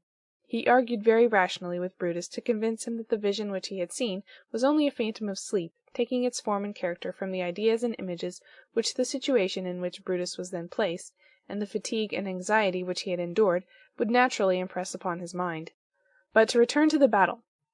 Brutus fought against Octavius, while Cassius, 2 or 3 miles distant, encountered Antony, that having been, as will be recollected, the disposition of the respective armies, and their encampments upon the plain. Brutus was triumphantly successful in his part on the field. His troops defeated the army of Octavius, and got possession of his camp. The men forced their way into Octavius's tent, and pierced the litter in which they supposed that the sick general was lying through and through with their spears. But the object of their desperate hostility was not there. He had been borne away by his guards a few minutes before, and no one knew what had become of him. The result of the battle was, however, unfortunately for those whose adventures we are now more particularly following, very different in Cassius's part of the field. When Brutus, after completing the conquest of his immediate foes, returned to his elevated camp, he looked toward the camp of Cassius, and was surprised to find that the tents had disappeared. Some of the officers around perceived weapons glancing and glittering in the sun in the place where Cassius's tents ought to appear. Brutus now suspected the truth, which was, that Cassius had been defeated, and his camp had fallen into the hands of the enemy. He immediately collected together as large a force as he could command, and marched to the relief of his colleague. He found him at last, posted with a small body of guards and attendants, upon the top of a small elevation to which he had fled for safety. Cassius saw the troop of horsemen which Brutus sent forward coming toward him, and supposed that it was a detachment from Antony's army advancing to capture him. He, however, sent a messenger forward to meet them, and ascertain whether they were friends or foes. The messenger, whose name was Titinius, rode down. The horsemen recognized Titinius, and, riding up eagerly around him, they dismounted from their horses to congratulate him on his safety, and to press him with inquiries in respect to the result of the battle and the fate of his master. Cassius, seeing all this, but not seeing it very distinctly, supposed that the troop of horsemen were enemies, and that they had surrounded Titinius, and had cut him down or made him prisoner. He considered it certain, therefore, that all was now finally lost. Accordingly, in execution of a plan which he had previously formed, he called a servant named Pindarus, whom he directed to follow him, and went into a tent which was near. When Brutus and his horsemen came up, they entered the tent. They found no living person within, but the dead body of Cassius was there, the head being totally dissevered from it. Pindarus was never afterward to be found. Brutus was overwhelmed with grief at the death of his colleague. He was also oppressed by it with a double burden of responsibility and care, since now the whole conduct of affairs devolved upon him alone. He found himself surrounded with difficulties which became more and more embarrassing every day. At length he was compelled to fight a second battle. The details of the contest itself we cannot give, but the result of it was that, notwithstanding the most unparalleled and desperate exertions made by Brutus to keep his men to the work and to maintain his ground, his troops were borne down and overwhelmed by the irresistible onsets of his enemies, and his cause was irretrievably and hopelessly ruined. When Brutus found that all was lost, he allowed himself to be conducted off the field by a small body of guards, who, in their retreat, broke through the ranks of the enemy on a side where they saw that they should meet with the least resistance. They were, however, pursued by a squadron of horse, the horsemen being eager to make Brutus a prisoner. In this emergency, one of Brutus's friends, named Lucilius, conceived the design of pretending to be Brutus, and, as such, surrendering himself a prisoner. This plan he carried into effect. When the troop came up, he called out for quarter, said that he was Brutus, and begged them to spare his life and to take him to Antony. The men did so, rejoicing at having, as they imagined, secured so invaluable a prize. In the meantime the real Brutus pressed on to make his escape. He crossed a brook which came in his way, and entered into a little dell, which promised to afford a hiding place, since it was encumbered with precipitous rocks and shaded with trees. A few friends and officers accompanied Brutus in his flight. Night soon came on, and he lay down in a little recess under a shelving rock, exhausted with fatigue and suffering. Then, raising his eyes to heaven, he imprecated, in lines quoted from a Greek poet, the just judgment of God upon the foes who were at that hour triumphing in what he considered the ruin of his country. He then, in his anguish and despair, enumerated by name the several friends and companions whom he had seen fall that day in battle, mourning the loss of each with bitter grief. In the meantime, night was coming on, and the party, concealed thus in the wild dell, were destitute and unsheltered. Hungry and thirsty, and spent with fatigue as they were, there seemed to be no prospect for them of either rest or refreshment. Finally, they sent one of their number to steal softly back to the rivulet which they had crossed in their retreat, to bring them some water. The soldier took his helmet to bring the water in for want of any other vessel. While Brutus was drinking the water which they brought, a noise was heard in the opposite direction. 2 of the officers were sent to ascertain the cause. They came back soon, reporting that there was a party of the enemy in that quarter. They asked where the water was which had been brought. Brutus told them that it had all been drunk, but that he would immediately send for more. The messenger went accordingly to the brook again, but he came back very soon, wounded and bleeding, and reported that the enemy was close upon them on that side too, and that he had narrowly escaped with his life. The apprehensions of Brutus's party were greatly increased by these tidings. It was evident that all hope of being able to remain long concealed where they were must fast disappear. One of the officers, named Statilius, then proposed to make the attempt to find his way out of the snare in which they had become involved. He would go, he said, as cautiously as possible, avoiding all parties of the enemy, and being favored by the darkness of the night, he hoped to find some way of retreat. If he succeeded, he would display a torch on a distant elevation which he designated, so that the party in the glen, on seeing the light, might be assured of his safety. He would then return and guide them all through the danger, by the way which he should have discovered. This plan was approved, and Statilius accordingly departed. In due time the light was seen burning at the place which had been pointed out, and indicating that Statilius had accomplished his undertaking. Brutus and his party were greatly cheered by the new hope which this result awakened. They began to watch and listen for their messenger's return. They watched and waited long, but he did not come. On the way back he was intercepted and slain. When at length all hope that he would return was finally abandoned, some of the party, in the course of the despairing consultations which the unhappy fugitives held with one another, said that they must not remain any longer where they were, but must make their escape from that spot at all hazards. Yes, said Brutus, we must indeed make our escape from our present situation, but we must do it with our hands, and not with our feet. He meant by this that the only means now left to them to evade their enemies was self-destruction. When his friends understood that this was his meaning, and that he was resolved to put this design into execution in his own case, they were overwhelmed with sorrow. Brutus took them one by the hand, and bade them farewell. He thanked them for their fidelity in adhering to his cause to the last, and said that it was a source of great comfort and satisfaction to him that all his friends had proved so faithful and true. I do not complain of my hard fate, he added, so far as I myself am concerned. I mourn only for my unhappy country. As to myself, I think that my condition even now is better than that of my enemies, for though I die, posterity will do me justice, and I shall enjoy forever the honor which virtue and integrity deserve, while they, though they live only to reap the bitter fruits of injustice and tyranny. After I am gone," he continued, addressing his friends, as before, "think no longer of me, but take care of yourselves. Antony, I am sure, will be satisfied with Cassius's death and mine. He will not be disposed to pursue you vindictively any longer. Make peace with him on the best terms that you can." Brutus then asked first one and then another of his friends to aid him in the last duty, as he seems to have considered it, of destroying his life, but one after another declared that they could not do anything to assist him in carrying into effect so dreadful a determination. Finally, he took with him an old and long-tried friend named Strato, and went away a little, apart from the rest. Here he solicited once more the favor which had been refused him before, begging that Strato would hold out his sword. Strato still refused. Brutus then called one of his slaves. Upon this, Strato declared that he would do anything rather than that Brutus should die by the hand of a slave. He took the sword, and with his right hand held it extended in the air. With the left hand he covered his eyes, that he might not witness the horrible spectacle. Brutus rushed upon the point of the weapon with such fatal force that he fell and immediately expired. Thus ended the great and famous battle of Philippi, celebrated in history as marking the termination of the great conflict between the friends and the enemies of Caesar, which agitated the world so deeply after the conqueror's death. This battle established the ascendancy of Antony, and made him for a time the most conspicuous man, as Cleopatra was the most conspicuous woman, in the world. End of chapter 9.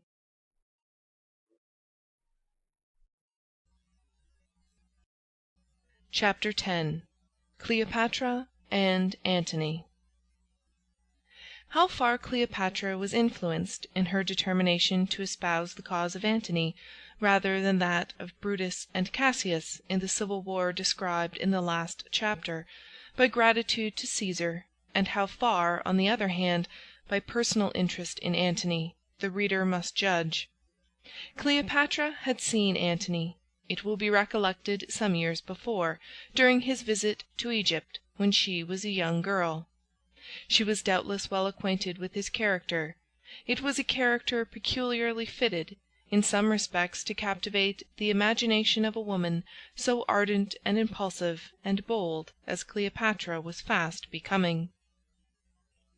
Antony had, in fact, made himself an object of universal interest throughout the world, by his wild and eccentric manners and reckless conduct, and by the very extraordinary vicissitudes which had marked his career. In moral character he was as utterly abandoned and depraved as it was possible to be.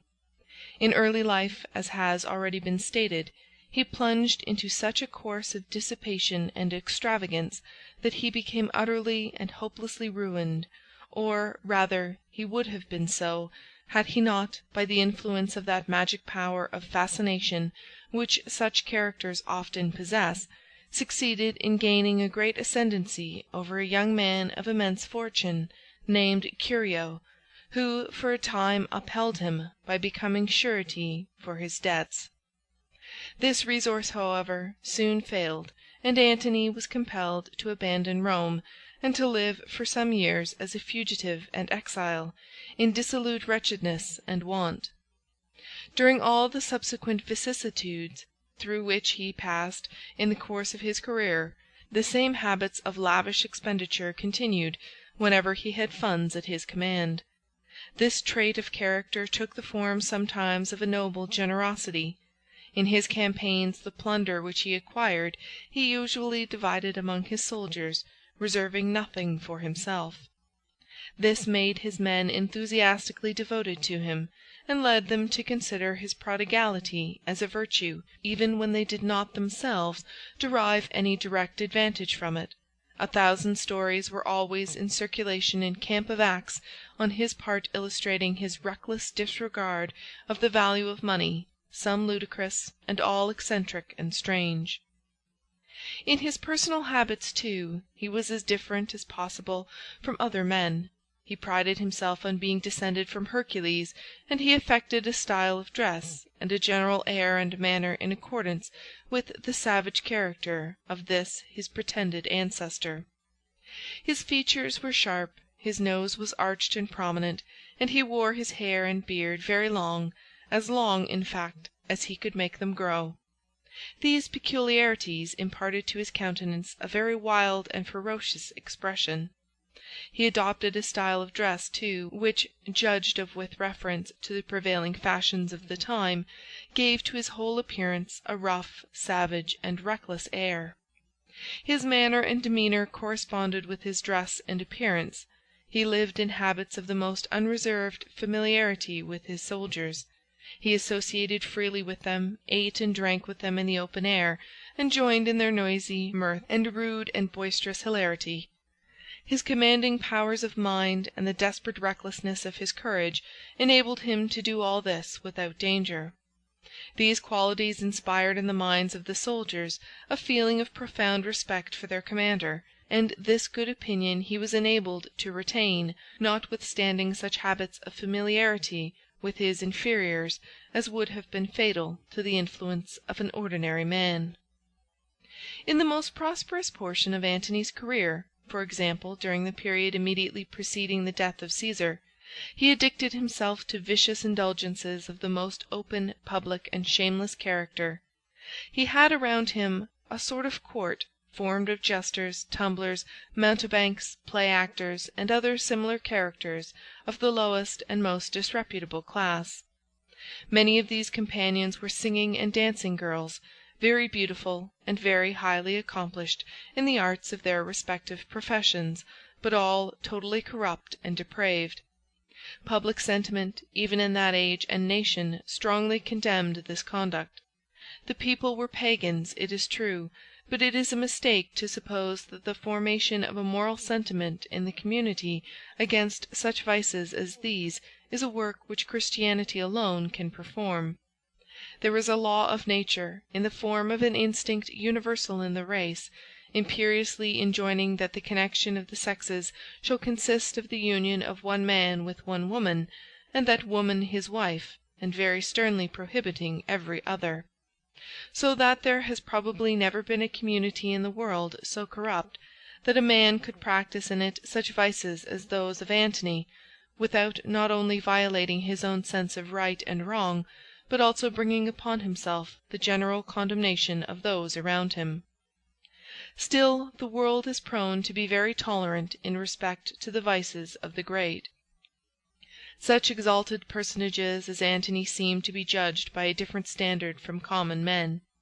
Even in the countries where those who occupy high stations of trust or of power are actually selected, for the purpose of being placed there, by the voices of their fellow-men, all inquiry into the personal character of a candidate is often suppressed, such inquiry being condemned as wholly irrelevant and improper, and they who succeed in attaining to power enjoy immunities in their elevation which are denied to common men. But, notwithstanding the influence of Antony's rank and power in shielding him from public censure, he carried his excesses to such an extreme that his conduct was very loudly and very generally condemned. He would spend all the night in carousals, and then, the next day, would appear in public staggering in the streets. Sometimes he would enter the tribunals for the transaction of business when he was so intoxicated that it would be necessary for friends to come to his assistance to conduct him away. In some of his journeys in the neighbourhood of Rome, he would take a troop of companions with him of the worst possible character, and travel with them openly and without shame. There was a certain actress, named Cytheride, whom he made his companion on one such occasion. She was borne upon a litter in his train, and he carried about with him a vast collection of gold and silver plate and of splendid table furniture, together with an endless supply of luxurious articles of food and of wine, to provide for the entertainments and banquets which he was to celebrate with her on the journey. He would sometimes stop by the roadside, pitch his tents, establish his kitchens, set his cooks at work to prepare a feast, spread his tables, and make a sumptuous banquet of the most costly, complete, and ceremonious character, all to make men wonder at the abundance and perfection of the means of luxury which he could carry with him wherever he might go. In fact, he always seemed to feel a special pleasure in doing strange and extraordinary things in order to excite surprise. Once on a journey he had lions harnessed to his carts to draw his baggage, in order to create a sensation. Notwithstanding the heedlessness with which Antony abandoned himself to these luxurious pleasures when at Rome, no man could endure exposure and hardship better when in camp or on the field. In fact, he rushed with as much headlong precipitation into difficulty and danger when abroad, as into expense and dissipation when at home. During his contests with Octavius and Lepidus after Caesar's death, he once had occasion to pass the Alps, which, with his customary recklessness, he attempted to traverse without any proper supplies of stores or means of transportation. He was reduced on the passage, together with the troops under his command, to the most extreme destitution and distress. They had to feed on roots and herbs, and finally on the bark of trees, and they barely preserved themselves by these means from actual starvation. Antony seemed, however, to care nothing for all this, but pressed on through the difficulty and danger, manifesting the same daring and determined unconcern to the end. In the same campaign he found himself at one time reduced to extreme destitution in respect to men. His troops had been gradually wasted away until his situation had become very desperate. He conceived under these circumstances the most extraordinary idea of going over alone to the camp of Lepidus, and enticing away his rival's troops from under the very eyes of their commander. This bold design was successfully executed.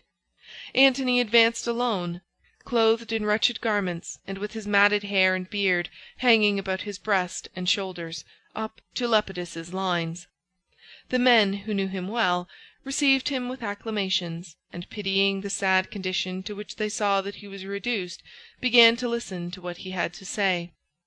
Lepidus, who could not attack him, since he and Antony were not at that time in open hostility to each other, but were only rival commanders in the same army, ordered the trumpeters to sound in order to make a noise which should prevent the words of Antony from being heard. This interrupted the negotiation, but the men immediately disguised 2 of their number in female apparel, and sent them to Antony to make arrangements with him for putting themselves under his command, and offering at the same time to murder Lepidus if he would but speak the word. Antony charged them to do Lepidus no injury. He, however, went over and took possession of the camp, and assumed the command of the army. He treated Lepidus himself personally with extreme politeness, and retained him as a subordinate under his command. Not far from the time of Caesar's death, Antony was married. The name of the lady was Fulvia. She was a widow at the time of her marriage with Antony, and was a woman of very marked and decided character. She had led a wild and irregular life previous to that time, but she conceived a very strong attachment to her new husband, and devoted herself to him from the time of her marriage with the most constant fidelity. She soon acquired a very great ascendancy over him, and was the means of effecting a very considerable reform in his conduct and character. She was an ambitious and aspiring woman, and made many very efficient and successful efforts to promote the elevation and aggrandizement of her husband. She appeared also to take great pride and pleasure in exercising over him herself a great personal control. She succeeded in these attempts in a manner that surprised everybody. It seemed astonishing to all mankind that such a tiger as he had been could be subdued by any human power. Nor was it by gentleness and mildness that Fulvia gained such power over her husband. She was of a very stern and masculine character, and she seems to have mastered Antony by surpassing him in the use of his own weapons. In fact, instead of attempting to soothe and mollify him, she reduced him, it seems, to the necessity of resorting to various contrivances to soften and propitiate her. Once, for example, on his return from a campaign in which he had been exposed to great dangers, he disguised himself and came home at night in the garb of a courier bearing dispatches. He caused himself to be ushered, muffled and disguised as he was, into Fulvia's apartments, where he handed her some pretended letters, which he said were from her husband, and while Fulvia was opening them in great excitement and trepidation, he threw off his disguise, and revealed himself to her by clasping her in his arms and kissing her in the midst of her amazement. Antony's marriage with Fulvia, besides being the means of reforming his morals in some degree, softened and civilized him in respect to his manners. His dress and appearance now assumed a different character. In fact, his political elevation after Caesar's death soon became very exalted, and the various democratic arts by which he had sought to raise himself to it, being now no longer necessary, were, as usual in such cases, gradually discarded. He lived in great style and splendor when at Rome, and when absent from home on his military campaigns, he began to exhibit the same pomp and parade in his equipage and in his arrangements as were usual in the camps of other Roman generals. After the battle of Philippi, described in the last chapter, Antony, who, with all his faults, was sometimes a very generous foe, as soon as the tidings of Brutus's death were brought to him, repaired immediately to the spot, and appeared to be quite shocked and concerned at the sight of the body. He took off his own military cloak or mantle, which was a very magnificent and costly garment, being enriched with many expensive ornaments, and spread it over the corpse. He then gave directions to one of the officers of his household to make arrangements for funeral ceremonies of a very imposing character, as a testimony of his respect for the memory of the deceased. In these ceremonies it was the duty of the officer to have burned the military cloak which Antony had appropriated to the purpose of a pall with the body. He did not, however, do so.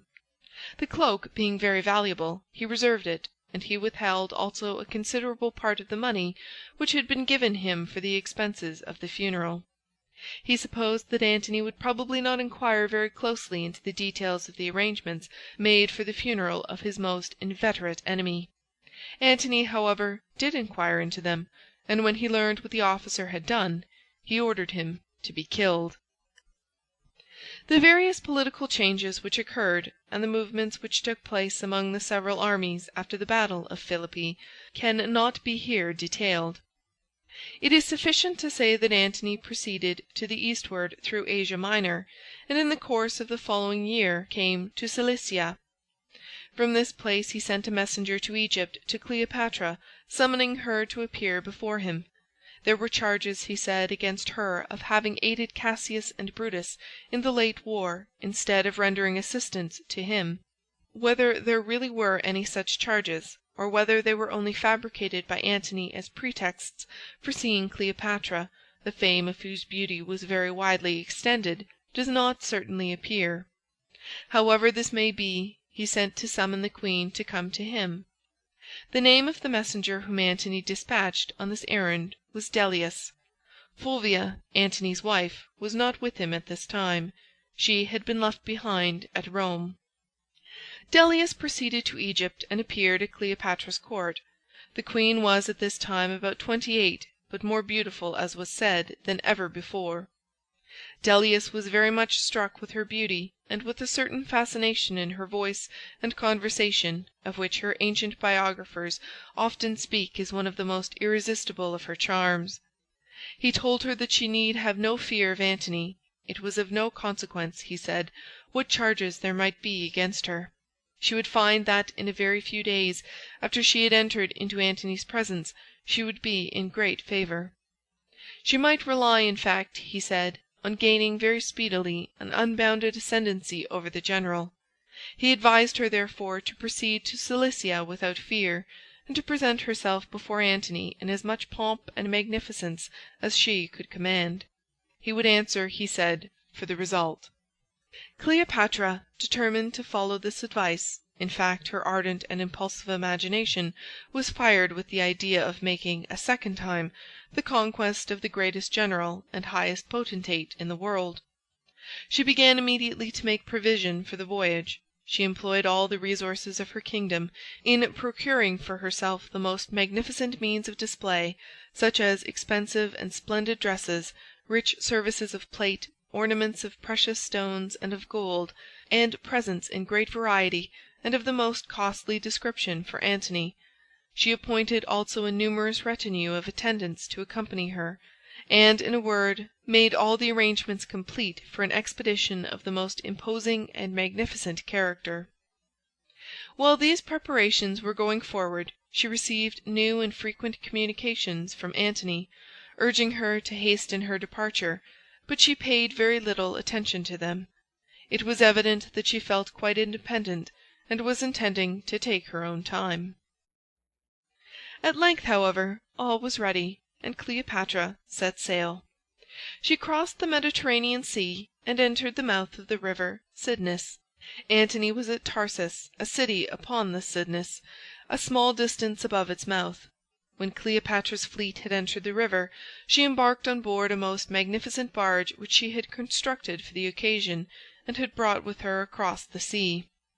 This barge was the most magnificent and highly ornamented vessel that had ever been built.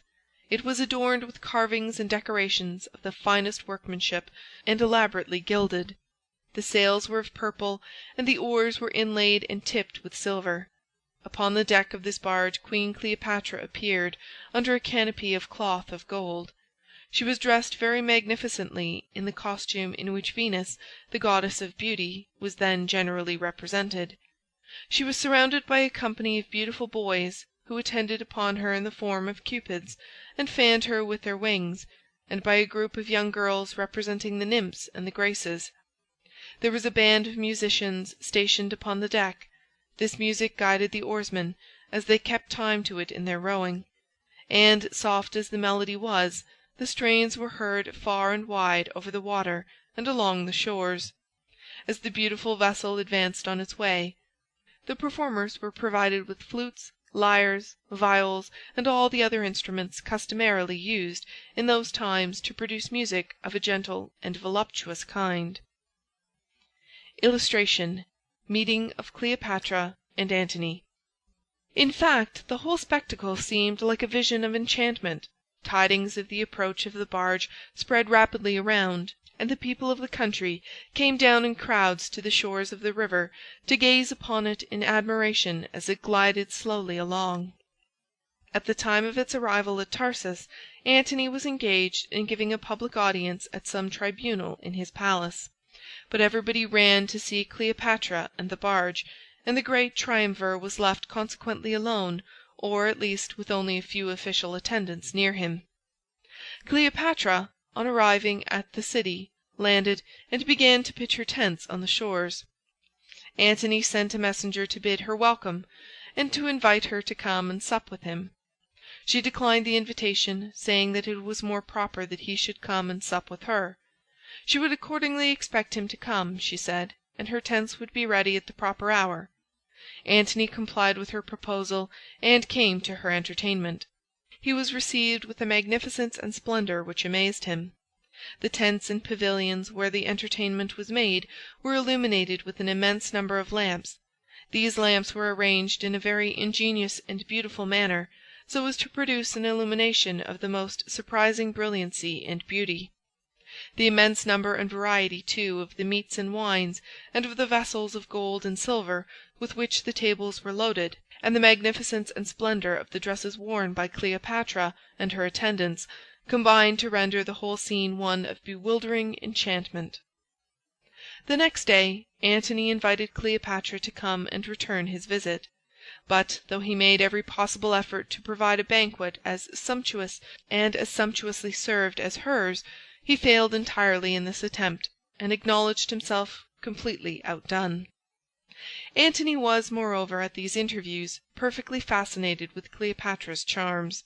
Her beauty, her wit, her thousand accomplishments, and, above all, the tact and adroitness and self-possession which she displayed in assuming at once so boldly and carrying out so adroitly the idea of her social superiority over him, that he yielded his heart almost immediately to her undisputed sway. The first use which Cleopatra made of her power was to ask Antony, for her sake, to order her sister Arsinoe to be slain. Arsinoe had gone, it will be recollected, to Rome, to grace Caesar's triumph there, and had afterwards retired to Asia, where she was now living an exile. Cleopatra, either from a sentiment of past revenge, or else from some apprehensions of future danger, now desired that her sister should die. Antony readily acceded to her request. He sent an officer in search of the unhappy princess. The officer slew her where he found her, within the precincts of a temple to which she had fled, supposing it a sanctuary which no degree of hostility, however extreme, would have dared to violate. Cleopatra remained at Tarsus for some time, revolving in an incessant round of gaiety and pleasure, and living in habits of unrestrained intimacy with Antony. She was accustomed to spend whole days and nights with him in feasting and revelry. The immense magnificence of these entertainments, especially on Cleopatra's part, were the wonder of the world. She seems to have taken special pleasure in exciting Antony's surprise by the display of her wealth and the boundless extravagance in which she indulged. At one of her banquets Antony was expressing his astonishment at the vast number of gold cups, enriched with jewels, that were displayed on all sides. "Oh," said she, "they are nothing. If you like them, you shall have them all." So saying, she ordered her servants to carry them to Antony's house. The next day she invited Antony again, with a large number of the chief officers of his army and court. The table was spread with a new service of gold and silver vessels, more extensive and splendid than that of the preceding day, and at the close of the supper, when the company was about to depart, Cleopatra distributed all these treasures among the guests that had been present at the entertainment. At another of these feasts she carried her ostentation and display to the astonishing extreme of taking off from one of her earrings a pearl of immense value and dissolving it in a cup of vinegar, which she afterward made into a drink, such as was customarily used in those days, and then drank it. She was proceeding to do the same with the other pearl, when some of the company arrested the proceeding and took the remaining pearl away. In the meantime, while Antony was thus wasting his time in luxury and pleasure with Cleopatra, his public duties were neglected, and everything was getting into confusion. Fulvia remained in Italy. Her position and her character gave her a commanding political influence, and she exerted herself in a very energetic manner to sustain, in that quarter of the world, the interests of her husband's cause. She was surrounded with difficulties and dangers, the details of which cannot, however, be here particularly described. She wrote continually to Antony, urgently entreating him to come to Rome, and displaying in her letters all those marks of agitation and distress which a wife would naturally feel under the circumstances in which she was placed. The thought that her husband had been so completely drawn away from her by the guilty arts of such a woman, and led by her to abandon his wife and his family, and leave in neglect and confusion concerns of such momentous magnitude as those which demanded his attention at home, produced an excitement in her mind bordering upon frenzy. Antony was at length so far influenced by his urgency of the case that he determined to return. He broke up his quarters at Tarsus and moved south toward Tyre, which was a great naval port and station in those days. Cleopatra went with him. They were to separate at Tyre. She was to embark there for Egypt, and he for Rome. At least that was Antony's plan, but it was not Cleopatra's. She had been determined that Antony should go with her to Alexandria. As might have been expected, when the time came for the decision, the woman gained the day. Her flatteries, her arts, her caresses, her tears prevailed.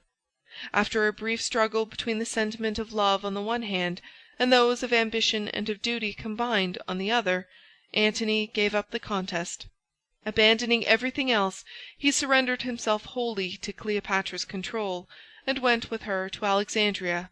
He spent the winter there, giving himself up with her to every species of sensual indulgence that the most remorseless license could tolerate, and the most unbounded wealth procure. There seemed, in fact, to be no bounds to the extravagance and infatuation which Antony displayed during the winter in Alexandria. Cleopatra devoted herself to him incessantly, day and night, filling up every moment of time with some new form of pleasure, in order that he might have no time to think of his absent wife, or to listen to the reproaches of his conscience. Antony, on his part, surrendered himself a willing victim to these wiles, and entered with all his heart into the thousand plans of gaiety and merry-making which Cleopatra devised. They had each a separate establishment in the city, which was maintained at an enormous cost, and they made an arrangement by which each was the guest of the other on alternate days. These visits were spent in games, sports, spectacles, feasting, drinking, and in every species of riot, irregularity, and excess. A curious instance is afforded of the accidental manner in which intelligence in respect to the scenes and incidents of private life in those ancient days is sometimes obtained, in a circumstance which occurred at this time in Antony's court. It seems that there was a young medical student at Alexandria that winter, named Philotas, who happened in some way or other to have formed an acquaintance with one of Antony's domestics, a cook. Under the guidance of this cook, Philotas went one day into the palace to see what was to be seen. The cook took his friend into the kitchens, where, to Philotas's great surprise, he saw, among an infinite number and variety of other preparations, 8 wild boars roasting before the fires, some being more and some less advanced in the process. Philotas asked what great company was to dine there that day. The cook smiled at this question, and replied that there was to be no company at all, other than Antony's ordinary party.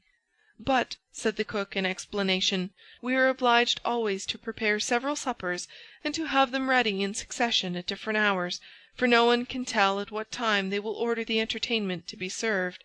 Sometimes, when the supper has been actually carried in, Antony and Cleopatra will get engaged in some new turn of their diversions, and conclude not to sit down just then to the table, and so we have to take the supper away, and presently bring in another."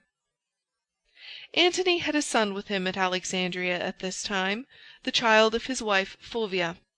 The name of the son, as well as that of the father, was Antony. He was old enough to feel some sense of shame at his father's dereliction from duty, and to manifest some respectful regard for the rights and the honor of his mother. Instead of this, however, he imitated his father's example, and, in his own way, was as reckless and extravagant as he. The same Philotas who is above referred to was, after a time, appointed to some office or other in the young Antony's household, so that he was accustomed to sit at his table and share in his convivial enjoyments. He relates that once, while they were feasting together, there was a guest present, a physician, who was a very vain and conceited man, and so talkative that no one else had any opportunity to speak. All the pleasure of conversation was spoiled by his excessive garrulity. Philotas, however, at length puzzled him so completely with a question of logic, of a kind similar to those often discussed with great interest in ancient days, as to silence him for a time. And young Antony was so much delighted with this feat that he gave Philotas all the gold and silver plate that there was upon the table, and sent the articles home to him after the entertainment was over, telling him to put his mark and stamp upon them, and lock them up. The question with which Philotas puzzled the self-conceited physician was this. It must be premised, however, that in those days it was considered that cold water in an intermittent fever was extremely dangerous, except in some peculiar cases, and in those the effect was good. Philotas then argued as follows: "In cases of a certain kind it is best to give water to a patient in an ague. All cases of ague are cases of a certain kind. Therefore it is best in all cases to give the patient water." Philotas, having propounded his argument in this way, challenged the physician to point out the fallacy of it, and while the physician sat perplexed and puzzled in his attempts to unravel the intricacy of it, the company enjoyed a temporary respite from his excessive loquacity. Philotas adds, in his account of this affair, that he sent the gold and silver plate back to young Antony again, being afraid to keep them. Antony said that perhaps it was as well that this should be done, since many of the vessels were of great value on account of their rare and antique workmanship, and his father might possibly miss them and wish to know what had become of them. As there were no limits, on the one hand, to the loftiness and grandeur of the pleasures to which Antony and Cleopatra addicted themselves, so there were none to the low and debasing tendencies which characterized them on the other. Sometimes at midnight, after having been spending many hours in mirth and revelry in the palace, Antony would disguise himself in the dress of a slave, and sally forth into the streets, excited with wine, in search of adventures. In many cases Cleopatra herself, similarly disguised, would go out with him. On these excursions Antony would take pleasure in involving himself in all sorts of difficulties and dangers, in street riots, drunken brawls, and desperate quarrels with the populace, all for Cleopatra's amusement and his own. Stories of these adventures would circulate afterward among the people, some of whom would admire the free and jovial character of their eccentric visitor, and others would despise him as a prince degrading himself to the level of a brute. Some of the amusements and pleasures which Antony and Cleopatra pursued were innocent in themselves, though wholly unworthy to be made the serious business of life by personages on whom such exalted duties rightfully devolved. They made various excursions upon the Nile, and arranged parties of pleasure to go out on the water in the harbour, and to various rural retreats in the environs of the city. Once they went out on a fishing party in boats in the port. Antony was unsuccessful, and feeling chagrined that Cleopatra should witness his ill luck, he made a secret arrangement with some of the fishermen to dive down, where they could do so unobserved, and fasten fishes to his hook under the water. By this plan he caught very large and fine fish very fast. Cleopatra, however, was too wary to be easily deceived by such a stratagem as this. She observed the manoeuvre, but pretended not to observe it. She expressed, on the other hand, the greatest surprise and delight at Antony's good luck, and the extraordinary skill which it indicated. The next day she wished to go a-fishing again, and a party was accordingly made as on the day before. She had, however, secretly instructed another fisherman to procure a dried and salted fish from the market, and, watching his opportunity, to get down into the water under the boats and attach it to the hook, before Antony's divers could get there. This plan succeeded, and Antony, in the midst of a large and gay party that were looking on, pulled out an excellent fish, cured and dried, such as was known to everyone as an imported article bought in the market. It was a fish of a kind that was brought originally from Asia Minor. The boats and the water all around them resounded with the shouts of merriment and laughter which this incident occasioned. In the meantime, while Antony was thus spending his time in low and ignoble pursuits and in guilty pleasures at Alexandria, his wife Fulvia, after exhausting all other means of inducing her husband to return to her, became desperate, and took measures for fomenting an open war which she thought would compel him to return. The extraordinary energy, influence, and talent which Fulvia possessed enabled her to do this in an effectual manner. She organized an army, formed a camp, placed herself at the head of the troops, and sent such tidings to Antony of the dangers which threatened his cause as greatly alarmed him. At the same time news came of great disasters in Asia Minor, and of alarming insurrections among the provinces which had been committed to his charge there. Antony saw that he must arouse himself from the spell which had enchanted him, and break away from Cleopatra, or that he would be wholly and irretrievably ruined. He made, accordingly, a desperate effort to get free. He bade the queen farewell, embarked hastily in a fleet of galleys, and sailed away to Tyre, leaving Cleopatra in her palace, vexed, disappointed, and chagrined. End of Chapter 10. Cleopatra and Antony.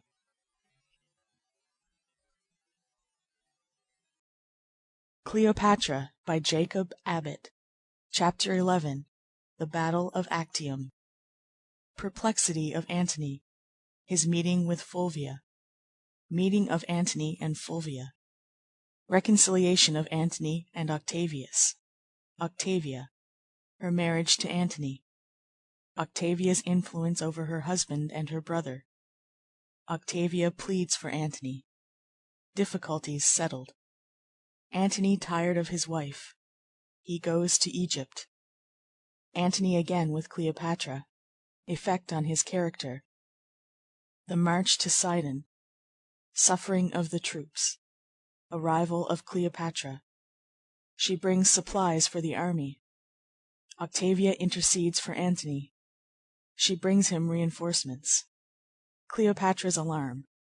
Her arts. Cleopatra's secret agents. Their representations to Antony. Cleopatra's success. Antony's message to Octavia. Devotion of Octavia. Indignation against Antony. Measures of Antony.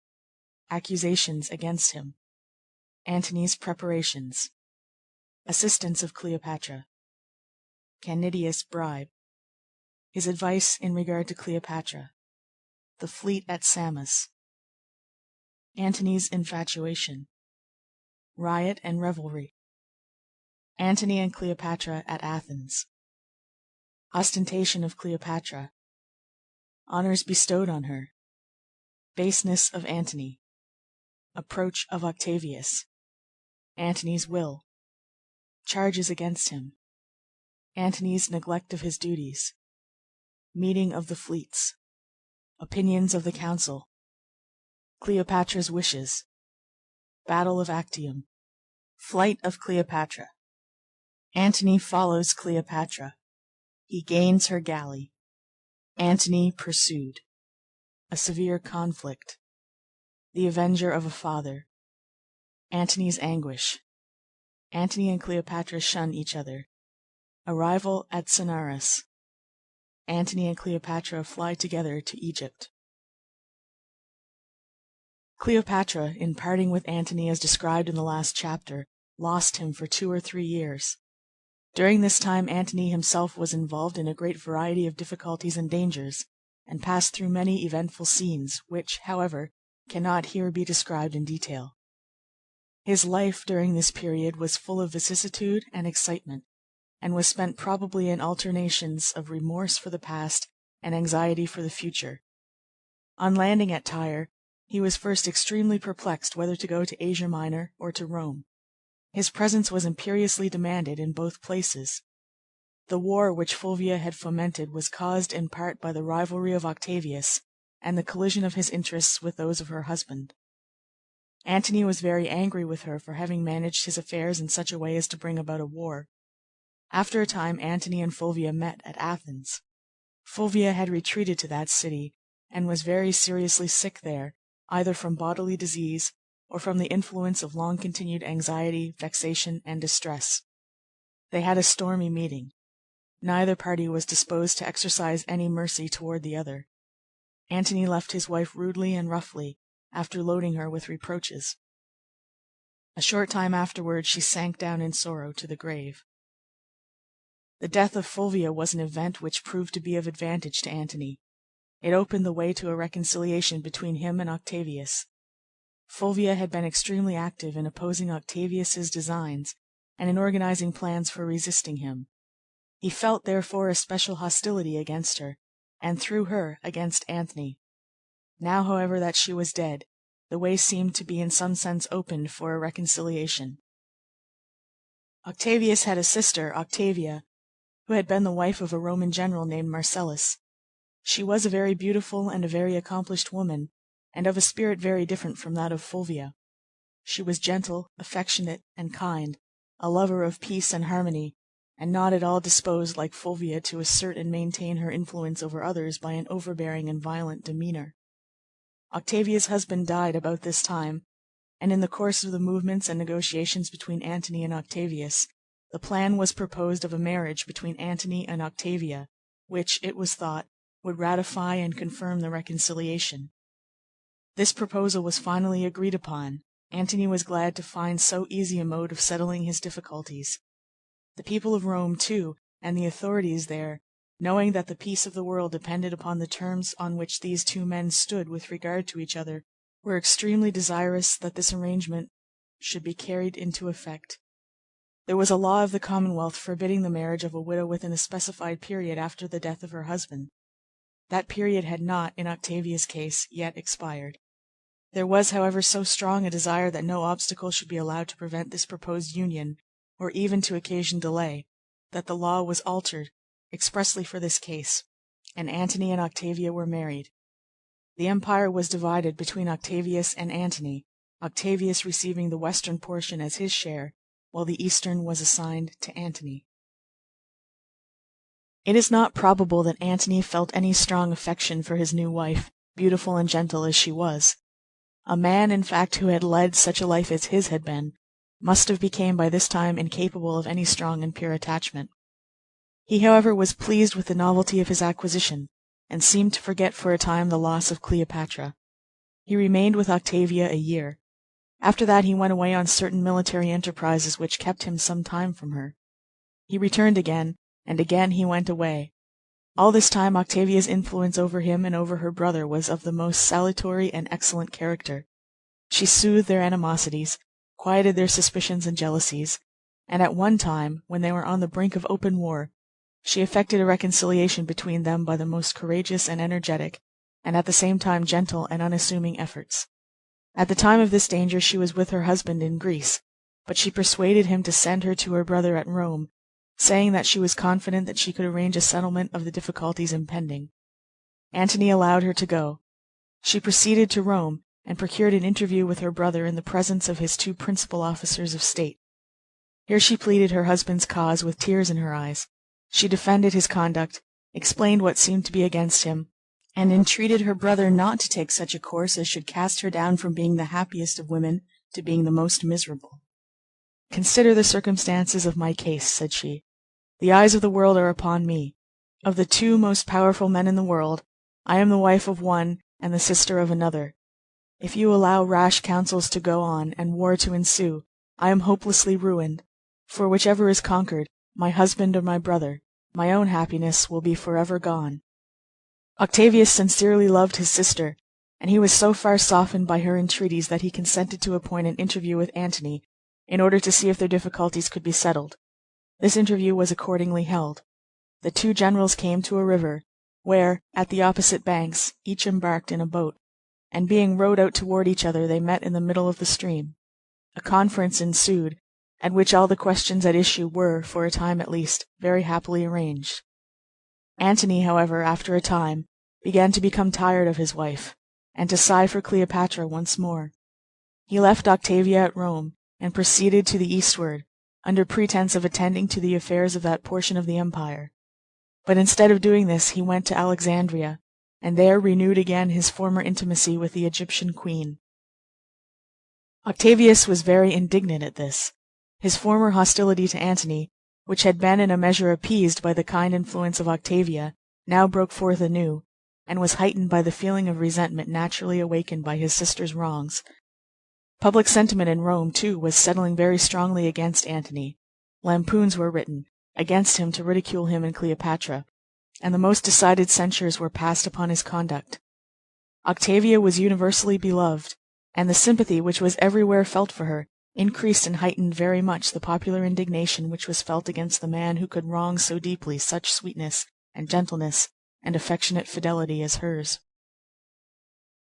After remaining for some time in Alexandria, and renewing his connection and intimacy with Cleopatra, Antony went away again, crossing the sea into Asia, with the intention of prosecuting certain military undertakings there which imperiously demanded his attention. His plan was to return as soon as possible to Egypt after the object of his expedition should be accomplished. He found, however, that he could not bear even a temporary absence from Cleopatra.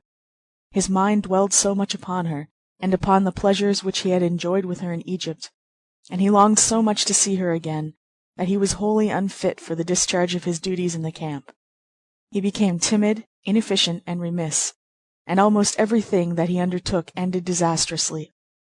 The army, who understood perfectly well the reason of their commander's remissness and consequent ill fortune, were extremely indignant at his conduct, and the camp was filled with suppressed murmurs and complaints.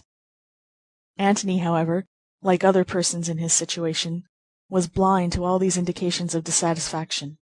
Probably he would have disregarded them if he had observed them. At length, finding that he could bear his absence from his mistress no longer, he set out to march across the country, in the depth of the winter, to the seashore, to a point where he had sent for Cleopatra to come to join him. The army endured incredible hardships and exposures in this march.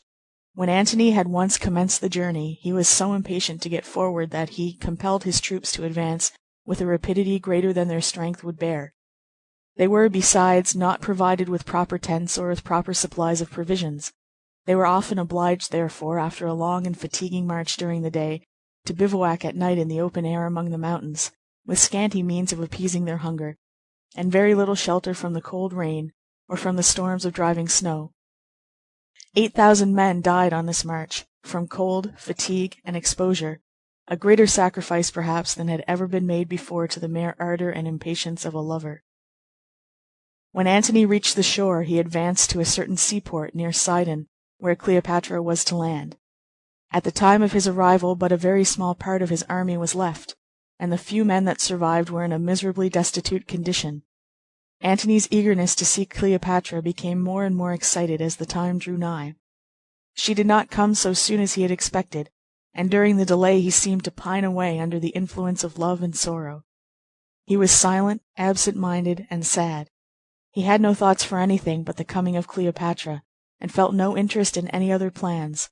He watched for her incessantly, and would sometimes leave his place at the table in the midst of the supper, and go down alone to the shore, where he would stand gazing out upon the sea and saying mournfully to himself, "Why does she not come?" The animosity and the ridicule which these things awakened against him on the part of the army were extreme, but he was so utterly infatuated that he disregarded all the manifestations of public sentiment around him, and continued to allow his mind to be wholly engrossed with the single idea of Cleopatra's coming. She arrived at last. She brought a great supply of clothes and other necessaries for the use of Antony's army, so that her coming not only gratified his love, but afforded him, also, a very essential relief in respect to the military difficulties in which he was involved. After some time spent in the enjoyment of the pleasure which being thus reunited to Cleopatra afforded him, Antony began to think of the affairs of his government, which every month more and more imperiously demanded his attention. He began to receive urgent calls from various quarters, rousing him to action. In the meantime, Octavia, who had been all this while waiting in distress and anxiety at Rome, hearing continually the most gloomy accounts of her husband's affairs, and the most humiliating tidings in respect to his infatuated devotion to Cleopatra, resolved to make one more effort to save him. She interceded with her brother to allow her to raise troops and to collect supplies, and then proceed to the eastward to reinforce him. Octavius consented to this. He in fact assisted Octavia in making her preparations. It is said, however, that he was influenced in this plan by his confident belief that this noble attempt of his sister to reclaim her husband would fail, and that by the failure of it Antony would be put in the wrong, in the estimation of the Roman people, more absolutely and hopelessly than ever, and that the way would thus be prepared for his complete and final destruction. Octavia was rejoiced to obtain her brother's aid to her undertaking, whatever the motive might be which induced him to afford it.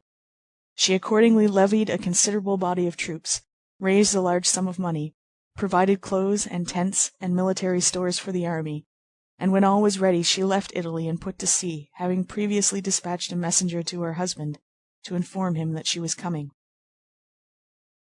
Cleopatra began now to be afraid that she was to lose Antony again, and she at once began to resort to the usual artifices employed in such cases, in order to retain her power over him. She said nothing, but assumed the appearance of one pining under the influence of some secret suffering or sorrow. She contrived to be often surprised in tears. In such cases she would hastily brush her tears away, and assume a countenance of smiles and good humor, as if making every effort to be happy, though really oppressed with a heavy burden of anxiety and grief.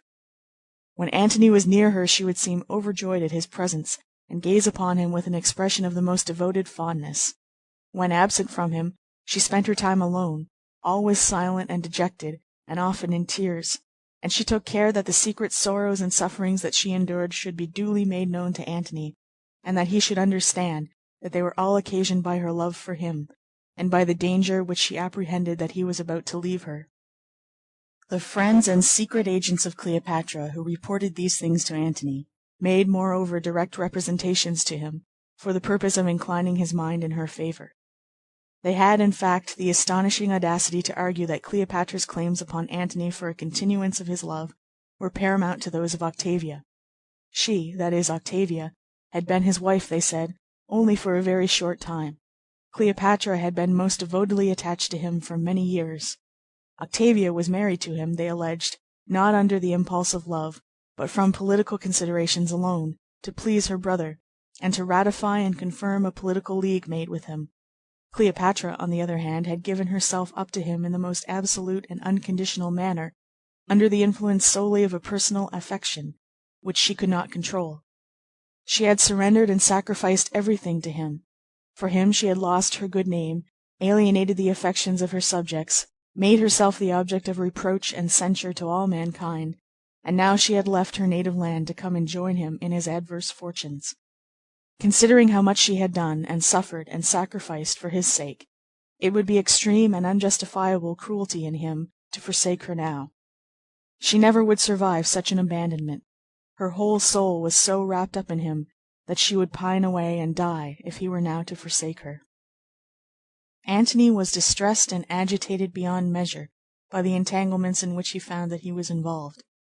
His duty, his inclination perhaps, certainly his ambition, and every dictate of prudence and policy required that he should break away from these snares at once and go to meet Octavia. But the spell that bound him was too mighty to be dissolved. He yielded to Cleopatra's sorrows and tears. He dispatched a messenger to Octavia, who had by this time reached Athens, in Greece, directing her not to come any farther. Octavia, who seemed incapable of resentment or anger against her husband, sent back to ask what she should do with the troops and money and the military stores which she was bringing. Antony directed her to leave them in Greece.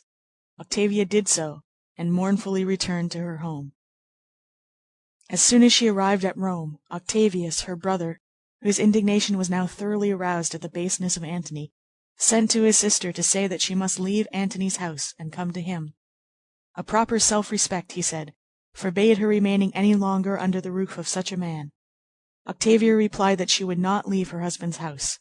That house was her post of duty, whatever her husband might do, and there she would remain.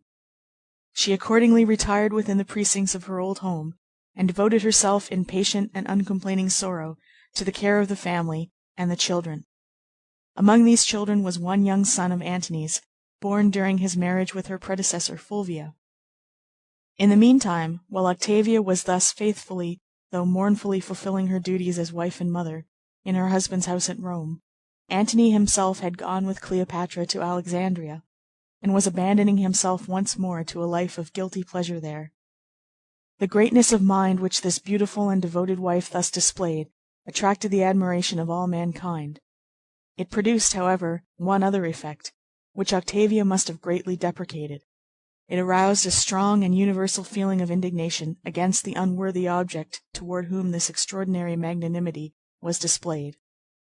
In the meantime, Antony gave himself up wholly to Cleopatra's influence and control, and managed all the affairs of the Roman Empire in the East in the way best fitted to promote her aggrandizement and honor. He made Alexandria his capital, celebrated triumphs there, arranged ostentatious expeditions into Asia and Syria with Cleopatra and her train, gave her whole provinces as presents, and exalted her two sons, Alexander and Ptolemy, children born during the period of his first acquaintance with her, to positions of the highest rank and station as his own acknowledged sons. The consequences of these and similar measures at Rome were fatal to Antony's character and standing. Octavius reported everything to the Roman Senate and people, and made Antony's misgovernment and his various misdemeanors the ground of the heaviest accusations against him. Antony, hearing of these things, sent his agents to Rome and made accusations against Octavius, but these counter-accusations were of no avail. Public sentiment was very strong, and decided against him at the capital, and Octavius began to prepare for war. Antony perceived that he must prepare to defend himself. Cleopatra entered into the plans which he formed for this purpose with great ardor. Antony began to levy troops, and collect and equip galleys and ships of war, and to make requisitions of money and military stores from all the eastern provinces and kingdoms. Cleopatra put all the resources of Egypt at his disposal. She furnished him with immense sums of money, and with an inexhaustible supply of corn, which she procured for this purpose from her dominions in the valley of the Nile. The various divisions of the immense armament which was thus provided for were ordered to rendezvous at Ephesus, where Antony and Cleopatra were awaiting to receive them, having proceeded there when their arrangements in Egypt were completed, and they were ready to commence the campaign. When all was ready for the expedition to set sail from Ephesus, it was Antony's judgment that it would be best for Cleopatra to return to Egypt, and leave him to go forth with the fleet to meet Octavius alone. Cleopatra was, however, determined not to go away. She did not dare to leave Antony at all to himself, for fear that in some way or other a peace would be effected between himself and Octavius, which would result in his returning to Octavia and abandoning her. She accordingly contrived to persuade Antony to retain her with him by bribing his chief counselor to advise him to do so. His counselor's name was Canidius. Canidius, having received Cleopatra's money, while yet he pretended to be wholly disinterested in his advice, represented to Antony that it would not be reasonable to send Cleopatra away, and deprive her of all participation in the glory of the war, when she was defraying so large a part of the expense of it. Besides, a large portion of the army consisted of Egyptian troops, who would feel discouraged and disheartened if Cleopatra were to leave them, and would probably act far less efficiently in the conflict than they would do if animated by the presence of their queen. Then, moreover, such a woman as Cleopatra was not to be considered, as many women would be, an embarrassment and a source of care to a military expedition which she might join, but a very efficient counselor and aid to it. She was, he said, a very sagacious, energetic, and powerful queen, accustomed to the command of armies and to the management of affairs of state, and her aid in the conduct of the expedition might be expected to conduce very materially to its success. Antony was easily won by such persuasions as these, and it was at length decided that Cleopatra should accompany him. Antony then ordered the fleet to move forward to the island of Samos. Here it was brought to anchor and remained for some time, waiting for the coming in of new reinforcements, and for the completion of the other arrangements. Antony, as if becoming more and more infatuated as he approached the brink of his ruin, spent his time while the expedition remained at Samos, not in maturing his plans and perfecting his arrangements for the tremendous conflict which was approaching, but in festivities, games, revellings, and every species of riot and dissolute excess. This, however, is not surprising. Men almost always, when in a situation analogous to his, fly to similar means of protecting themselves in some small degree from the pangs of remorse, and from the forebodings which stand ready to terrify and torment them at every instant in which these gloomy spectres are not driven away by intoxication and revelry. At least Antony found it so. Accordingly, an immense company of players, tumblers, fools, jesters, and mountebanks were ordered to assemble at Samos, and to devote themselves with all zeal to the amusement of Antony's court. The island was one universal scene of riot and revelry. People were astonished at such celebrations and displays, wholly unsuitable, as they considered them, to the occasion. If such are the rejoicings, said they, which Antony celebrates before going into battle, what festivities will he contrive on his return, joyous enough to express his pleasure if he shall gain the victory? After a time, Antony and Cleopatra, with a magnificent train of attendants, left Samos, and, passing across the Aegean Sea, landed in Greece and advanced to Athens, while the fleet, proceeding westward from Samos, passed around Taenarus, the southern promontory of Greece, and then moved northward along the western coast of the peninsula. Cleopatra wished to go to Athens for a special reason. It was there that Octavia had stopped on her journey toward her husband with reinforcements and aid, and while she was there, the people of Athens, pitying her sad condition, and admiring the noble spirit of mind which she displayed in her misfortunes, had paid her great attention, and during her stay among them had bestowed upon her many honors. Cleopatra now wished to go to the same place, and to triumph over her rival there, by making so great a display of her wealth and magnificence, and of her ascendancy over the mind of Antony, as should entirely transcend and outshine the more unassuming pretensions of Octavia. She was not willing, it seems, to leave to the unhappy wife whom she had so cruelly wronged even the possession of a place in the hearts of the people of this foreign city, but must go and enviously strive to efface the impression which injured innocence had made, by an ostentatious exhibition of the triumphant prosperity of her own shameless wickedness. She succeeded well in her plans. The people of Athens were amazed and bewildered at the immense magnificence that Cleopatra exhibited before them. She distributed vast sums of money among the people. The city, in return, decreed to her the most exalted honors. They sent a solemn embassy to her to present her with these decrees. Antony himself, in the character of a citizen of Athens, was one of the ambassadors. Cleopatra received the deputation at her palace. The reception was attended with the most splendid and imposing ceremonies. One would have supposed that Cleopatra's cruel and unnatural hostility to Octavia might now have been satisfied, but it was not. Antony, while he was at Athens, and doubtless at Cleopatra's instigation, sent a messenger to Rome with a notice of divorcement to Octavia, and with an order that she should leave his house. Octavia obeyed. She went forth from her home, taking the children with her, and bitterly lamenting her cruel destiny. In the meantime, while all these events had been transpiring in the East, Octavius had been making his preparations for the coming crisis, and was now advancing with a powerful fleet across the sea. He was armed with authority from the Roman Senate and people, for he had obtained from them a decree deposing Antony from his power. The charges made against him all related to misdemeanors and offenses arising out of his connection with Cleopatra. Octavius contrived to get possession of a will which Antony had written before leaving Rome, and which he had placed there in what he supposed a very sacred place of deposit. The custodians who had it in charge replied to Octavius, when he demanded it, that they would not give it to him, but if he wished to take it they would not hinder him. Octavius then took the will and read it to the Roman Senate.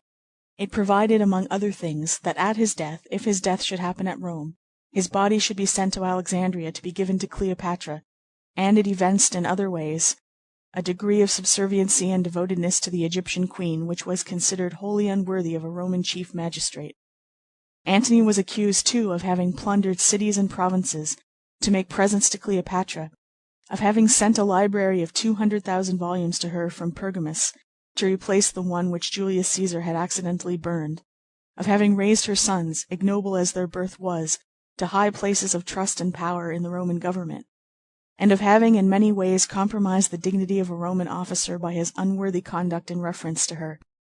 He used, for example, when presiding at a judicial tribunal, to receive love letters sent him from Cleopatra, and then at once turn off his attention from the proceedings going forward before him to read the letters. These letters, in accordance with the scale of expense and extravagance on which Cleopatra determined that everything relating to herself and Antony should be done, were engraved on tablets made of onyx or crystal or other hard and precious stones. Sometimes he did this when sitting in the chair of state, giving audience to ambassadors and princes. Cleopatra probably sent these letters in at such times under the influence of a wanton disposition to show her power. At one time, as Octavius said in his arguments before the Roman Senate, Antony was hearing a cause of the greatest importance, and during a time in the progress of the cause, when one of the principal orators of the city was addressing him, Cleopatra came passing by, when Antony suddenly arose, and, leaving the court without any ceremony, ran out to follow her. These and 1,000 similar tales exhibited Antony in so odious a light that his friends forsook his cause, and his enemies gained a complete triumph.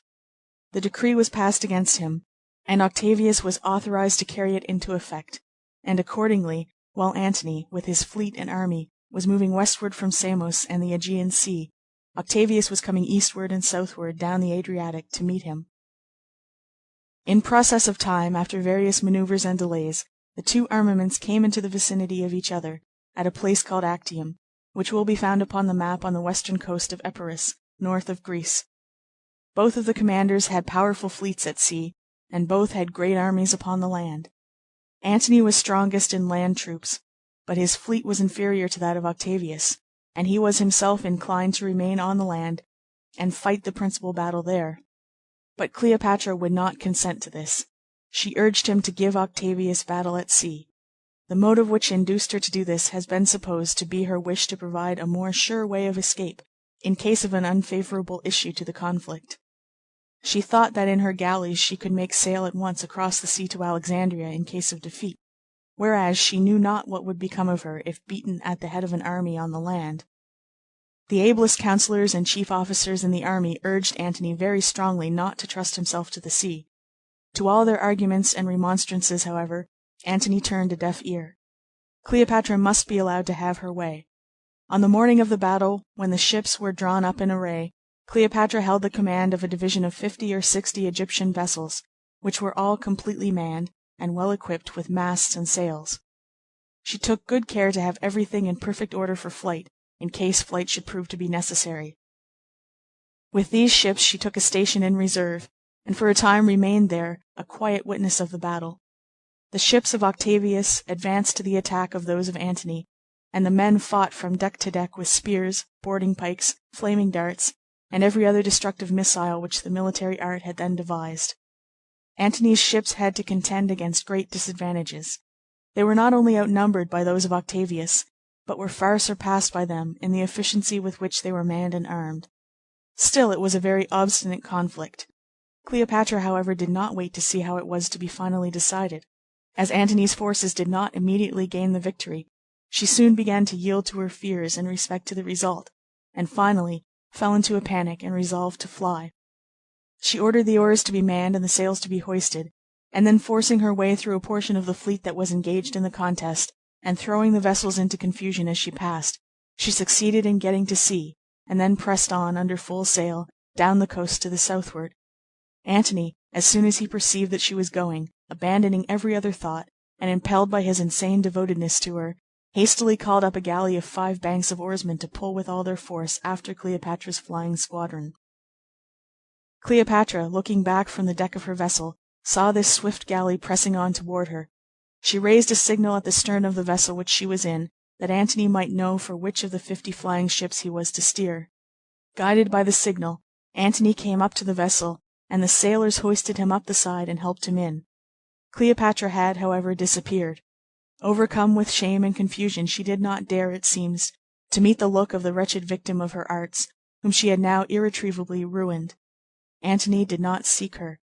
He did not speak a word. He went forward to the prow of the ship, and, throwing himself down there alone, pressed his head between his hands, and seemed stunned and stupefied, and utterly overwhelmed with horror and despair. He was, however, soon aroused from his stupor by an alarm raised on board his galley that they were pursued. He rose from his seat, seized a spear, and, on ascending to the quarter-deck, saw that there were a number of small light boats full of men and of arms, coming behind them, and gaining rapidly upon his galley. Antony, now free for a moment from his enchantress's sway, and acting under the impulse of his own indomitable boldness and decision, instead of urging the oarsmen to press forward more rapidly in order to make good their escape, ordered the helm to be put about, and thus, turning the galley around, he faced his pursuers, and drove his ship into the midst of them. A violent conflict ensued, the din and confusion of which was increased by the shocks and collisions between the boats and the galley.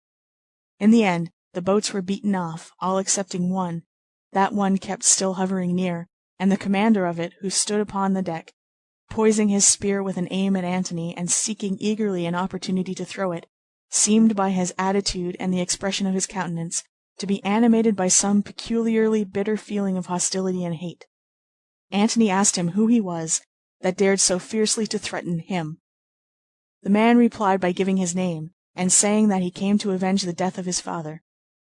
It proved that he was the son of a man whom Antony had at a previous time, on some account or other, caused to be beheaded. There followed an obstinate contest between Antony and this fierce assailant, in the end of which the latter was beaten off. The boats then, having succeeded in making some prizes from Antony's fleet, though they had failed in capturing Antony himself, gave up the pursuit and returned. Antony then went back to his place, sat down in the prow, buried his face in his hands, and sank into the same condition of hopeless distress and anguish as before. When husband and wife are overwhelmed with misfortune and suffering, each instinctively seeks a refuge in the sympathy and support of the other. It is, however, far otherwise with such connections as that of Antony and Cleopatra. Conscience, which remains calm and quiet in prosperity and sunshine, rises up with sudden and unexpected violence as soon as the hour of calamity comes, and thus, instead of mutual comfort and help, each finds in the thoughts of the other only the means of adding the horrors of remorse to the anguish of disappointment and despair. So extreme was Antony's distress that for 3 days he and Cleopatra neither saw nor spoke to each other. She was overwhelmed with confusion and chagrin, and he was in such a condition of mental excitement that she did not dare to approach him.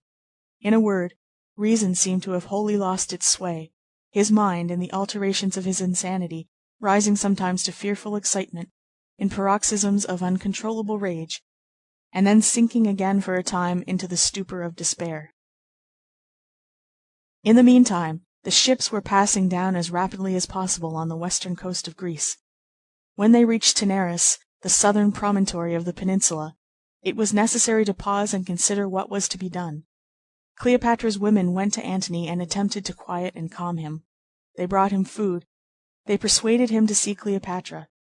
A great number of merchant ships from the ports along the coast gathered around Antony's little fleet and offered their services.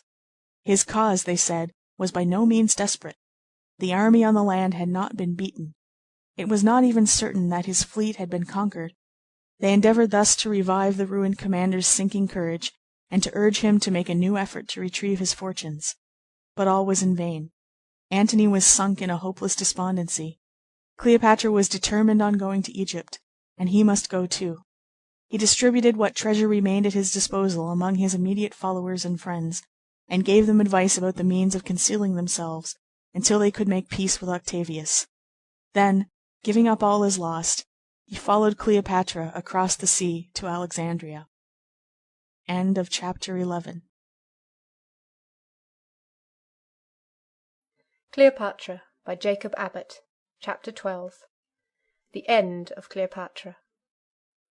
Infatuation of Antony, his early character, powerful influence of Cleopatra over Antony, indignation at Antony's conduct, plans of Cleopatra, Antony becomes a misanthrope, his hut on the island of Pharos, Antony's reconciliation with Cleopatra, scenes of revelry, Cleopatra makes a collection of poisons, her experiments with them, Antony's suspicions, Cleopatra's stratagem, the bite of the asp, Cleopatra's tomb, progress of Octavius, proposal of Antony, Octavius at Pelusium, Cleopatra's treasures, fears of Octavius, he arrives at Alexandria, the sally, the unfaithful captain, disaffection of Antony's men, desertion of the fleet, false rumour of Cleopatra's death, Antony's despair, Eros, Antony's attempt to kill himself, Antony taken to Cleopatra, she refuses to open the door,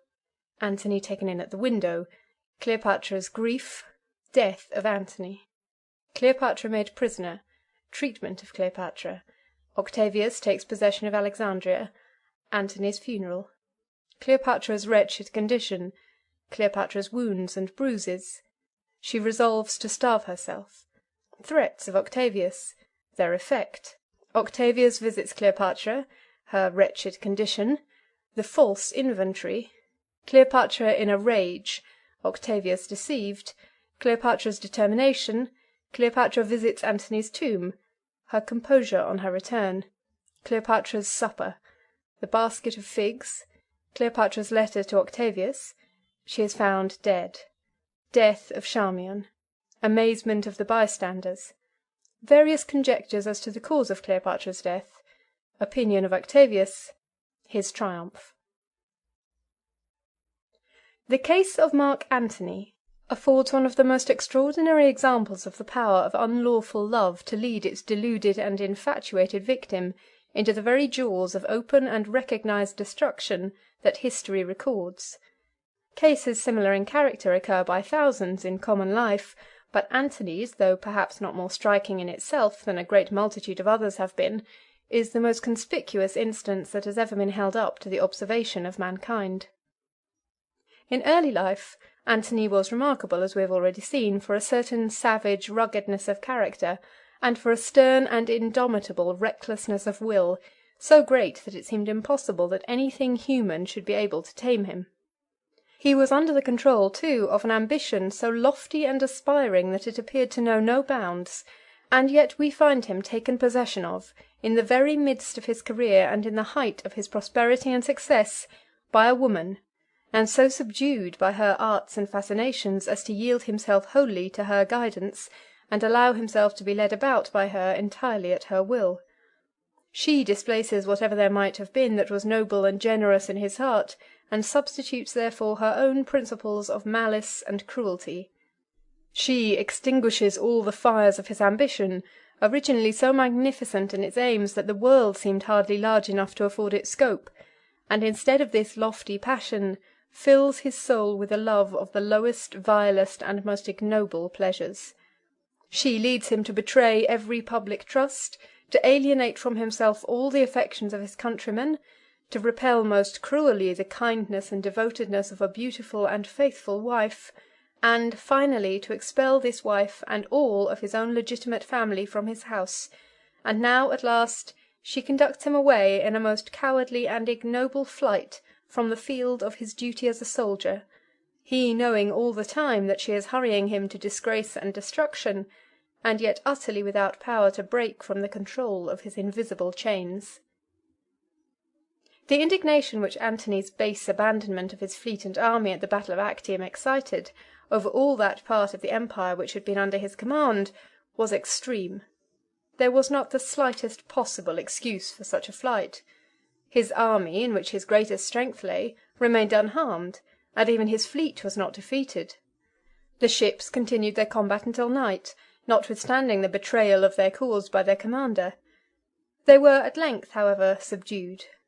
The army also, being discouraged and losing all motive for resistance, yielded too. In a very short time the whole country went over to Octavius's side. In the meantime, Cleopatra and Antony, on their first return to Egypt, were completely beside themselves with terror. Cleopatra formed a plan for having all the treasures that she could save, and a certain number of galleys, sufficient for the transportation of these treasures, and a small company of friends, carried across the Isthmus of Suez, and launched upon the Red Sea, in order that she might escape in that direction, and find some remote hiding-place and safe retreat on the shores of Arabia or India, beyond the reach of Octavius's dreaded power. She actually commenced this undertaking, and sent one or two of her galleys across the isthmus, but the Arabs seized them as soon as they reached their place of destination, and killed or captured the men that had them in charge, so that this desperate scheme was soon abandoned. She and Antony then finally concluded to establish themselves at Alexandria, and made preparation as well as they could for defending themselves against Octavius there. Antony, when the first effects of his panic subsided, began to grow mad with vexation and resentment against all mankind. He determined that he would have nothing to do with Cleopatra or with any of her friends, but went off in a fit of sullen rage, and built a hermitage in a lonely place on the island of Pharos, where he lived for a time, cursing his folly and his wretched fate, and uttering the bitterest invectives against all who had been concerned in it. Here tidings came continually in, informing him of the defection of one after another of his armies, of the fall of his provinces in Greece and Asia Minor, and of the irresistible progress which Octavius was now making toward universal dominion. The tidings of these disasters coming incessantly upon him kept him in a continual fever of resentment and rage. At last he became tired of his misanthropic solitude. A sort of reconciliation ensued between himself and Cleopatra, and he went back again to the city. Here he joined himself once more to Cleopatra, and collecting together what remained of their joint resources, they plunged again into a life of dissipation and vice, with the main attempt to drown in mirth and wine the bitter regrets and the anxious forebodings which filled their souls. They joined with them a company of revellers as abandoned as themselves, and strove very hard to disguise and conceal their cares in their forced and unnatural gaiety. They could not, however, accomplish this purpose. Octavius was gradually advancing in his progress, and they knew very well that the time of his dreadful reckoning with them must soon come, nor was there any place on earth in which they could look with any hope of finding a refuge in it from his vindictive hostility. Cleopatra, warned by dreadful presentiments of what would probably at last be her fate, amused herself in studying the nature of poisons, not theoretically, but practically, making experiments with them on wretched prisoners and captives, whom she compelled to take them, in order that she and Antony might see the effects which they produced. She made a collection of all the poisons which she could procure, and administered portions of them all, that she might see which were sudden and which were slow in their effects, and also learn which produced the greatest distress and suffering, and which, on the other hand, only benumbed and stupefied the faculties, and thus extinguished life with the least infliction of pain. These experiments were not confined to such vegetable and mineral poisons as could be mingled with the food or administered in a potion. Cleopatra took an equal interest in the effects of the bite of venomous serpents and reptiles. She procured specimens of all these animals, and tried them upon her prisoners, causing the men to be stung and bitten by them, and then watching the effects. These investigations were made not directly with a view to any practical use which she was to make of the knowledge thus acquired, but rather as an agreeable occupation, to divert her mind and to amuse Antony and her guests.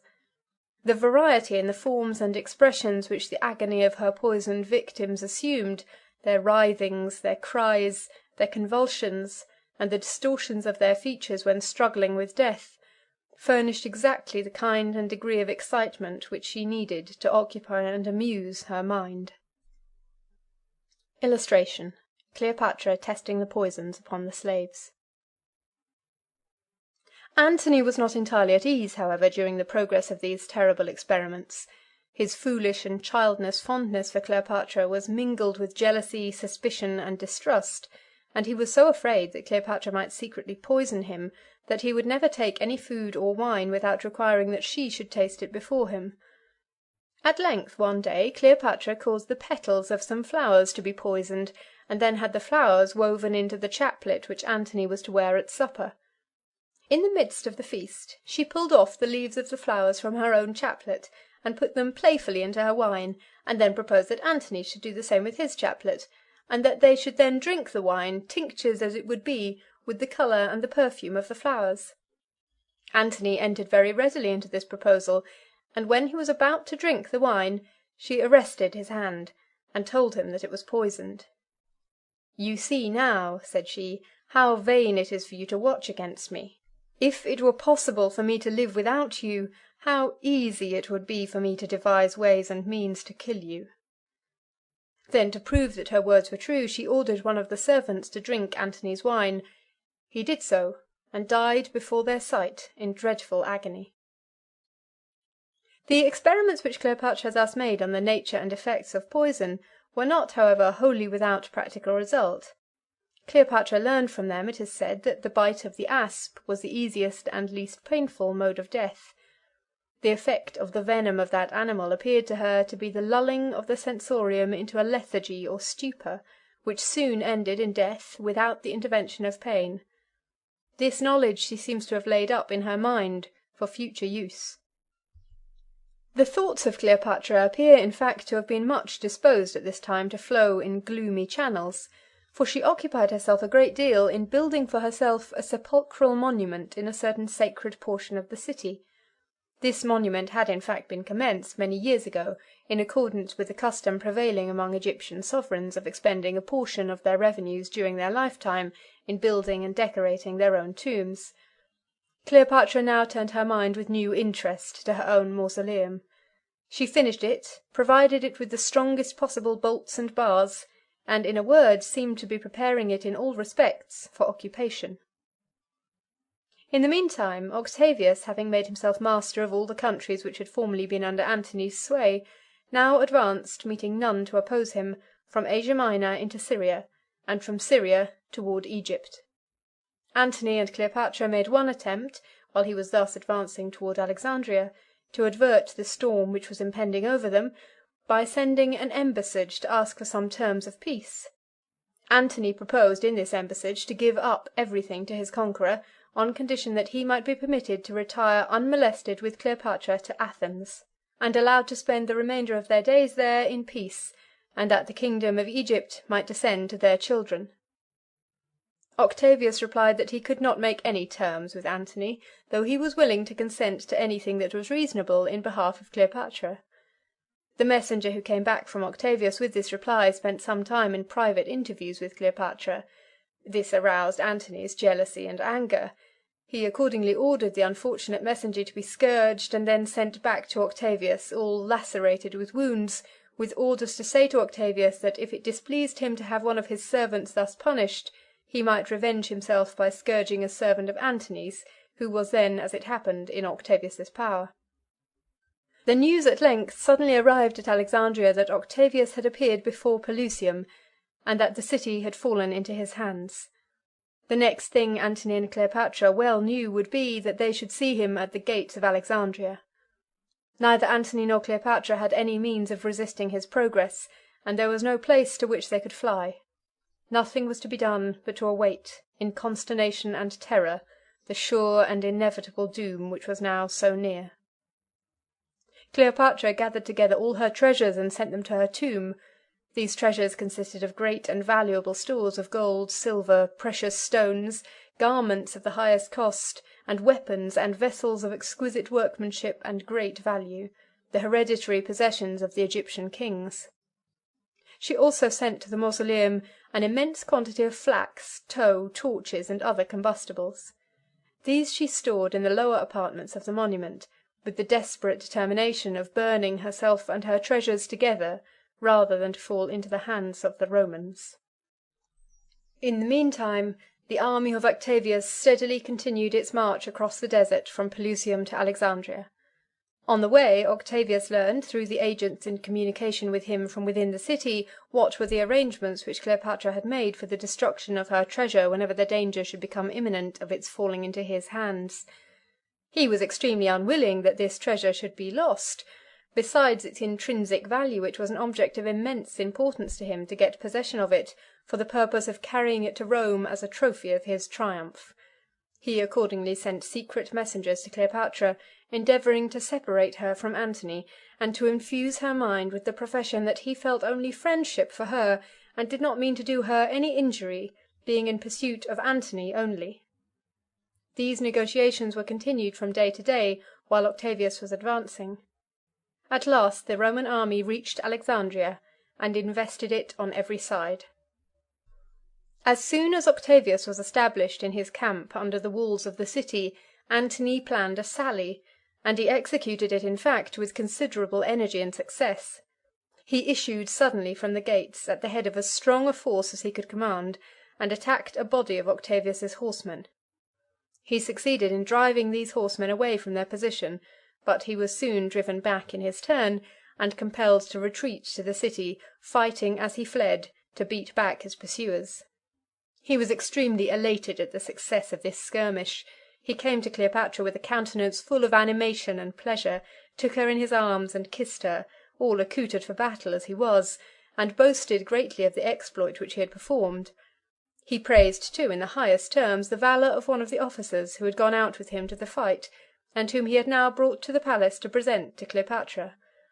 Cleopatra rewarded the faithful captain's prowess with a magnificent suit of armour made of gold. Notwithstanding this reward, however, the man deserted Antony that very night, and went over to the enemy. Almost all of Antony's adherents were in the same state of mind.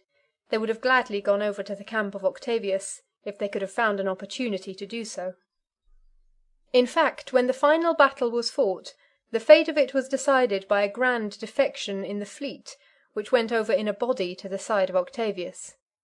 Antony was planning the operations of the day, and reconnoitring the movements of the enemy from an eminence which he occupied at the head of a body of foot soldiers, all the land forces that now remained to him, and looking off from the eminence on which he stood towards the harbour, he observed a movement among the galleys.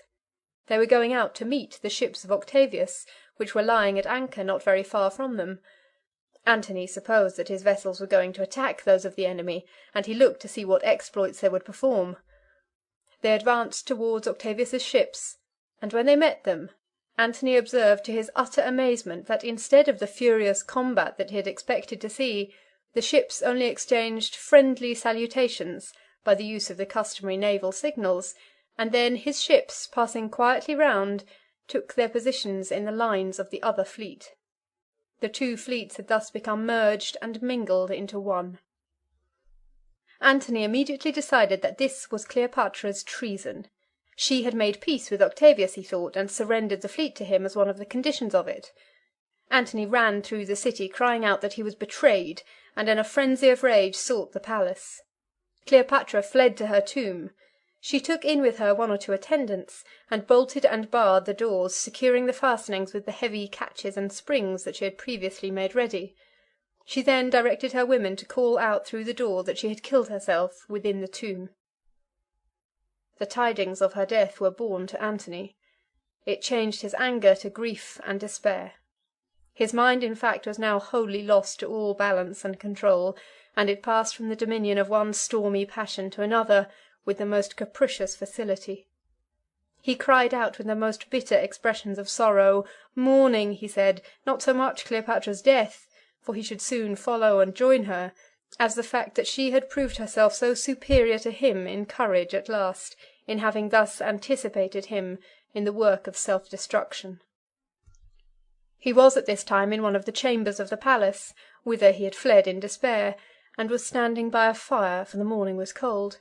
He had a favourite servant named Eros, whom he trusted greatly, and whom he had made to take an oath long before that whenever it should become necessary for him to die, Eros should kill him. This Eros he now called to him, and telling him that the time was come, ordered him to take the sword and strike the blow. Eros took the sword while Antony stood up before him. Eros turned his head aside as if wishing that his eyes should not see the deed which his hands were about to perform. Instead, however, of piercing his master with it, he plunged it into his own breast, fell down at Antony's feet, and died. Antony gazed a moment at the shocking spectacle, and then said, "I thank thee for this, noble Eros. Thou hast set me an example. I must do for myself what thou couldst not do for me." So saying, he took the sword from his servant's hands, plunged it into his body, and, staggering to a little bed that was near, fell over upon it in a swoon. He had received a mortal wound. The pressure, however, which was produced by the position in which he lay upon the bed, staunched the wound a little, and stopped the flow of blood. Antony came presently to himself again, and then began to beg and implore those around him to take the sword and put him out of his misery. But no one would do it. He lay for a time suffering great pain, and moaning incessantly, until at length an officer came into the apartment, and told him that the story which he had heard of Cleopatra's death was not true, that she was still alive, shut up in her monument, and that she desired to see him there.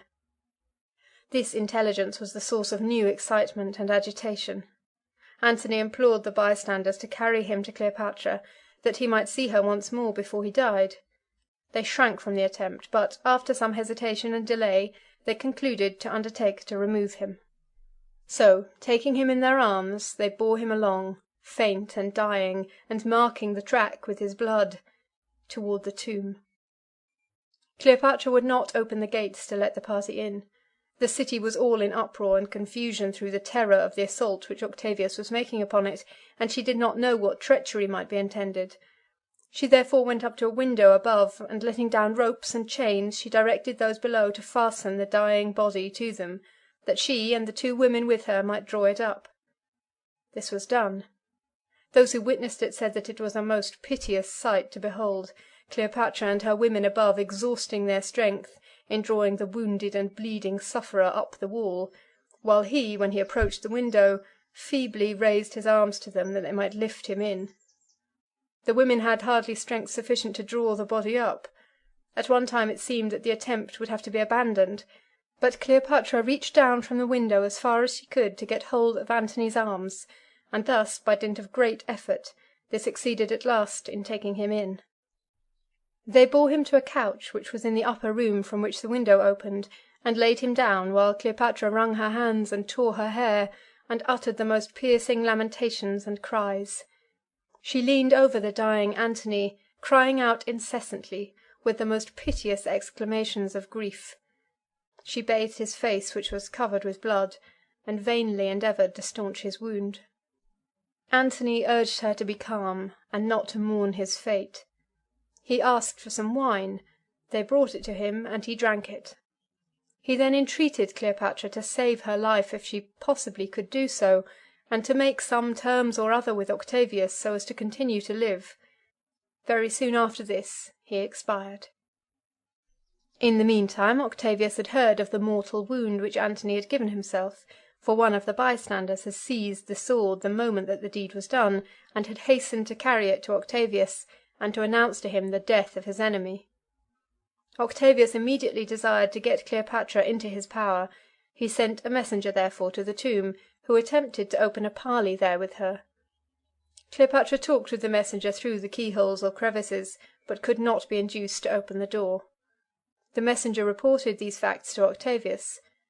Octavius then sent another man with the messenger, and while one was engaging the attention of Cleopatra and her women at the door below, the other obtained ladders, and succeeded in gaining admission into the window above. Cleopatra was warned of the success of this stratagem by the shrieks of her women, who saw the officer coming down the stairs.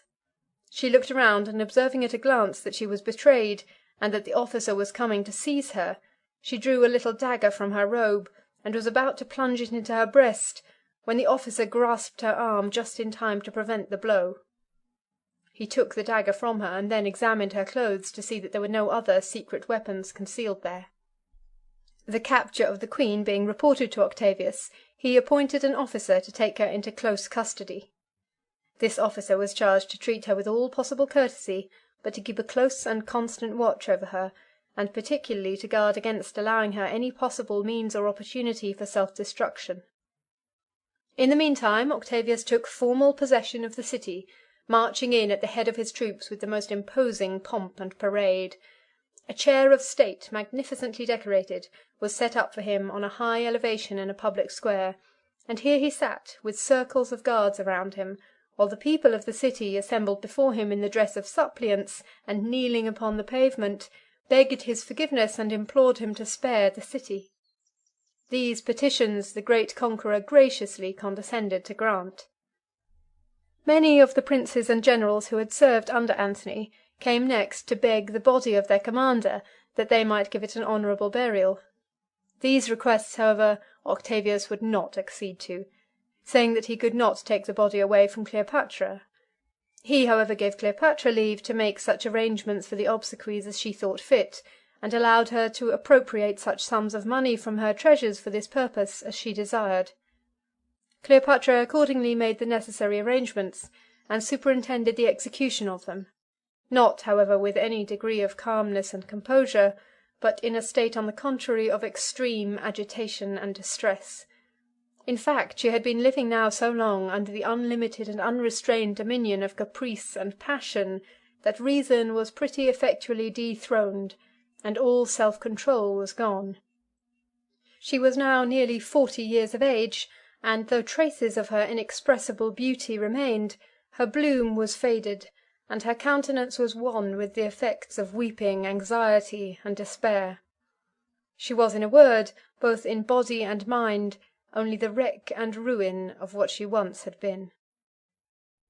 When the burial ceremonies were performed, and she found that all was over, that Antony was forever gone, and she herself hopelessly and irremediably ruined, she gave herself up to a perfect frenzy of grief.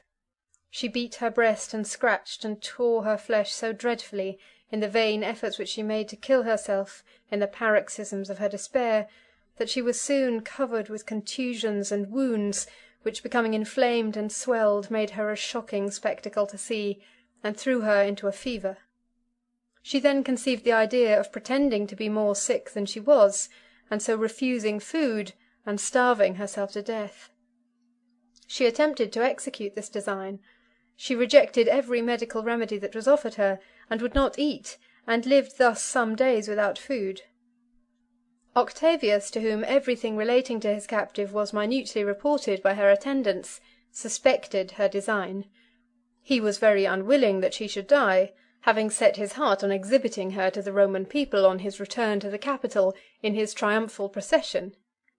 He accordingly sent her orders, requiring that she should submit to the treatment prescribed by the physician, and take her food, enforcing these his commands with a certain threat which he imagined might have some influence over her. And what threat does the reader imagine could possibly devise to reach a mind so sunk, so desperate, so wretched as hers? Everything seemed already lost but life, and life was only an insupportable burden. What interests, then, had she still remaining upon which a threat could take hold? Octavius, in looking for some avenue by which he could reach her, reflected that she was a mother. Caesarion, the son of Julius Caesar, and Alexander, Cleopatra, and Ptolemy, Antony's children, were still alive. Octavius imagined that in the secret recesses of her wrecked and ruined soul there might be some lingering principle of maternal affection remaining, which he could goad into life and action. He accordingly sent word to her that if she did not yield to the physician and take her food, he would kill every one of her children. The threat produced its effect. The crazed and frantic patient became calm. She received her food. She submitted to the physician. Under his treatment her wounds began to heal, the fever was allayed, and at length she appeared to be gradually recovering. When Octavius learned that Cleopatra had become composed, and seemed to be in some sense convalescent, he resolved to pay her a visit. As he entered the room where she was confined, which seems to have been still the upper chamber of her tomb, he found her lying on a low and miserable bed, in a most wretched condition, and exhibiting such a spectacle of disease and wretchedness that he was shocked at beholding her. She appeared, in fact, almost wholly bereft of reason. When Octavius came in, she suddenly leapt out of the bed, half naked as she was, and covered with bruises and wounds, and crawled miserably along to her conqueror's feet in the attitude of a suppliant. Her hair was torn from her head, her limbs were swollen and disfigured, and great bandages appeared here and there, indicating that there were still worse injuries than these concealed. From the midst of all this squalidness and misery, there still beamed from her sunken eyes a great portion of their former beauty, and her voice still possessed the same inexpressible charm that had characterized it so strongly in the days of her prime. Octavius made her go back to her bed again and lie down. Cleopatra then began to talk and excuse herself for what she had done, attributing all the blame of her conduct to Antony. Octavius, however, interrupted her, and defended Antony from her criminations, saying to her that it was not his fault so much as hers. She then suddenly changed her tone, and acknowledging her sins, piteously implored mercy. She begged Octavius to pardon and spare her, as if now she were afraid of death and dreaded it, instead of desiring it as a boon. In a word, her mind, the victim and the prey alternately of the most dissimilar and inconsistent passions, was now overcome by fear. To propitiate Octavius, she brought out a list of all her private treasures, and delivered it to him as a complete inventory of all that she had. One of her treasurers, however, named Zeleucus, who was standing by, said to Octavius that that list was not complete. Cleopatra had, he alleged, reserved several things of great value which she had not put down upon it. This assertion, thus suddenly exposing her duplicity, threw Cleopatra into a violent rage. She sprang from her bed and assaulted her secretary in a most furious manner. Octavius and the others who were there interposed, and compelled Cleopatra to lie down again, which she did, uttering all the time the most grievous complaints at the wretched degradation to which she was reduced, to be insulted thus by her own servant at such a time. If she had reserved anything, she said, of her private treasures, it was only for presents to some of her faithful friends, to induce them the more zealously to intercede with Octavius in her behalf. Octavius replied by urging her to feel no concern on the subject whatever. He freely gave her, he said, all that she had reserved, and promised in other respects to treat her in the most honourable and courteous manner. Octavius was much pleased at the result of this interview. It was obvious, as it appeared to him, that Cleopatra had ceased to desire to die, that she now, on the contrary, wished to live, and that he should accordingly succeed in his desire of taking her with him to grace his triumph at Rome. He accordingly made his arrangements for departure, and Cleopatra was notified that in 3 days she was to set out, together with her children, to go into Syria. Octavius said Syria, as he did not wish to alarm Cleopatra by speaking of Rome. She, however, understood well where the journey, if once commenced, would necessarily end, and she was fully determined in her own mind that she would never go there. She asked to be allowed to pay one parting visit to Antony's tomb. This request was granted, and she went to the tomb with a few attendants, carrying with her chaplets and garlands of flowers. At the tomb her grief broke forth anew and was as violent as ever. She bewailed her lover's death with loud cries and lamentations, uttered while she was placing the garlands upon the tomb, and offering the oblations and incense which were customary in those days as expressions of grief. "These," said she, as she made the offerings, "are the last tributes of affection that I can ever pay thee, my dearest, dearest lord. I cannot join thee, for I am a captive and a prisoner, and they will not let me die. They watch me every hour, and are going to bear me far away, to exhibit me to thine enemies, as a badge and trophy of their triumph over thee. O intercede, dearest Antony, with the gods where thou art now, since those that reign here on earth have utterly forsaken me. Implore them to save me from this fate, and let me die here in my native land, and be buried by thy side in this tomb." When Cleopatra returned to her apartment again after this melancholy ceremony, she seemed to be more composed than she had been before. She went to the bath, and then she attired herself handsomely for supper. She had ordered supper that night to be very sumptuously served. She was at liberty to make these arrangements, for the restrictions upon her movements which had been imposed at first were now removed, her appearance and demeanour having been for some time such as to lead Octavius to suppose that there was no longer any danger that she would attempt self-destruction. Her entertainment was arranged, therefore, according to her directions, in a manner corresponding with the customs of her court when she had been a queen. She had many attendants, and among them were 2 of her own women. These women were long tried and faithful servants and friends. While she was at supper, a man came to the door with a basket and wished to enter. The guards asked him what he had in his basket. He opened it to let them see, and lifting up some green leaves which were laid over the top, he showed the soldiers that the basket was filled with figs. He said that they were for Cleopatra's supper. The soldiers admired the appearance of the figs, saying that they were very fine and beautiful. The man asked the soldiers to take some of them. This they declined, but allowed the man to pass in. When the supper was ended, Cleopatra sent all of her attendants away, except the 2 women. They remained. After a little time, one of these women came out with a letter for Octavius, which Cleopatra had written, and which she wished to have immediately delivered. One of the soldiers from the guards stationed at the gates was accordingly dispatched to carry the letter. Octavius, when it was given to him, opened the envelope at once, and read the letter, which was written, as was customary in those days, on a small tablet of metal. He found that it was a brief but urgent petition from Cleopatra, written evidently in agitation and excitement, praying that he would overlook her offence and allow her to be buried with Antony. Octavius immediately inferred that she had destroyed herself. He sent off some messengers at once, with orders to go directly to her place of confinement and ascertain the truth, intending to follow them himself immediately. The messengers, on their arrival at the gates, found the sentinels and soldiers quietly on guard before the door, as if all were well. On entering Cleopatra's room, however, they beheld a shocking spectacle. Cleopatra was lying dead upon a couch.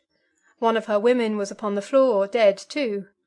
The other, whose name was Charmian, was sitting over the body of her mistress, fondly caressing her, arranging flowers in her hair, and adorning her diadem. The messengers of Octavius, on witnessing this spectacle, were overcome with amazement, and demanded of Charmian what it could mean. "It is all right," said Charmian. "Cleopatra has acted in a manner worthy of a princess descended from so noble a line of kings." As Charmian said this, she began to sink herself, fainting upon the bed, and almost immediately expired. The bystanders were not only shocked at the spectacle which was thus presented before them, but they were perplexed and confounded in their attempts to discover by what means Cleopatra and her women had succeeded in effecting their design. They examined the bodies, but no marks of violence were to be discovered.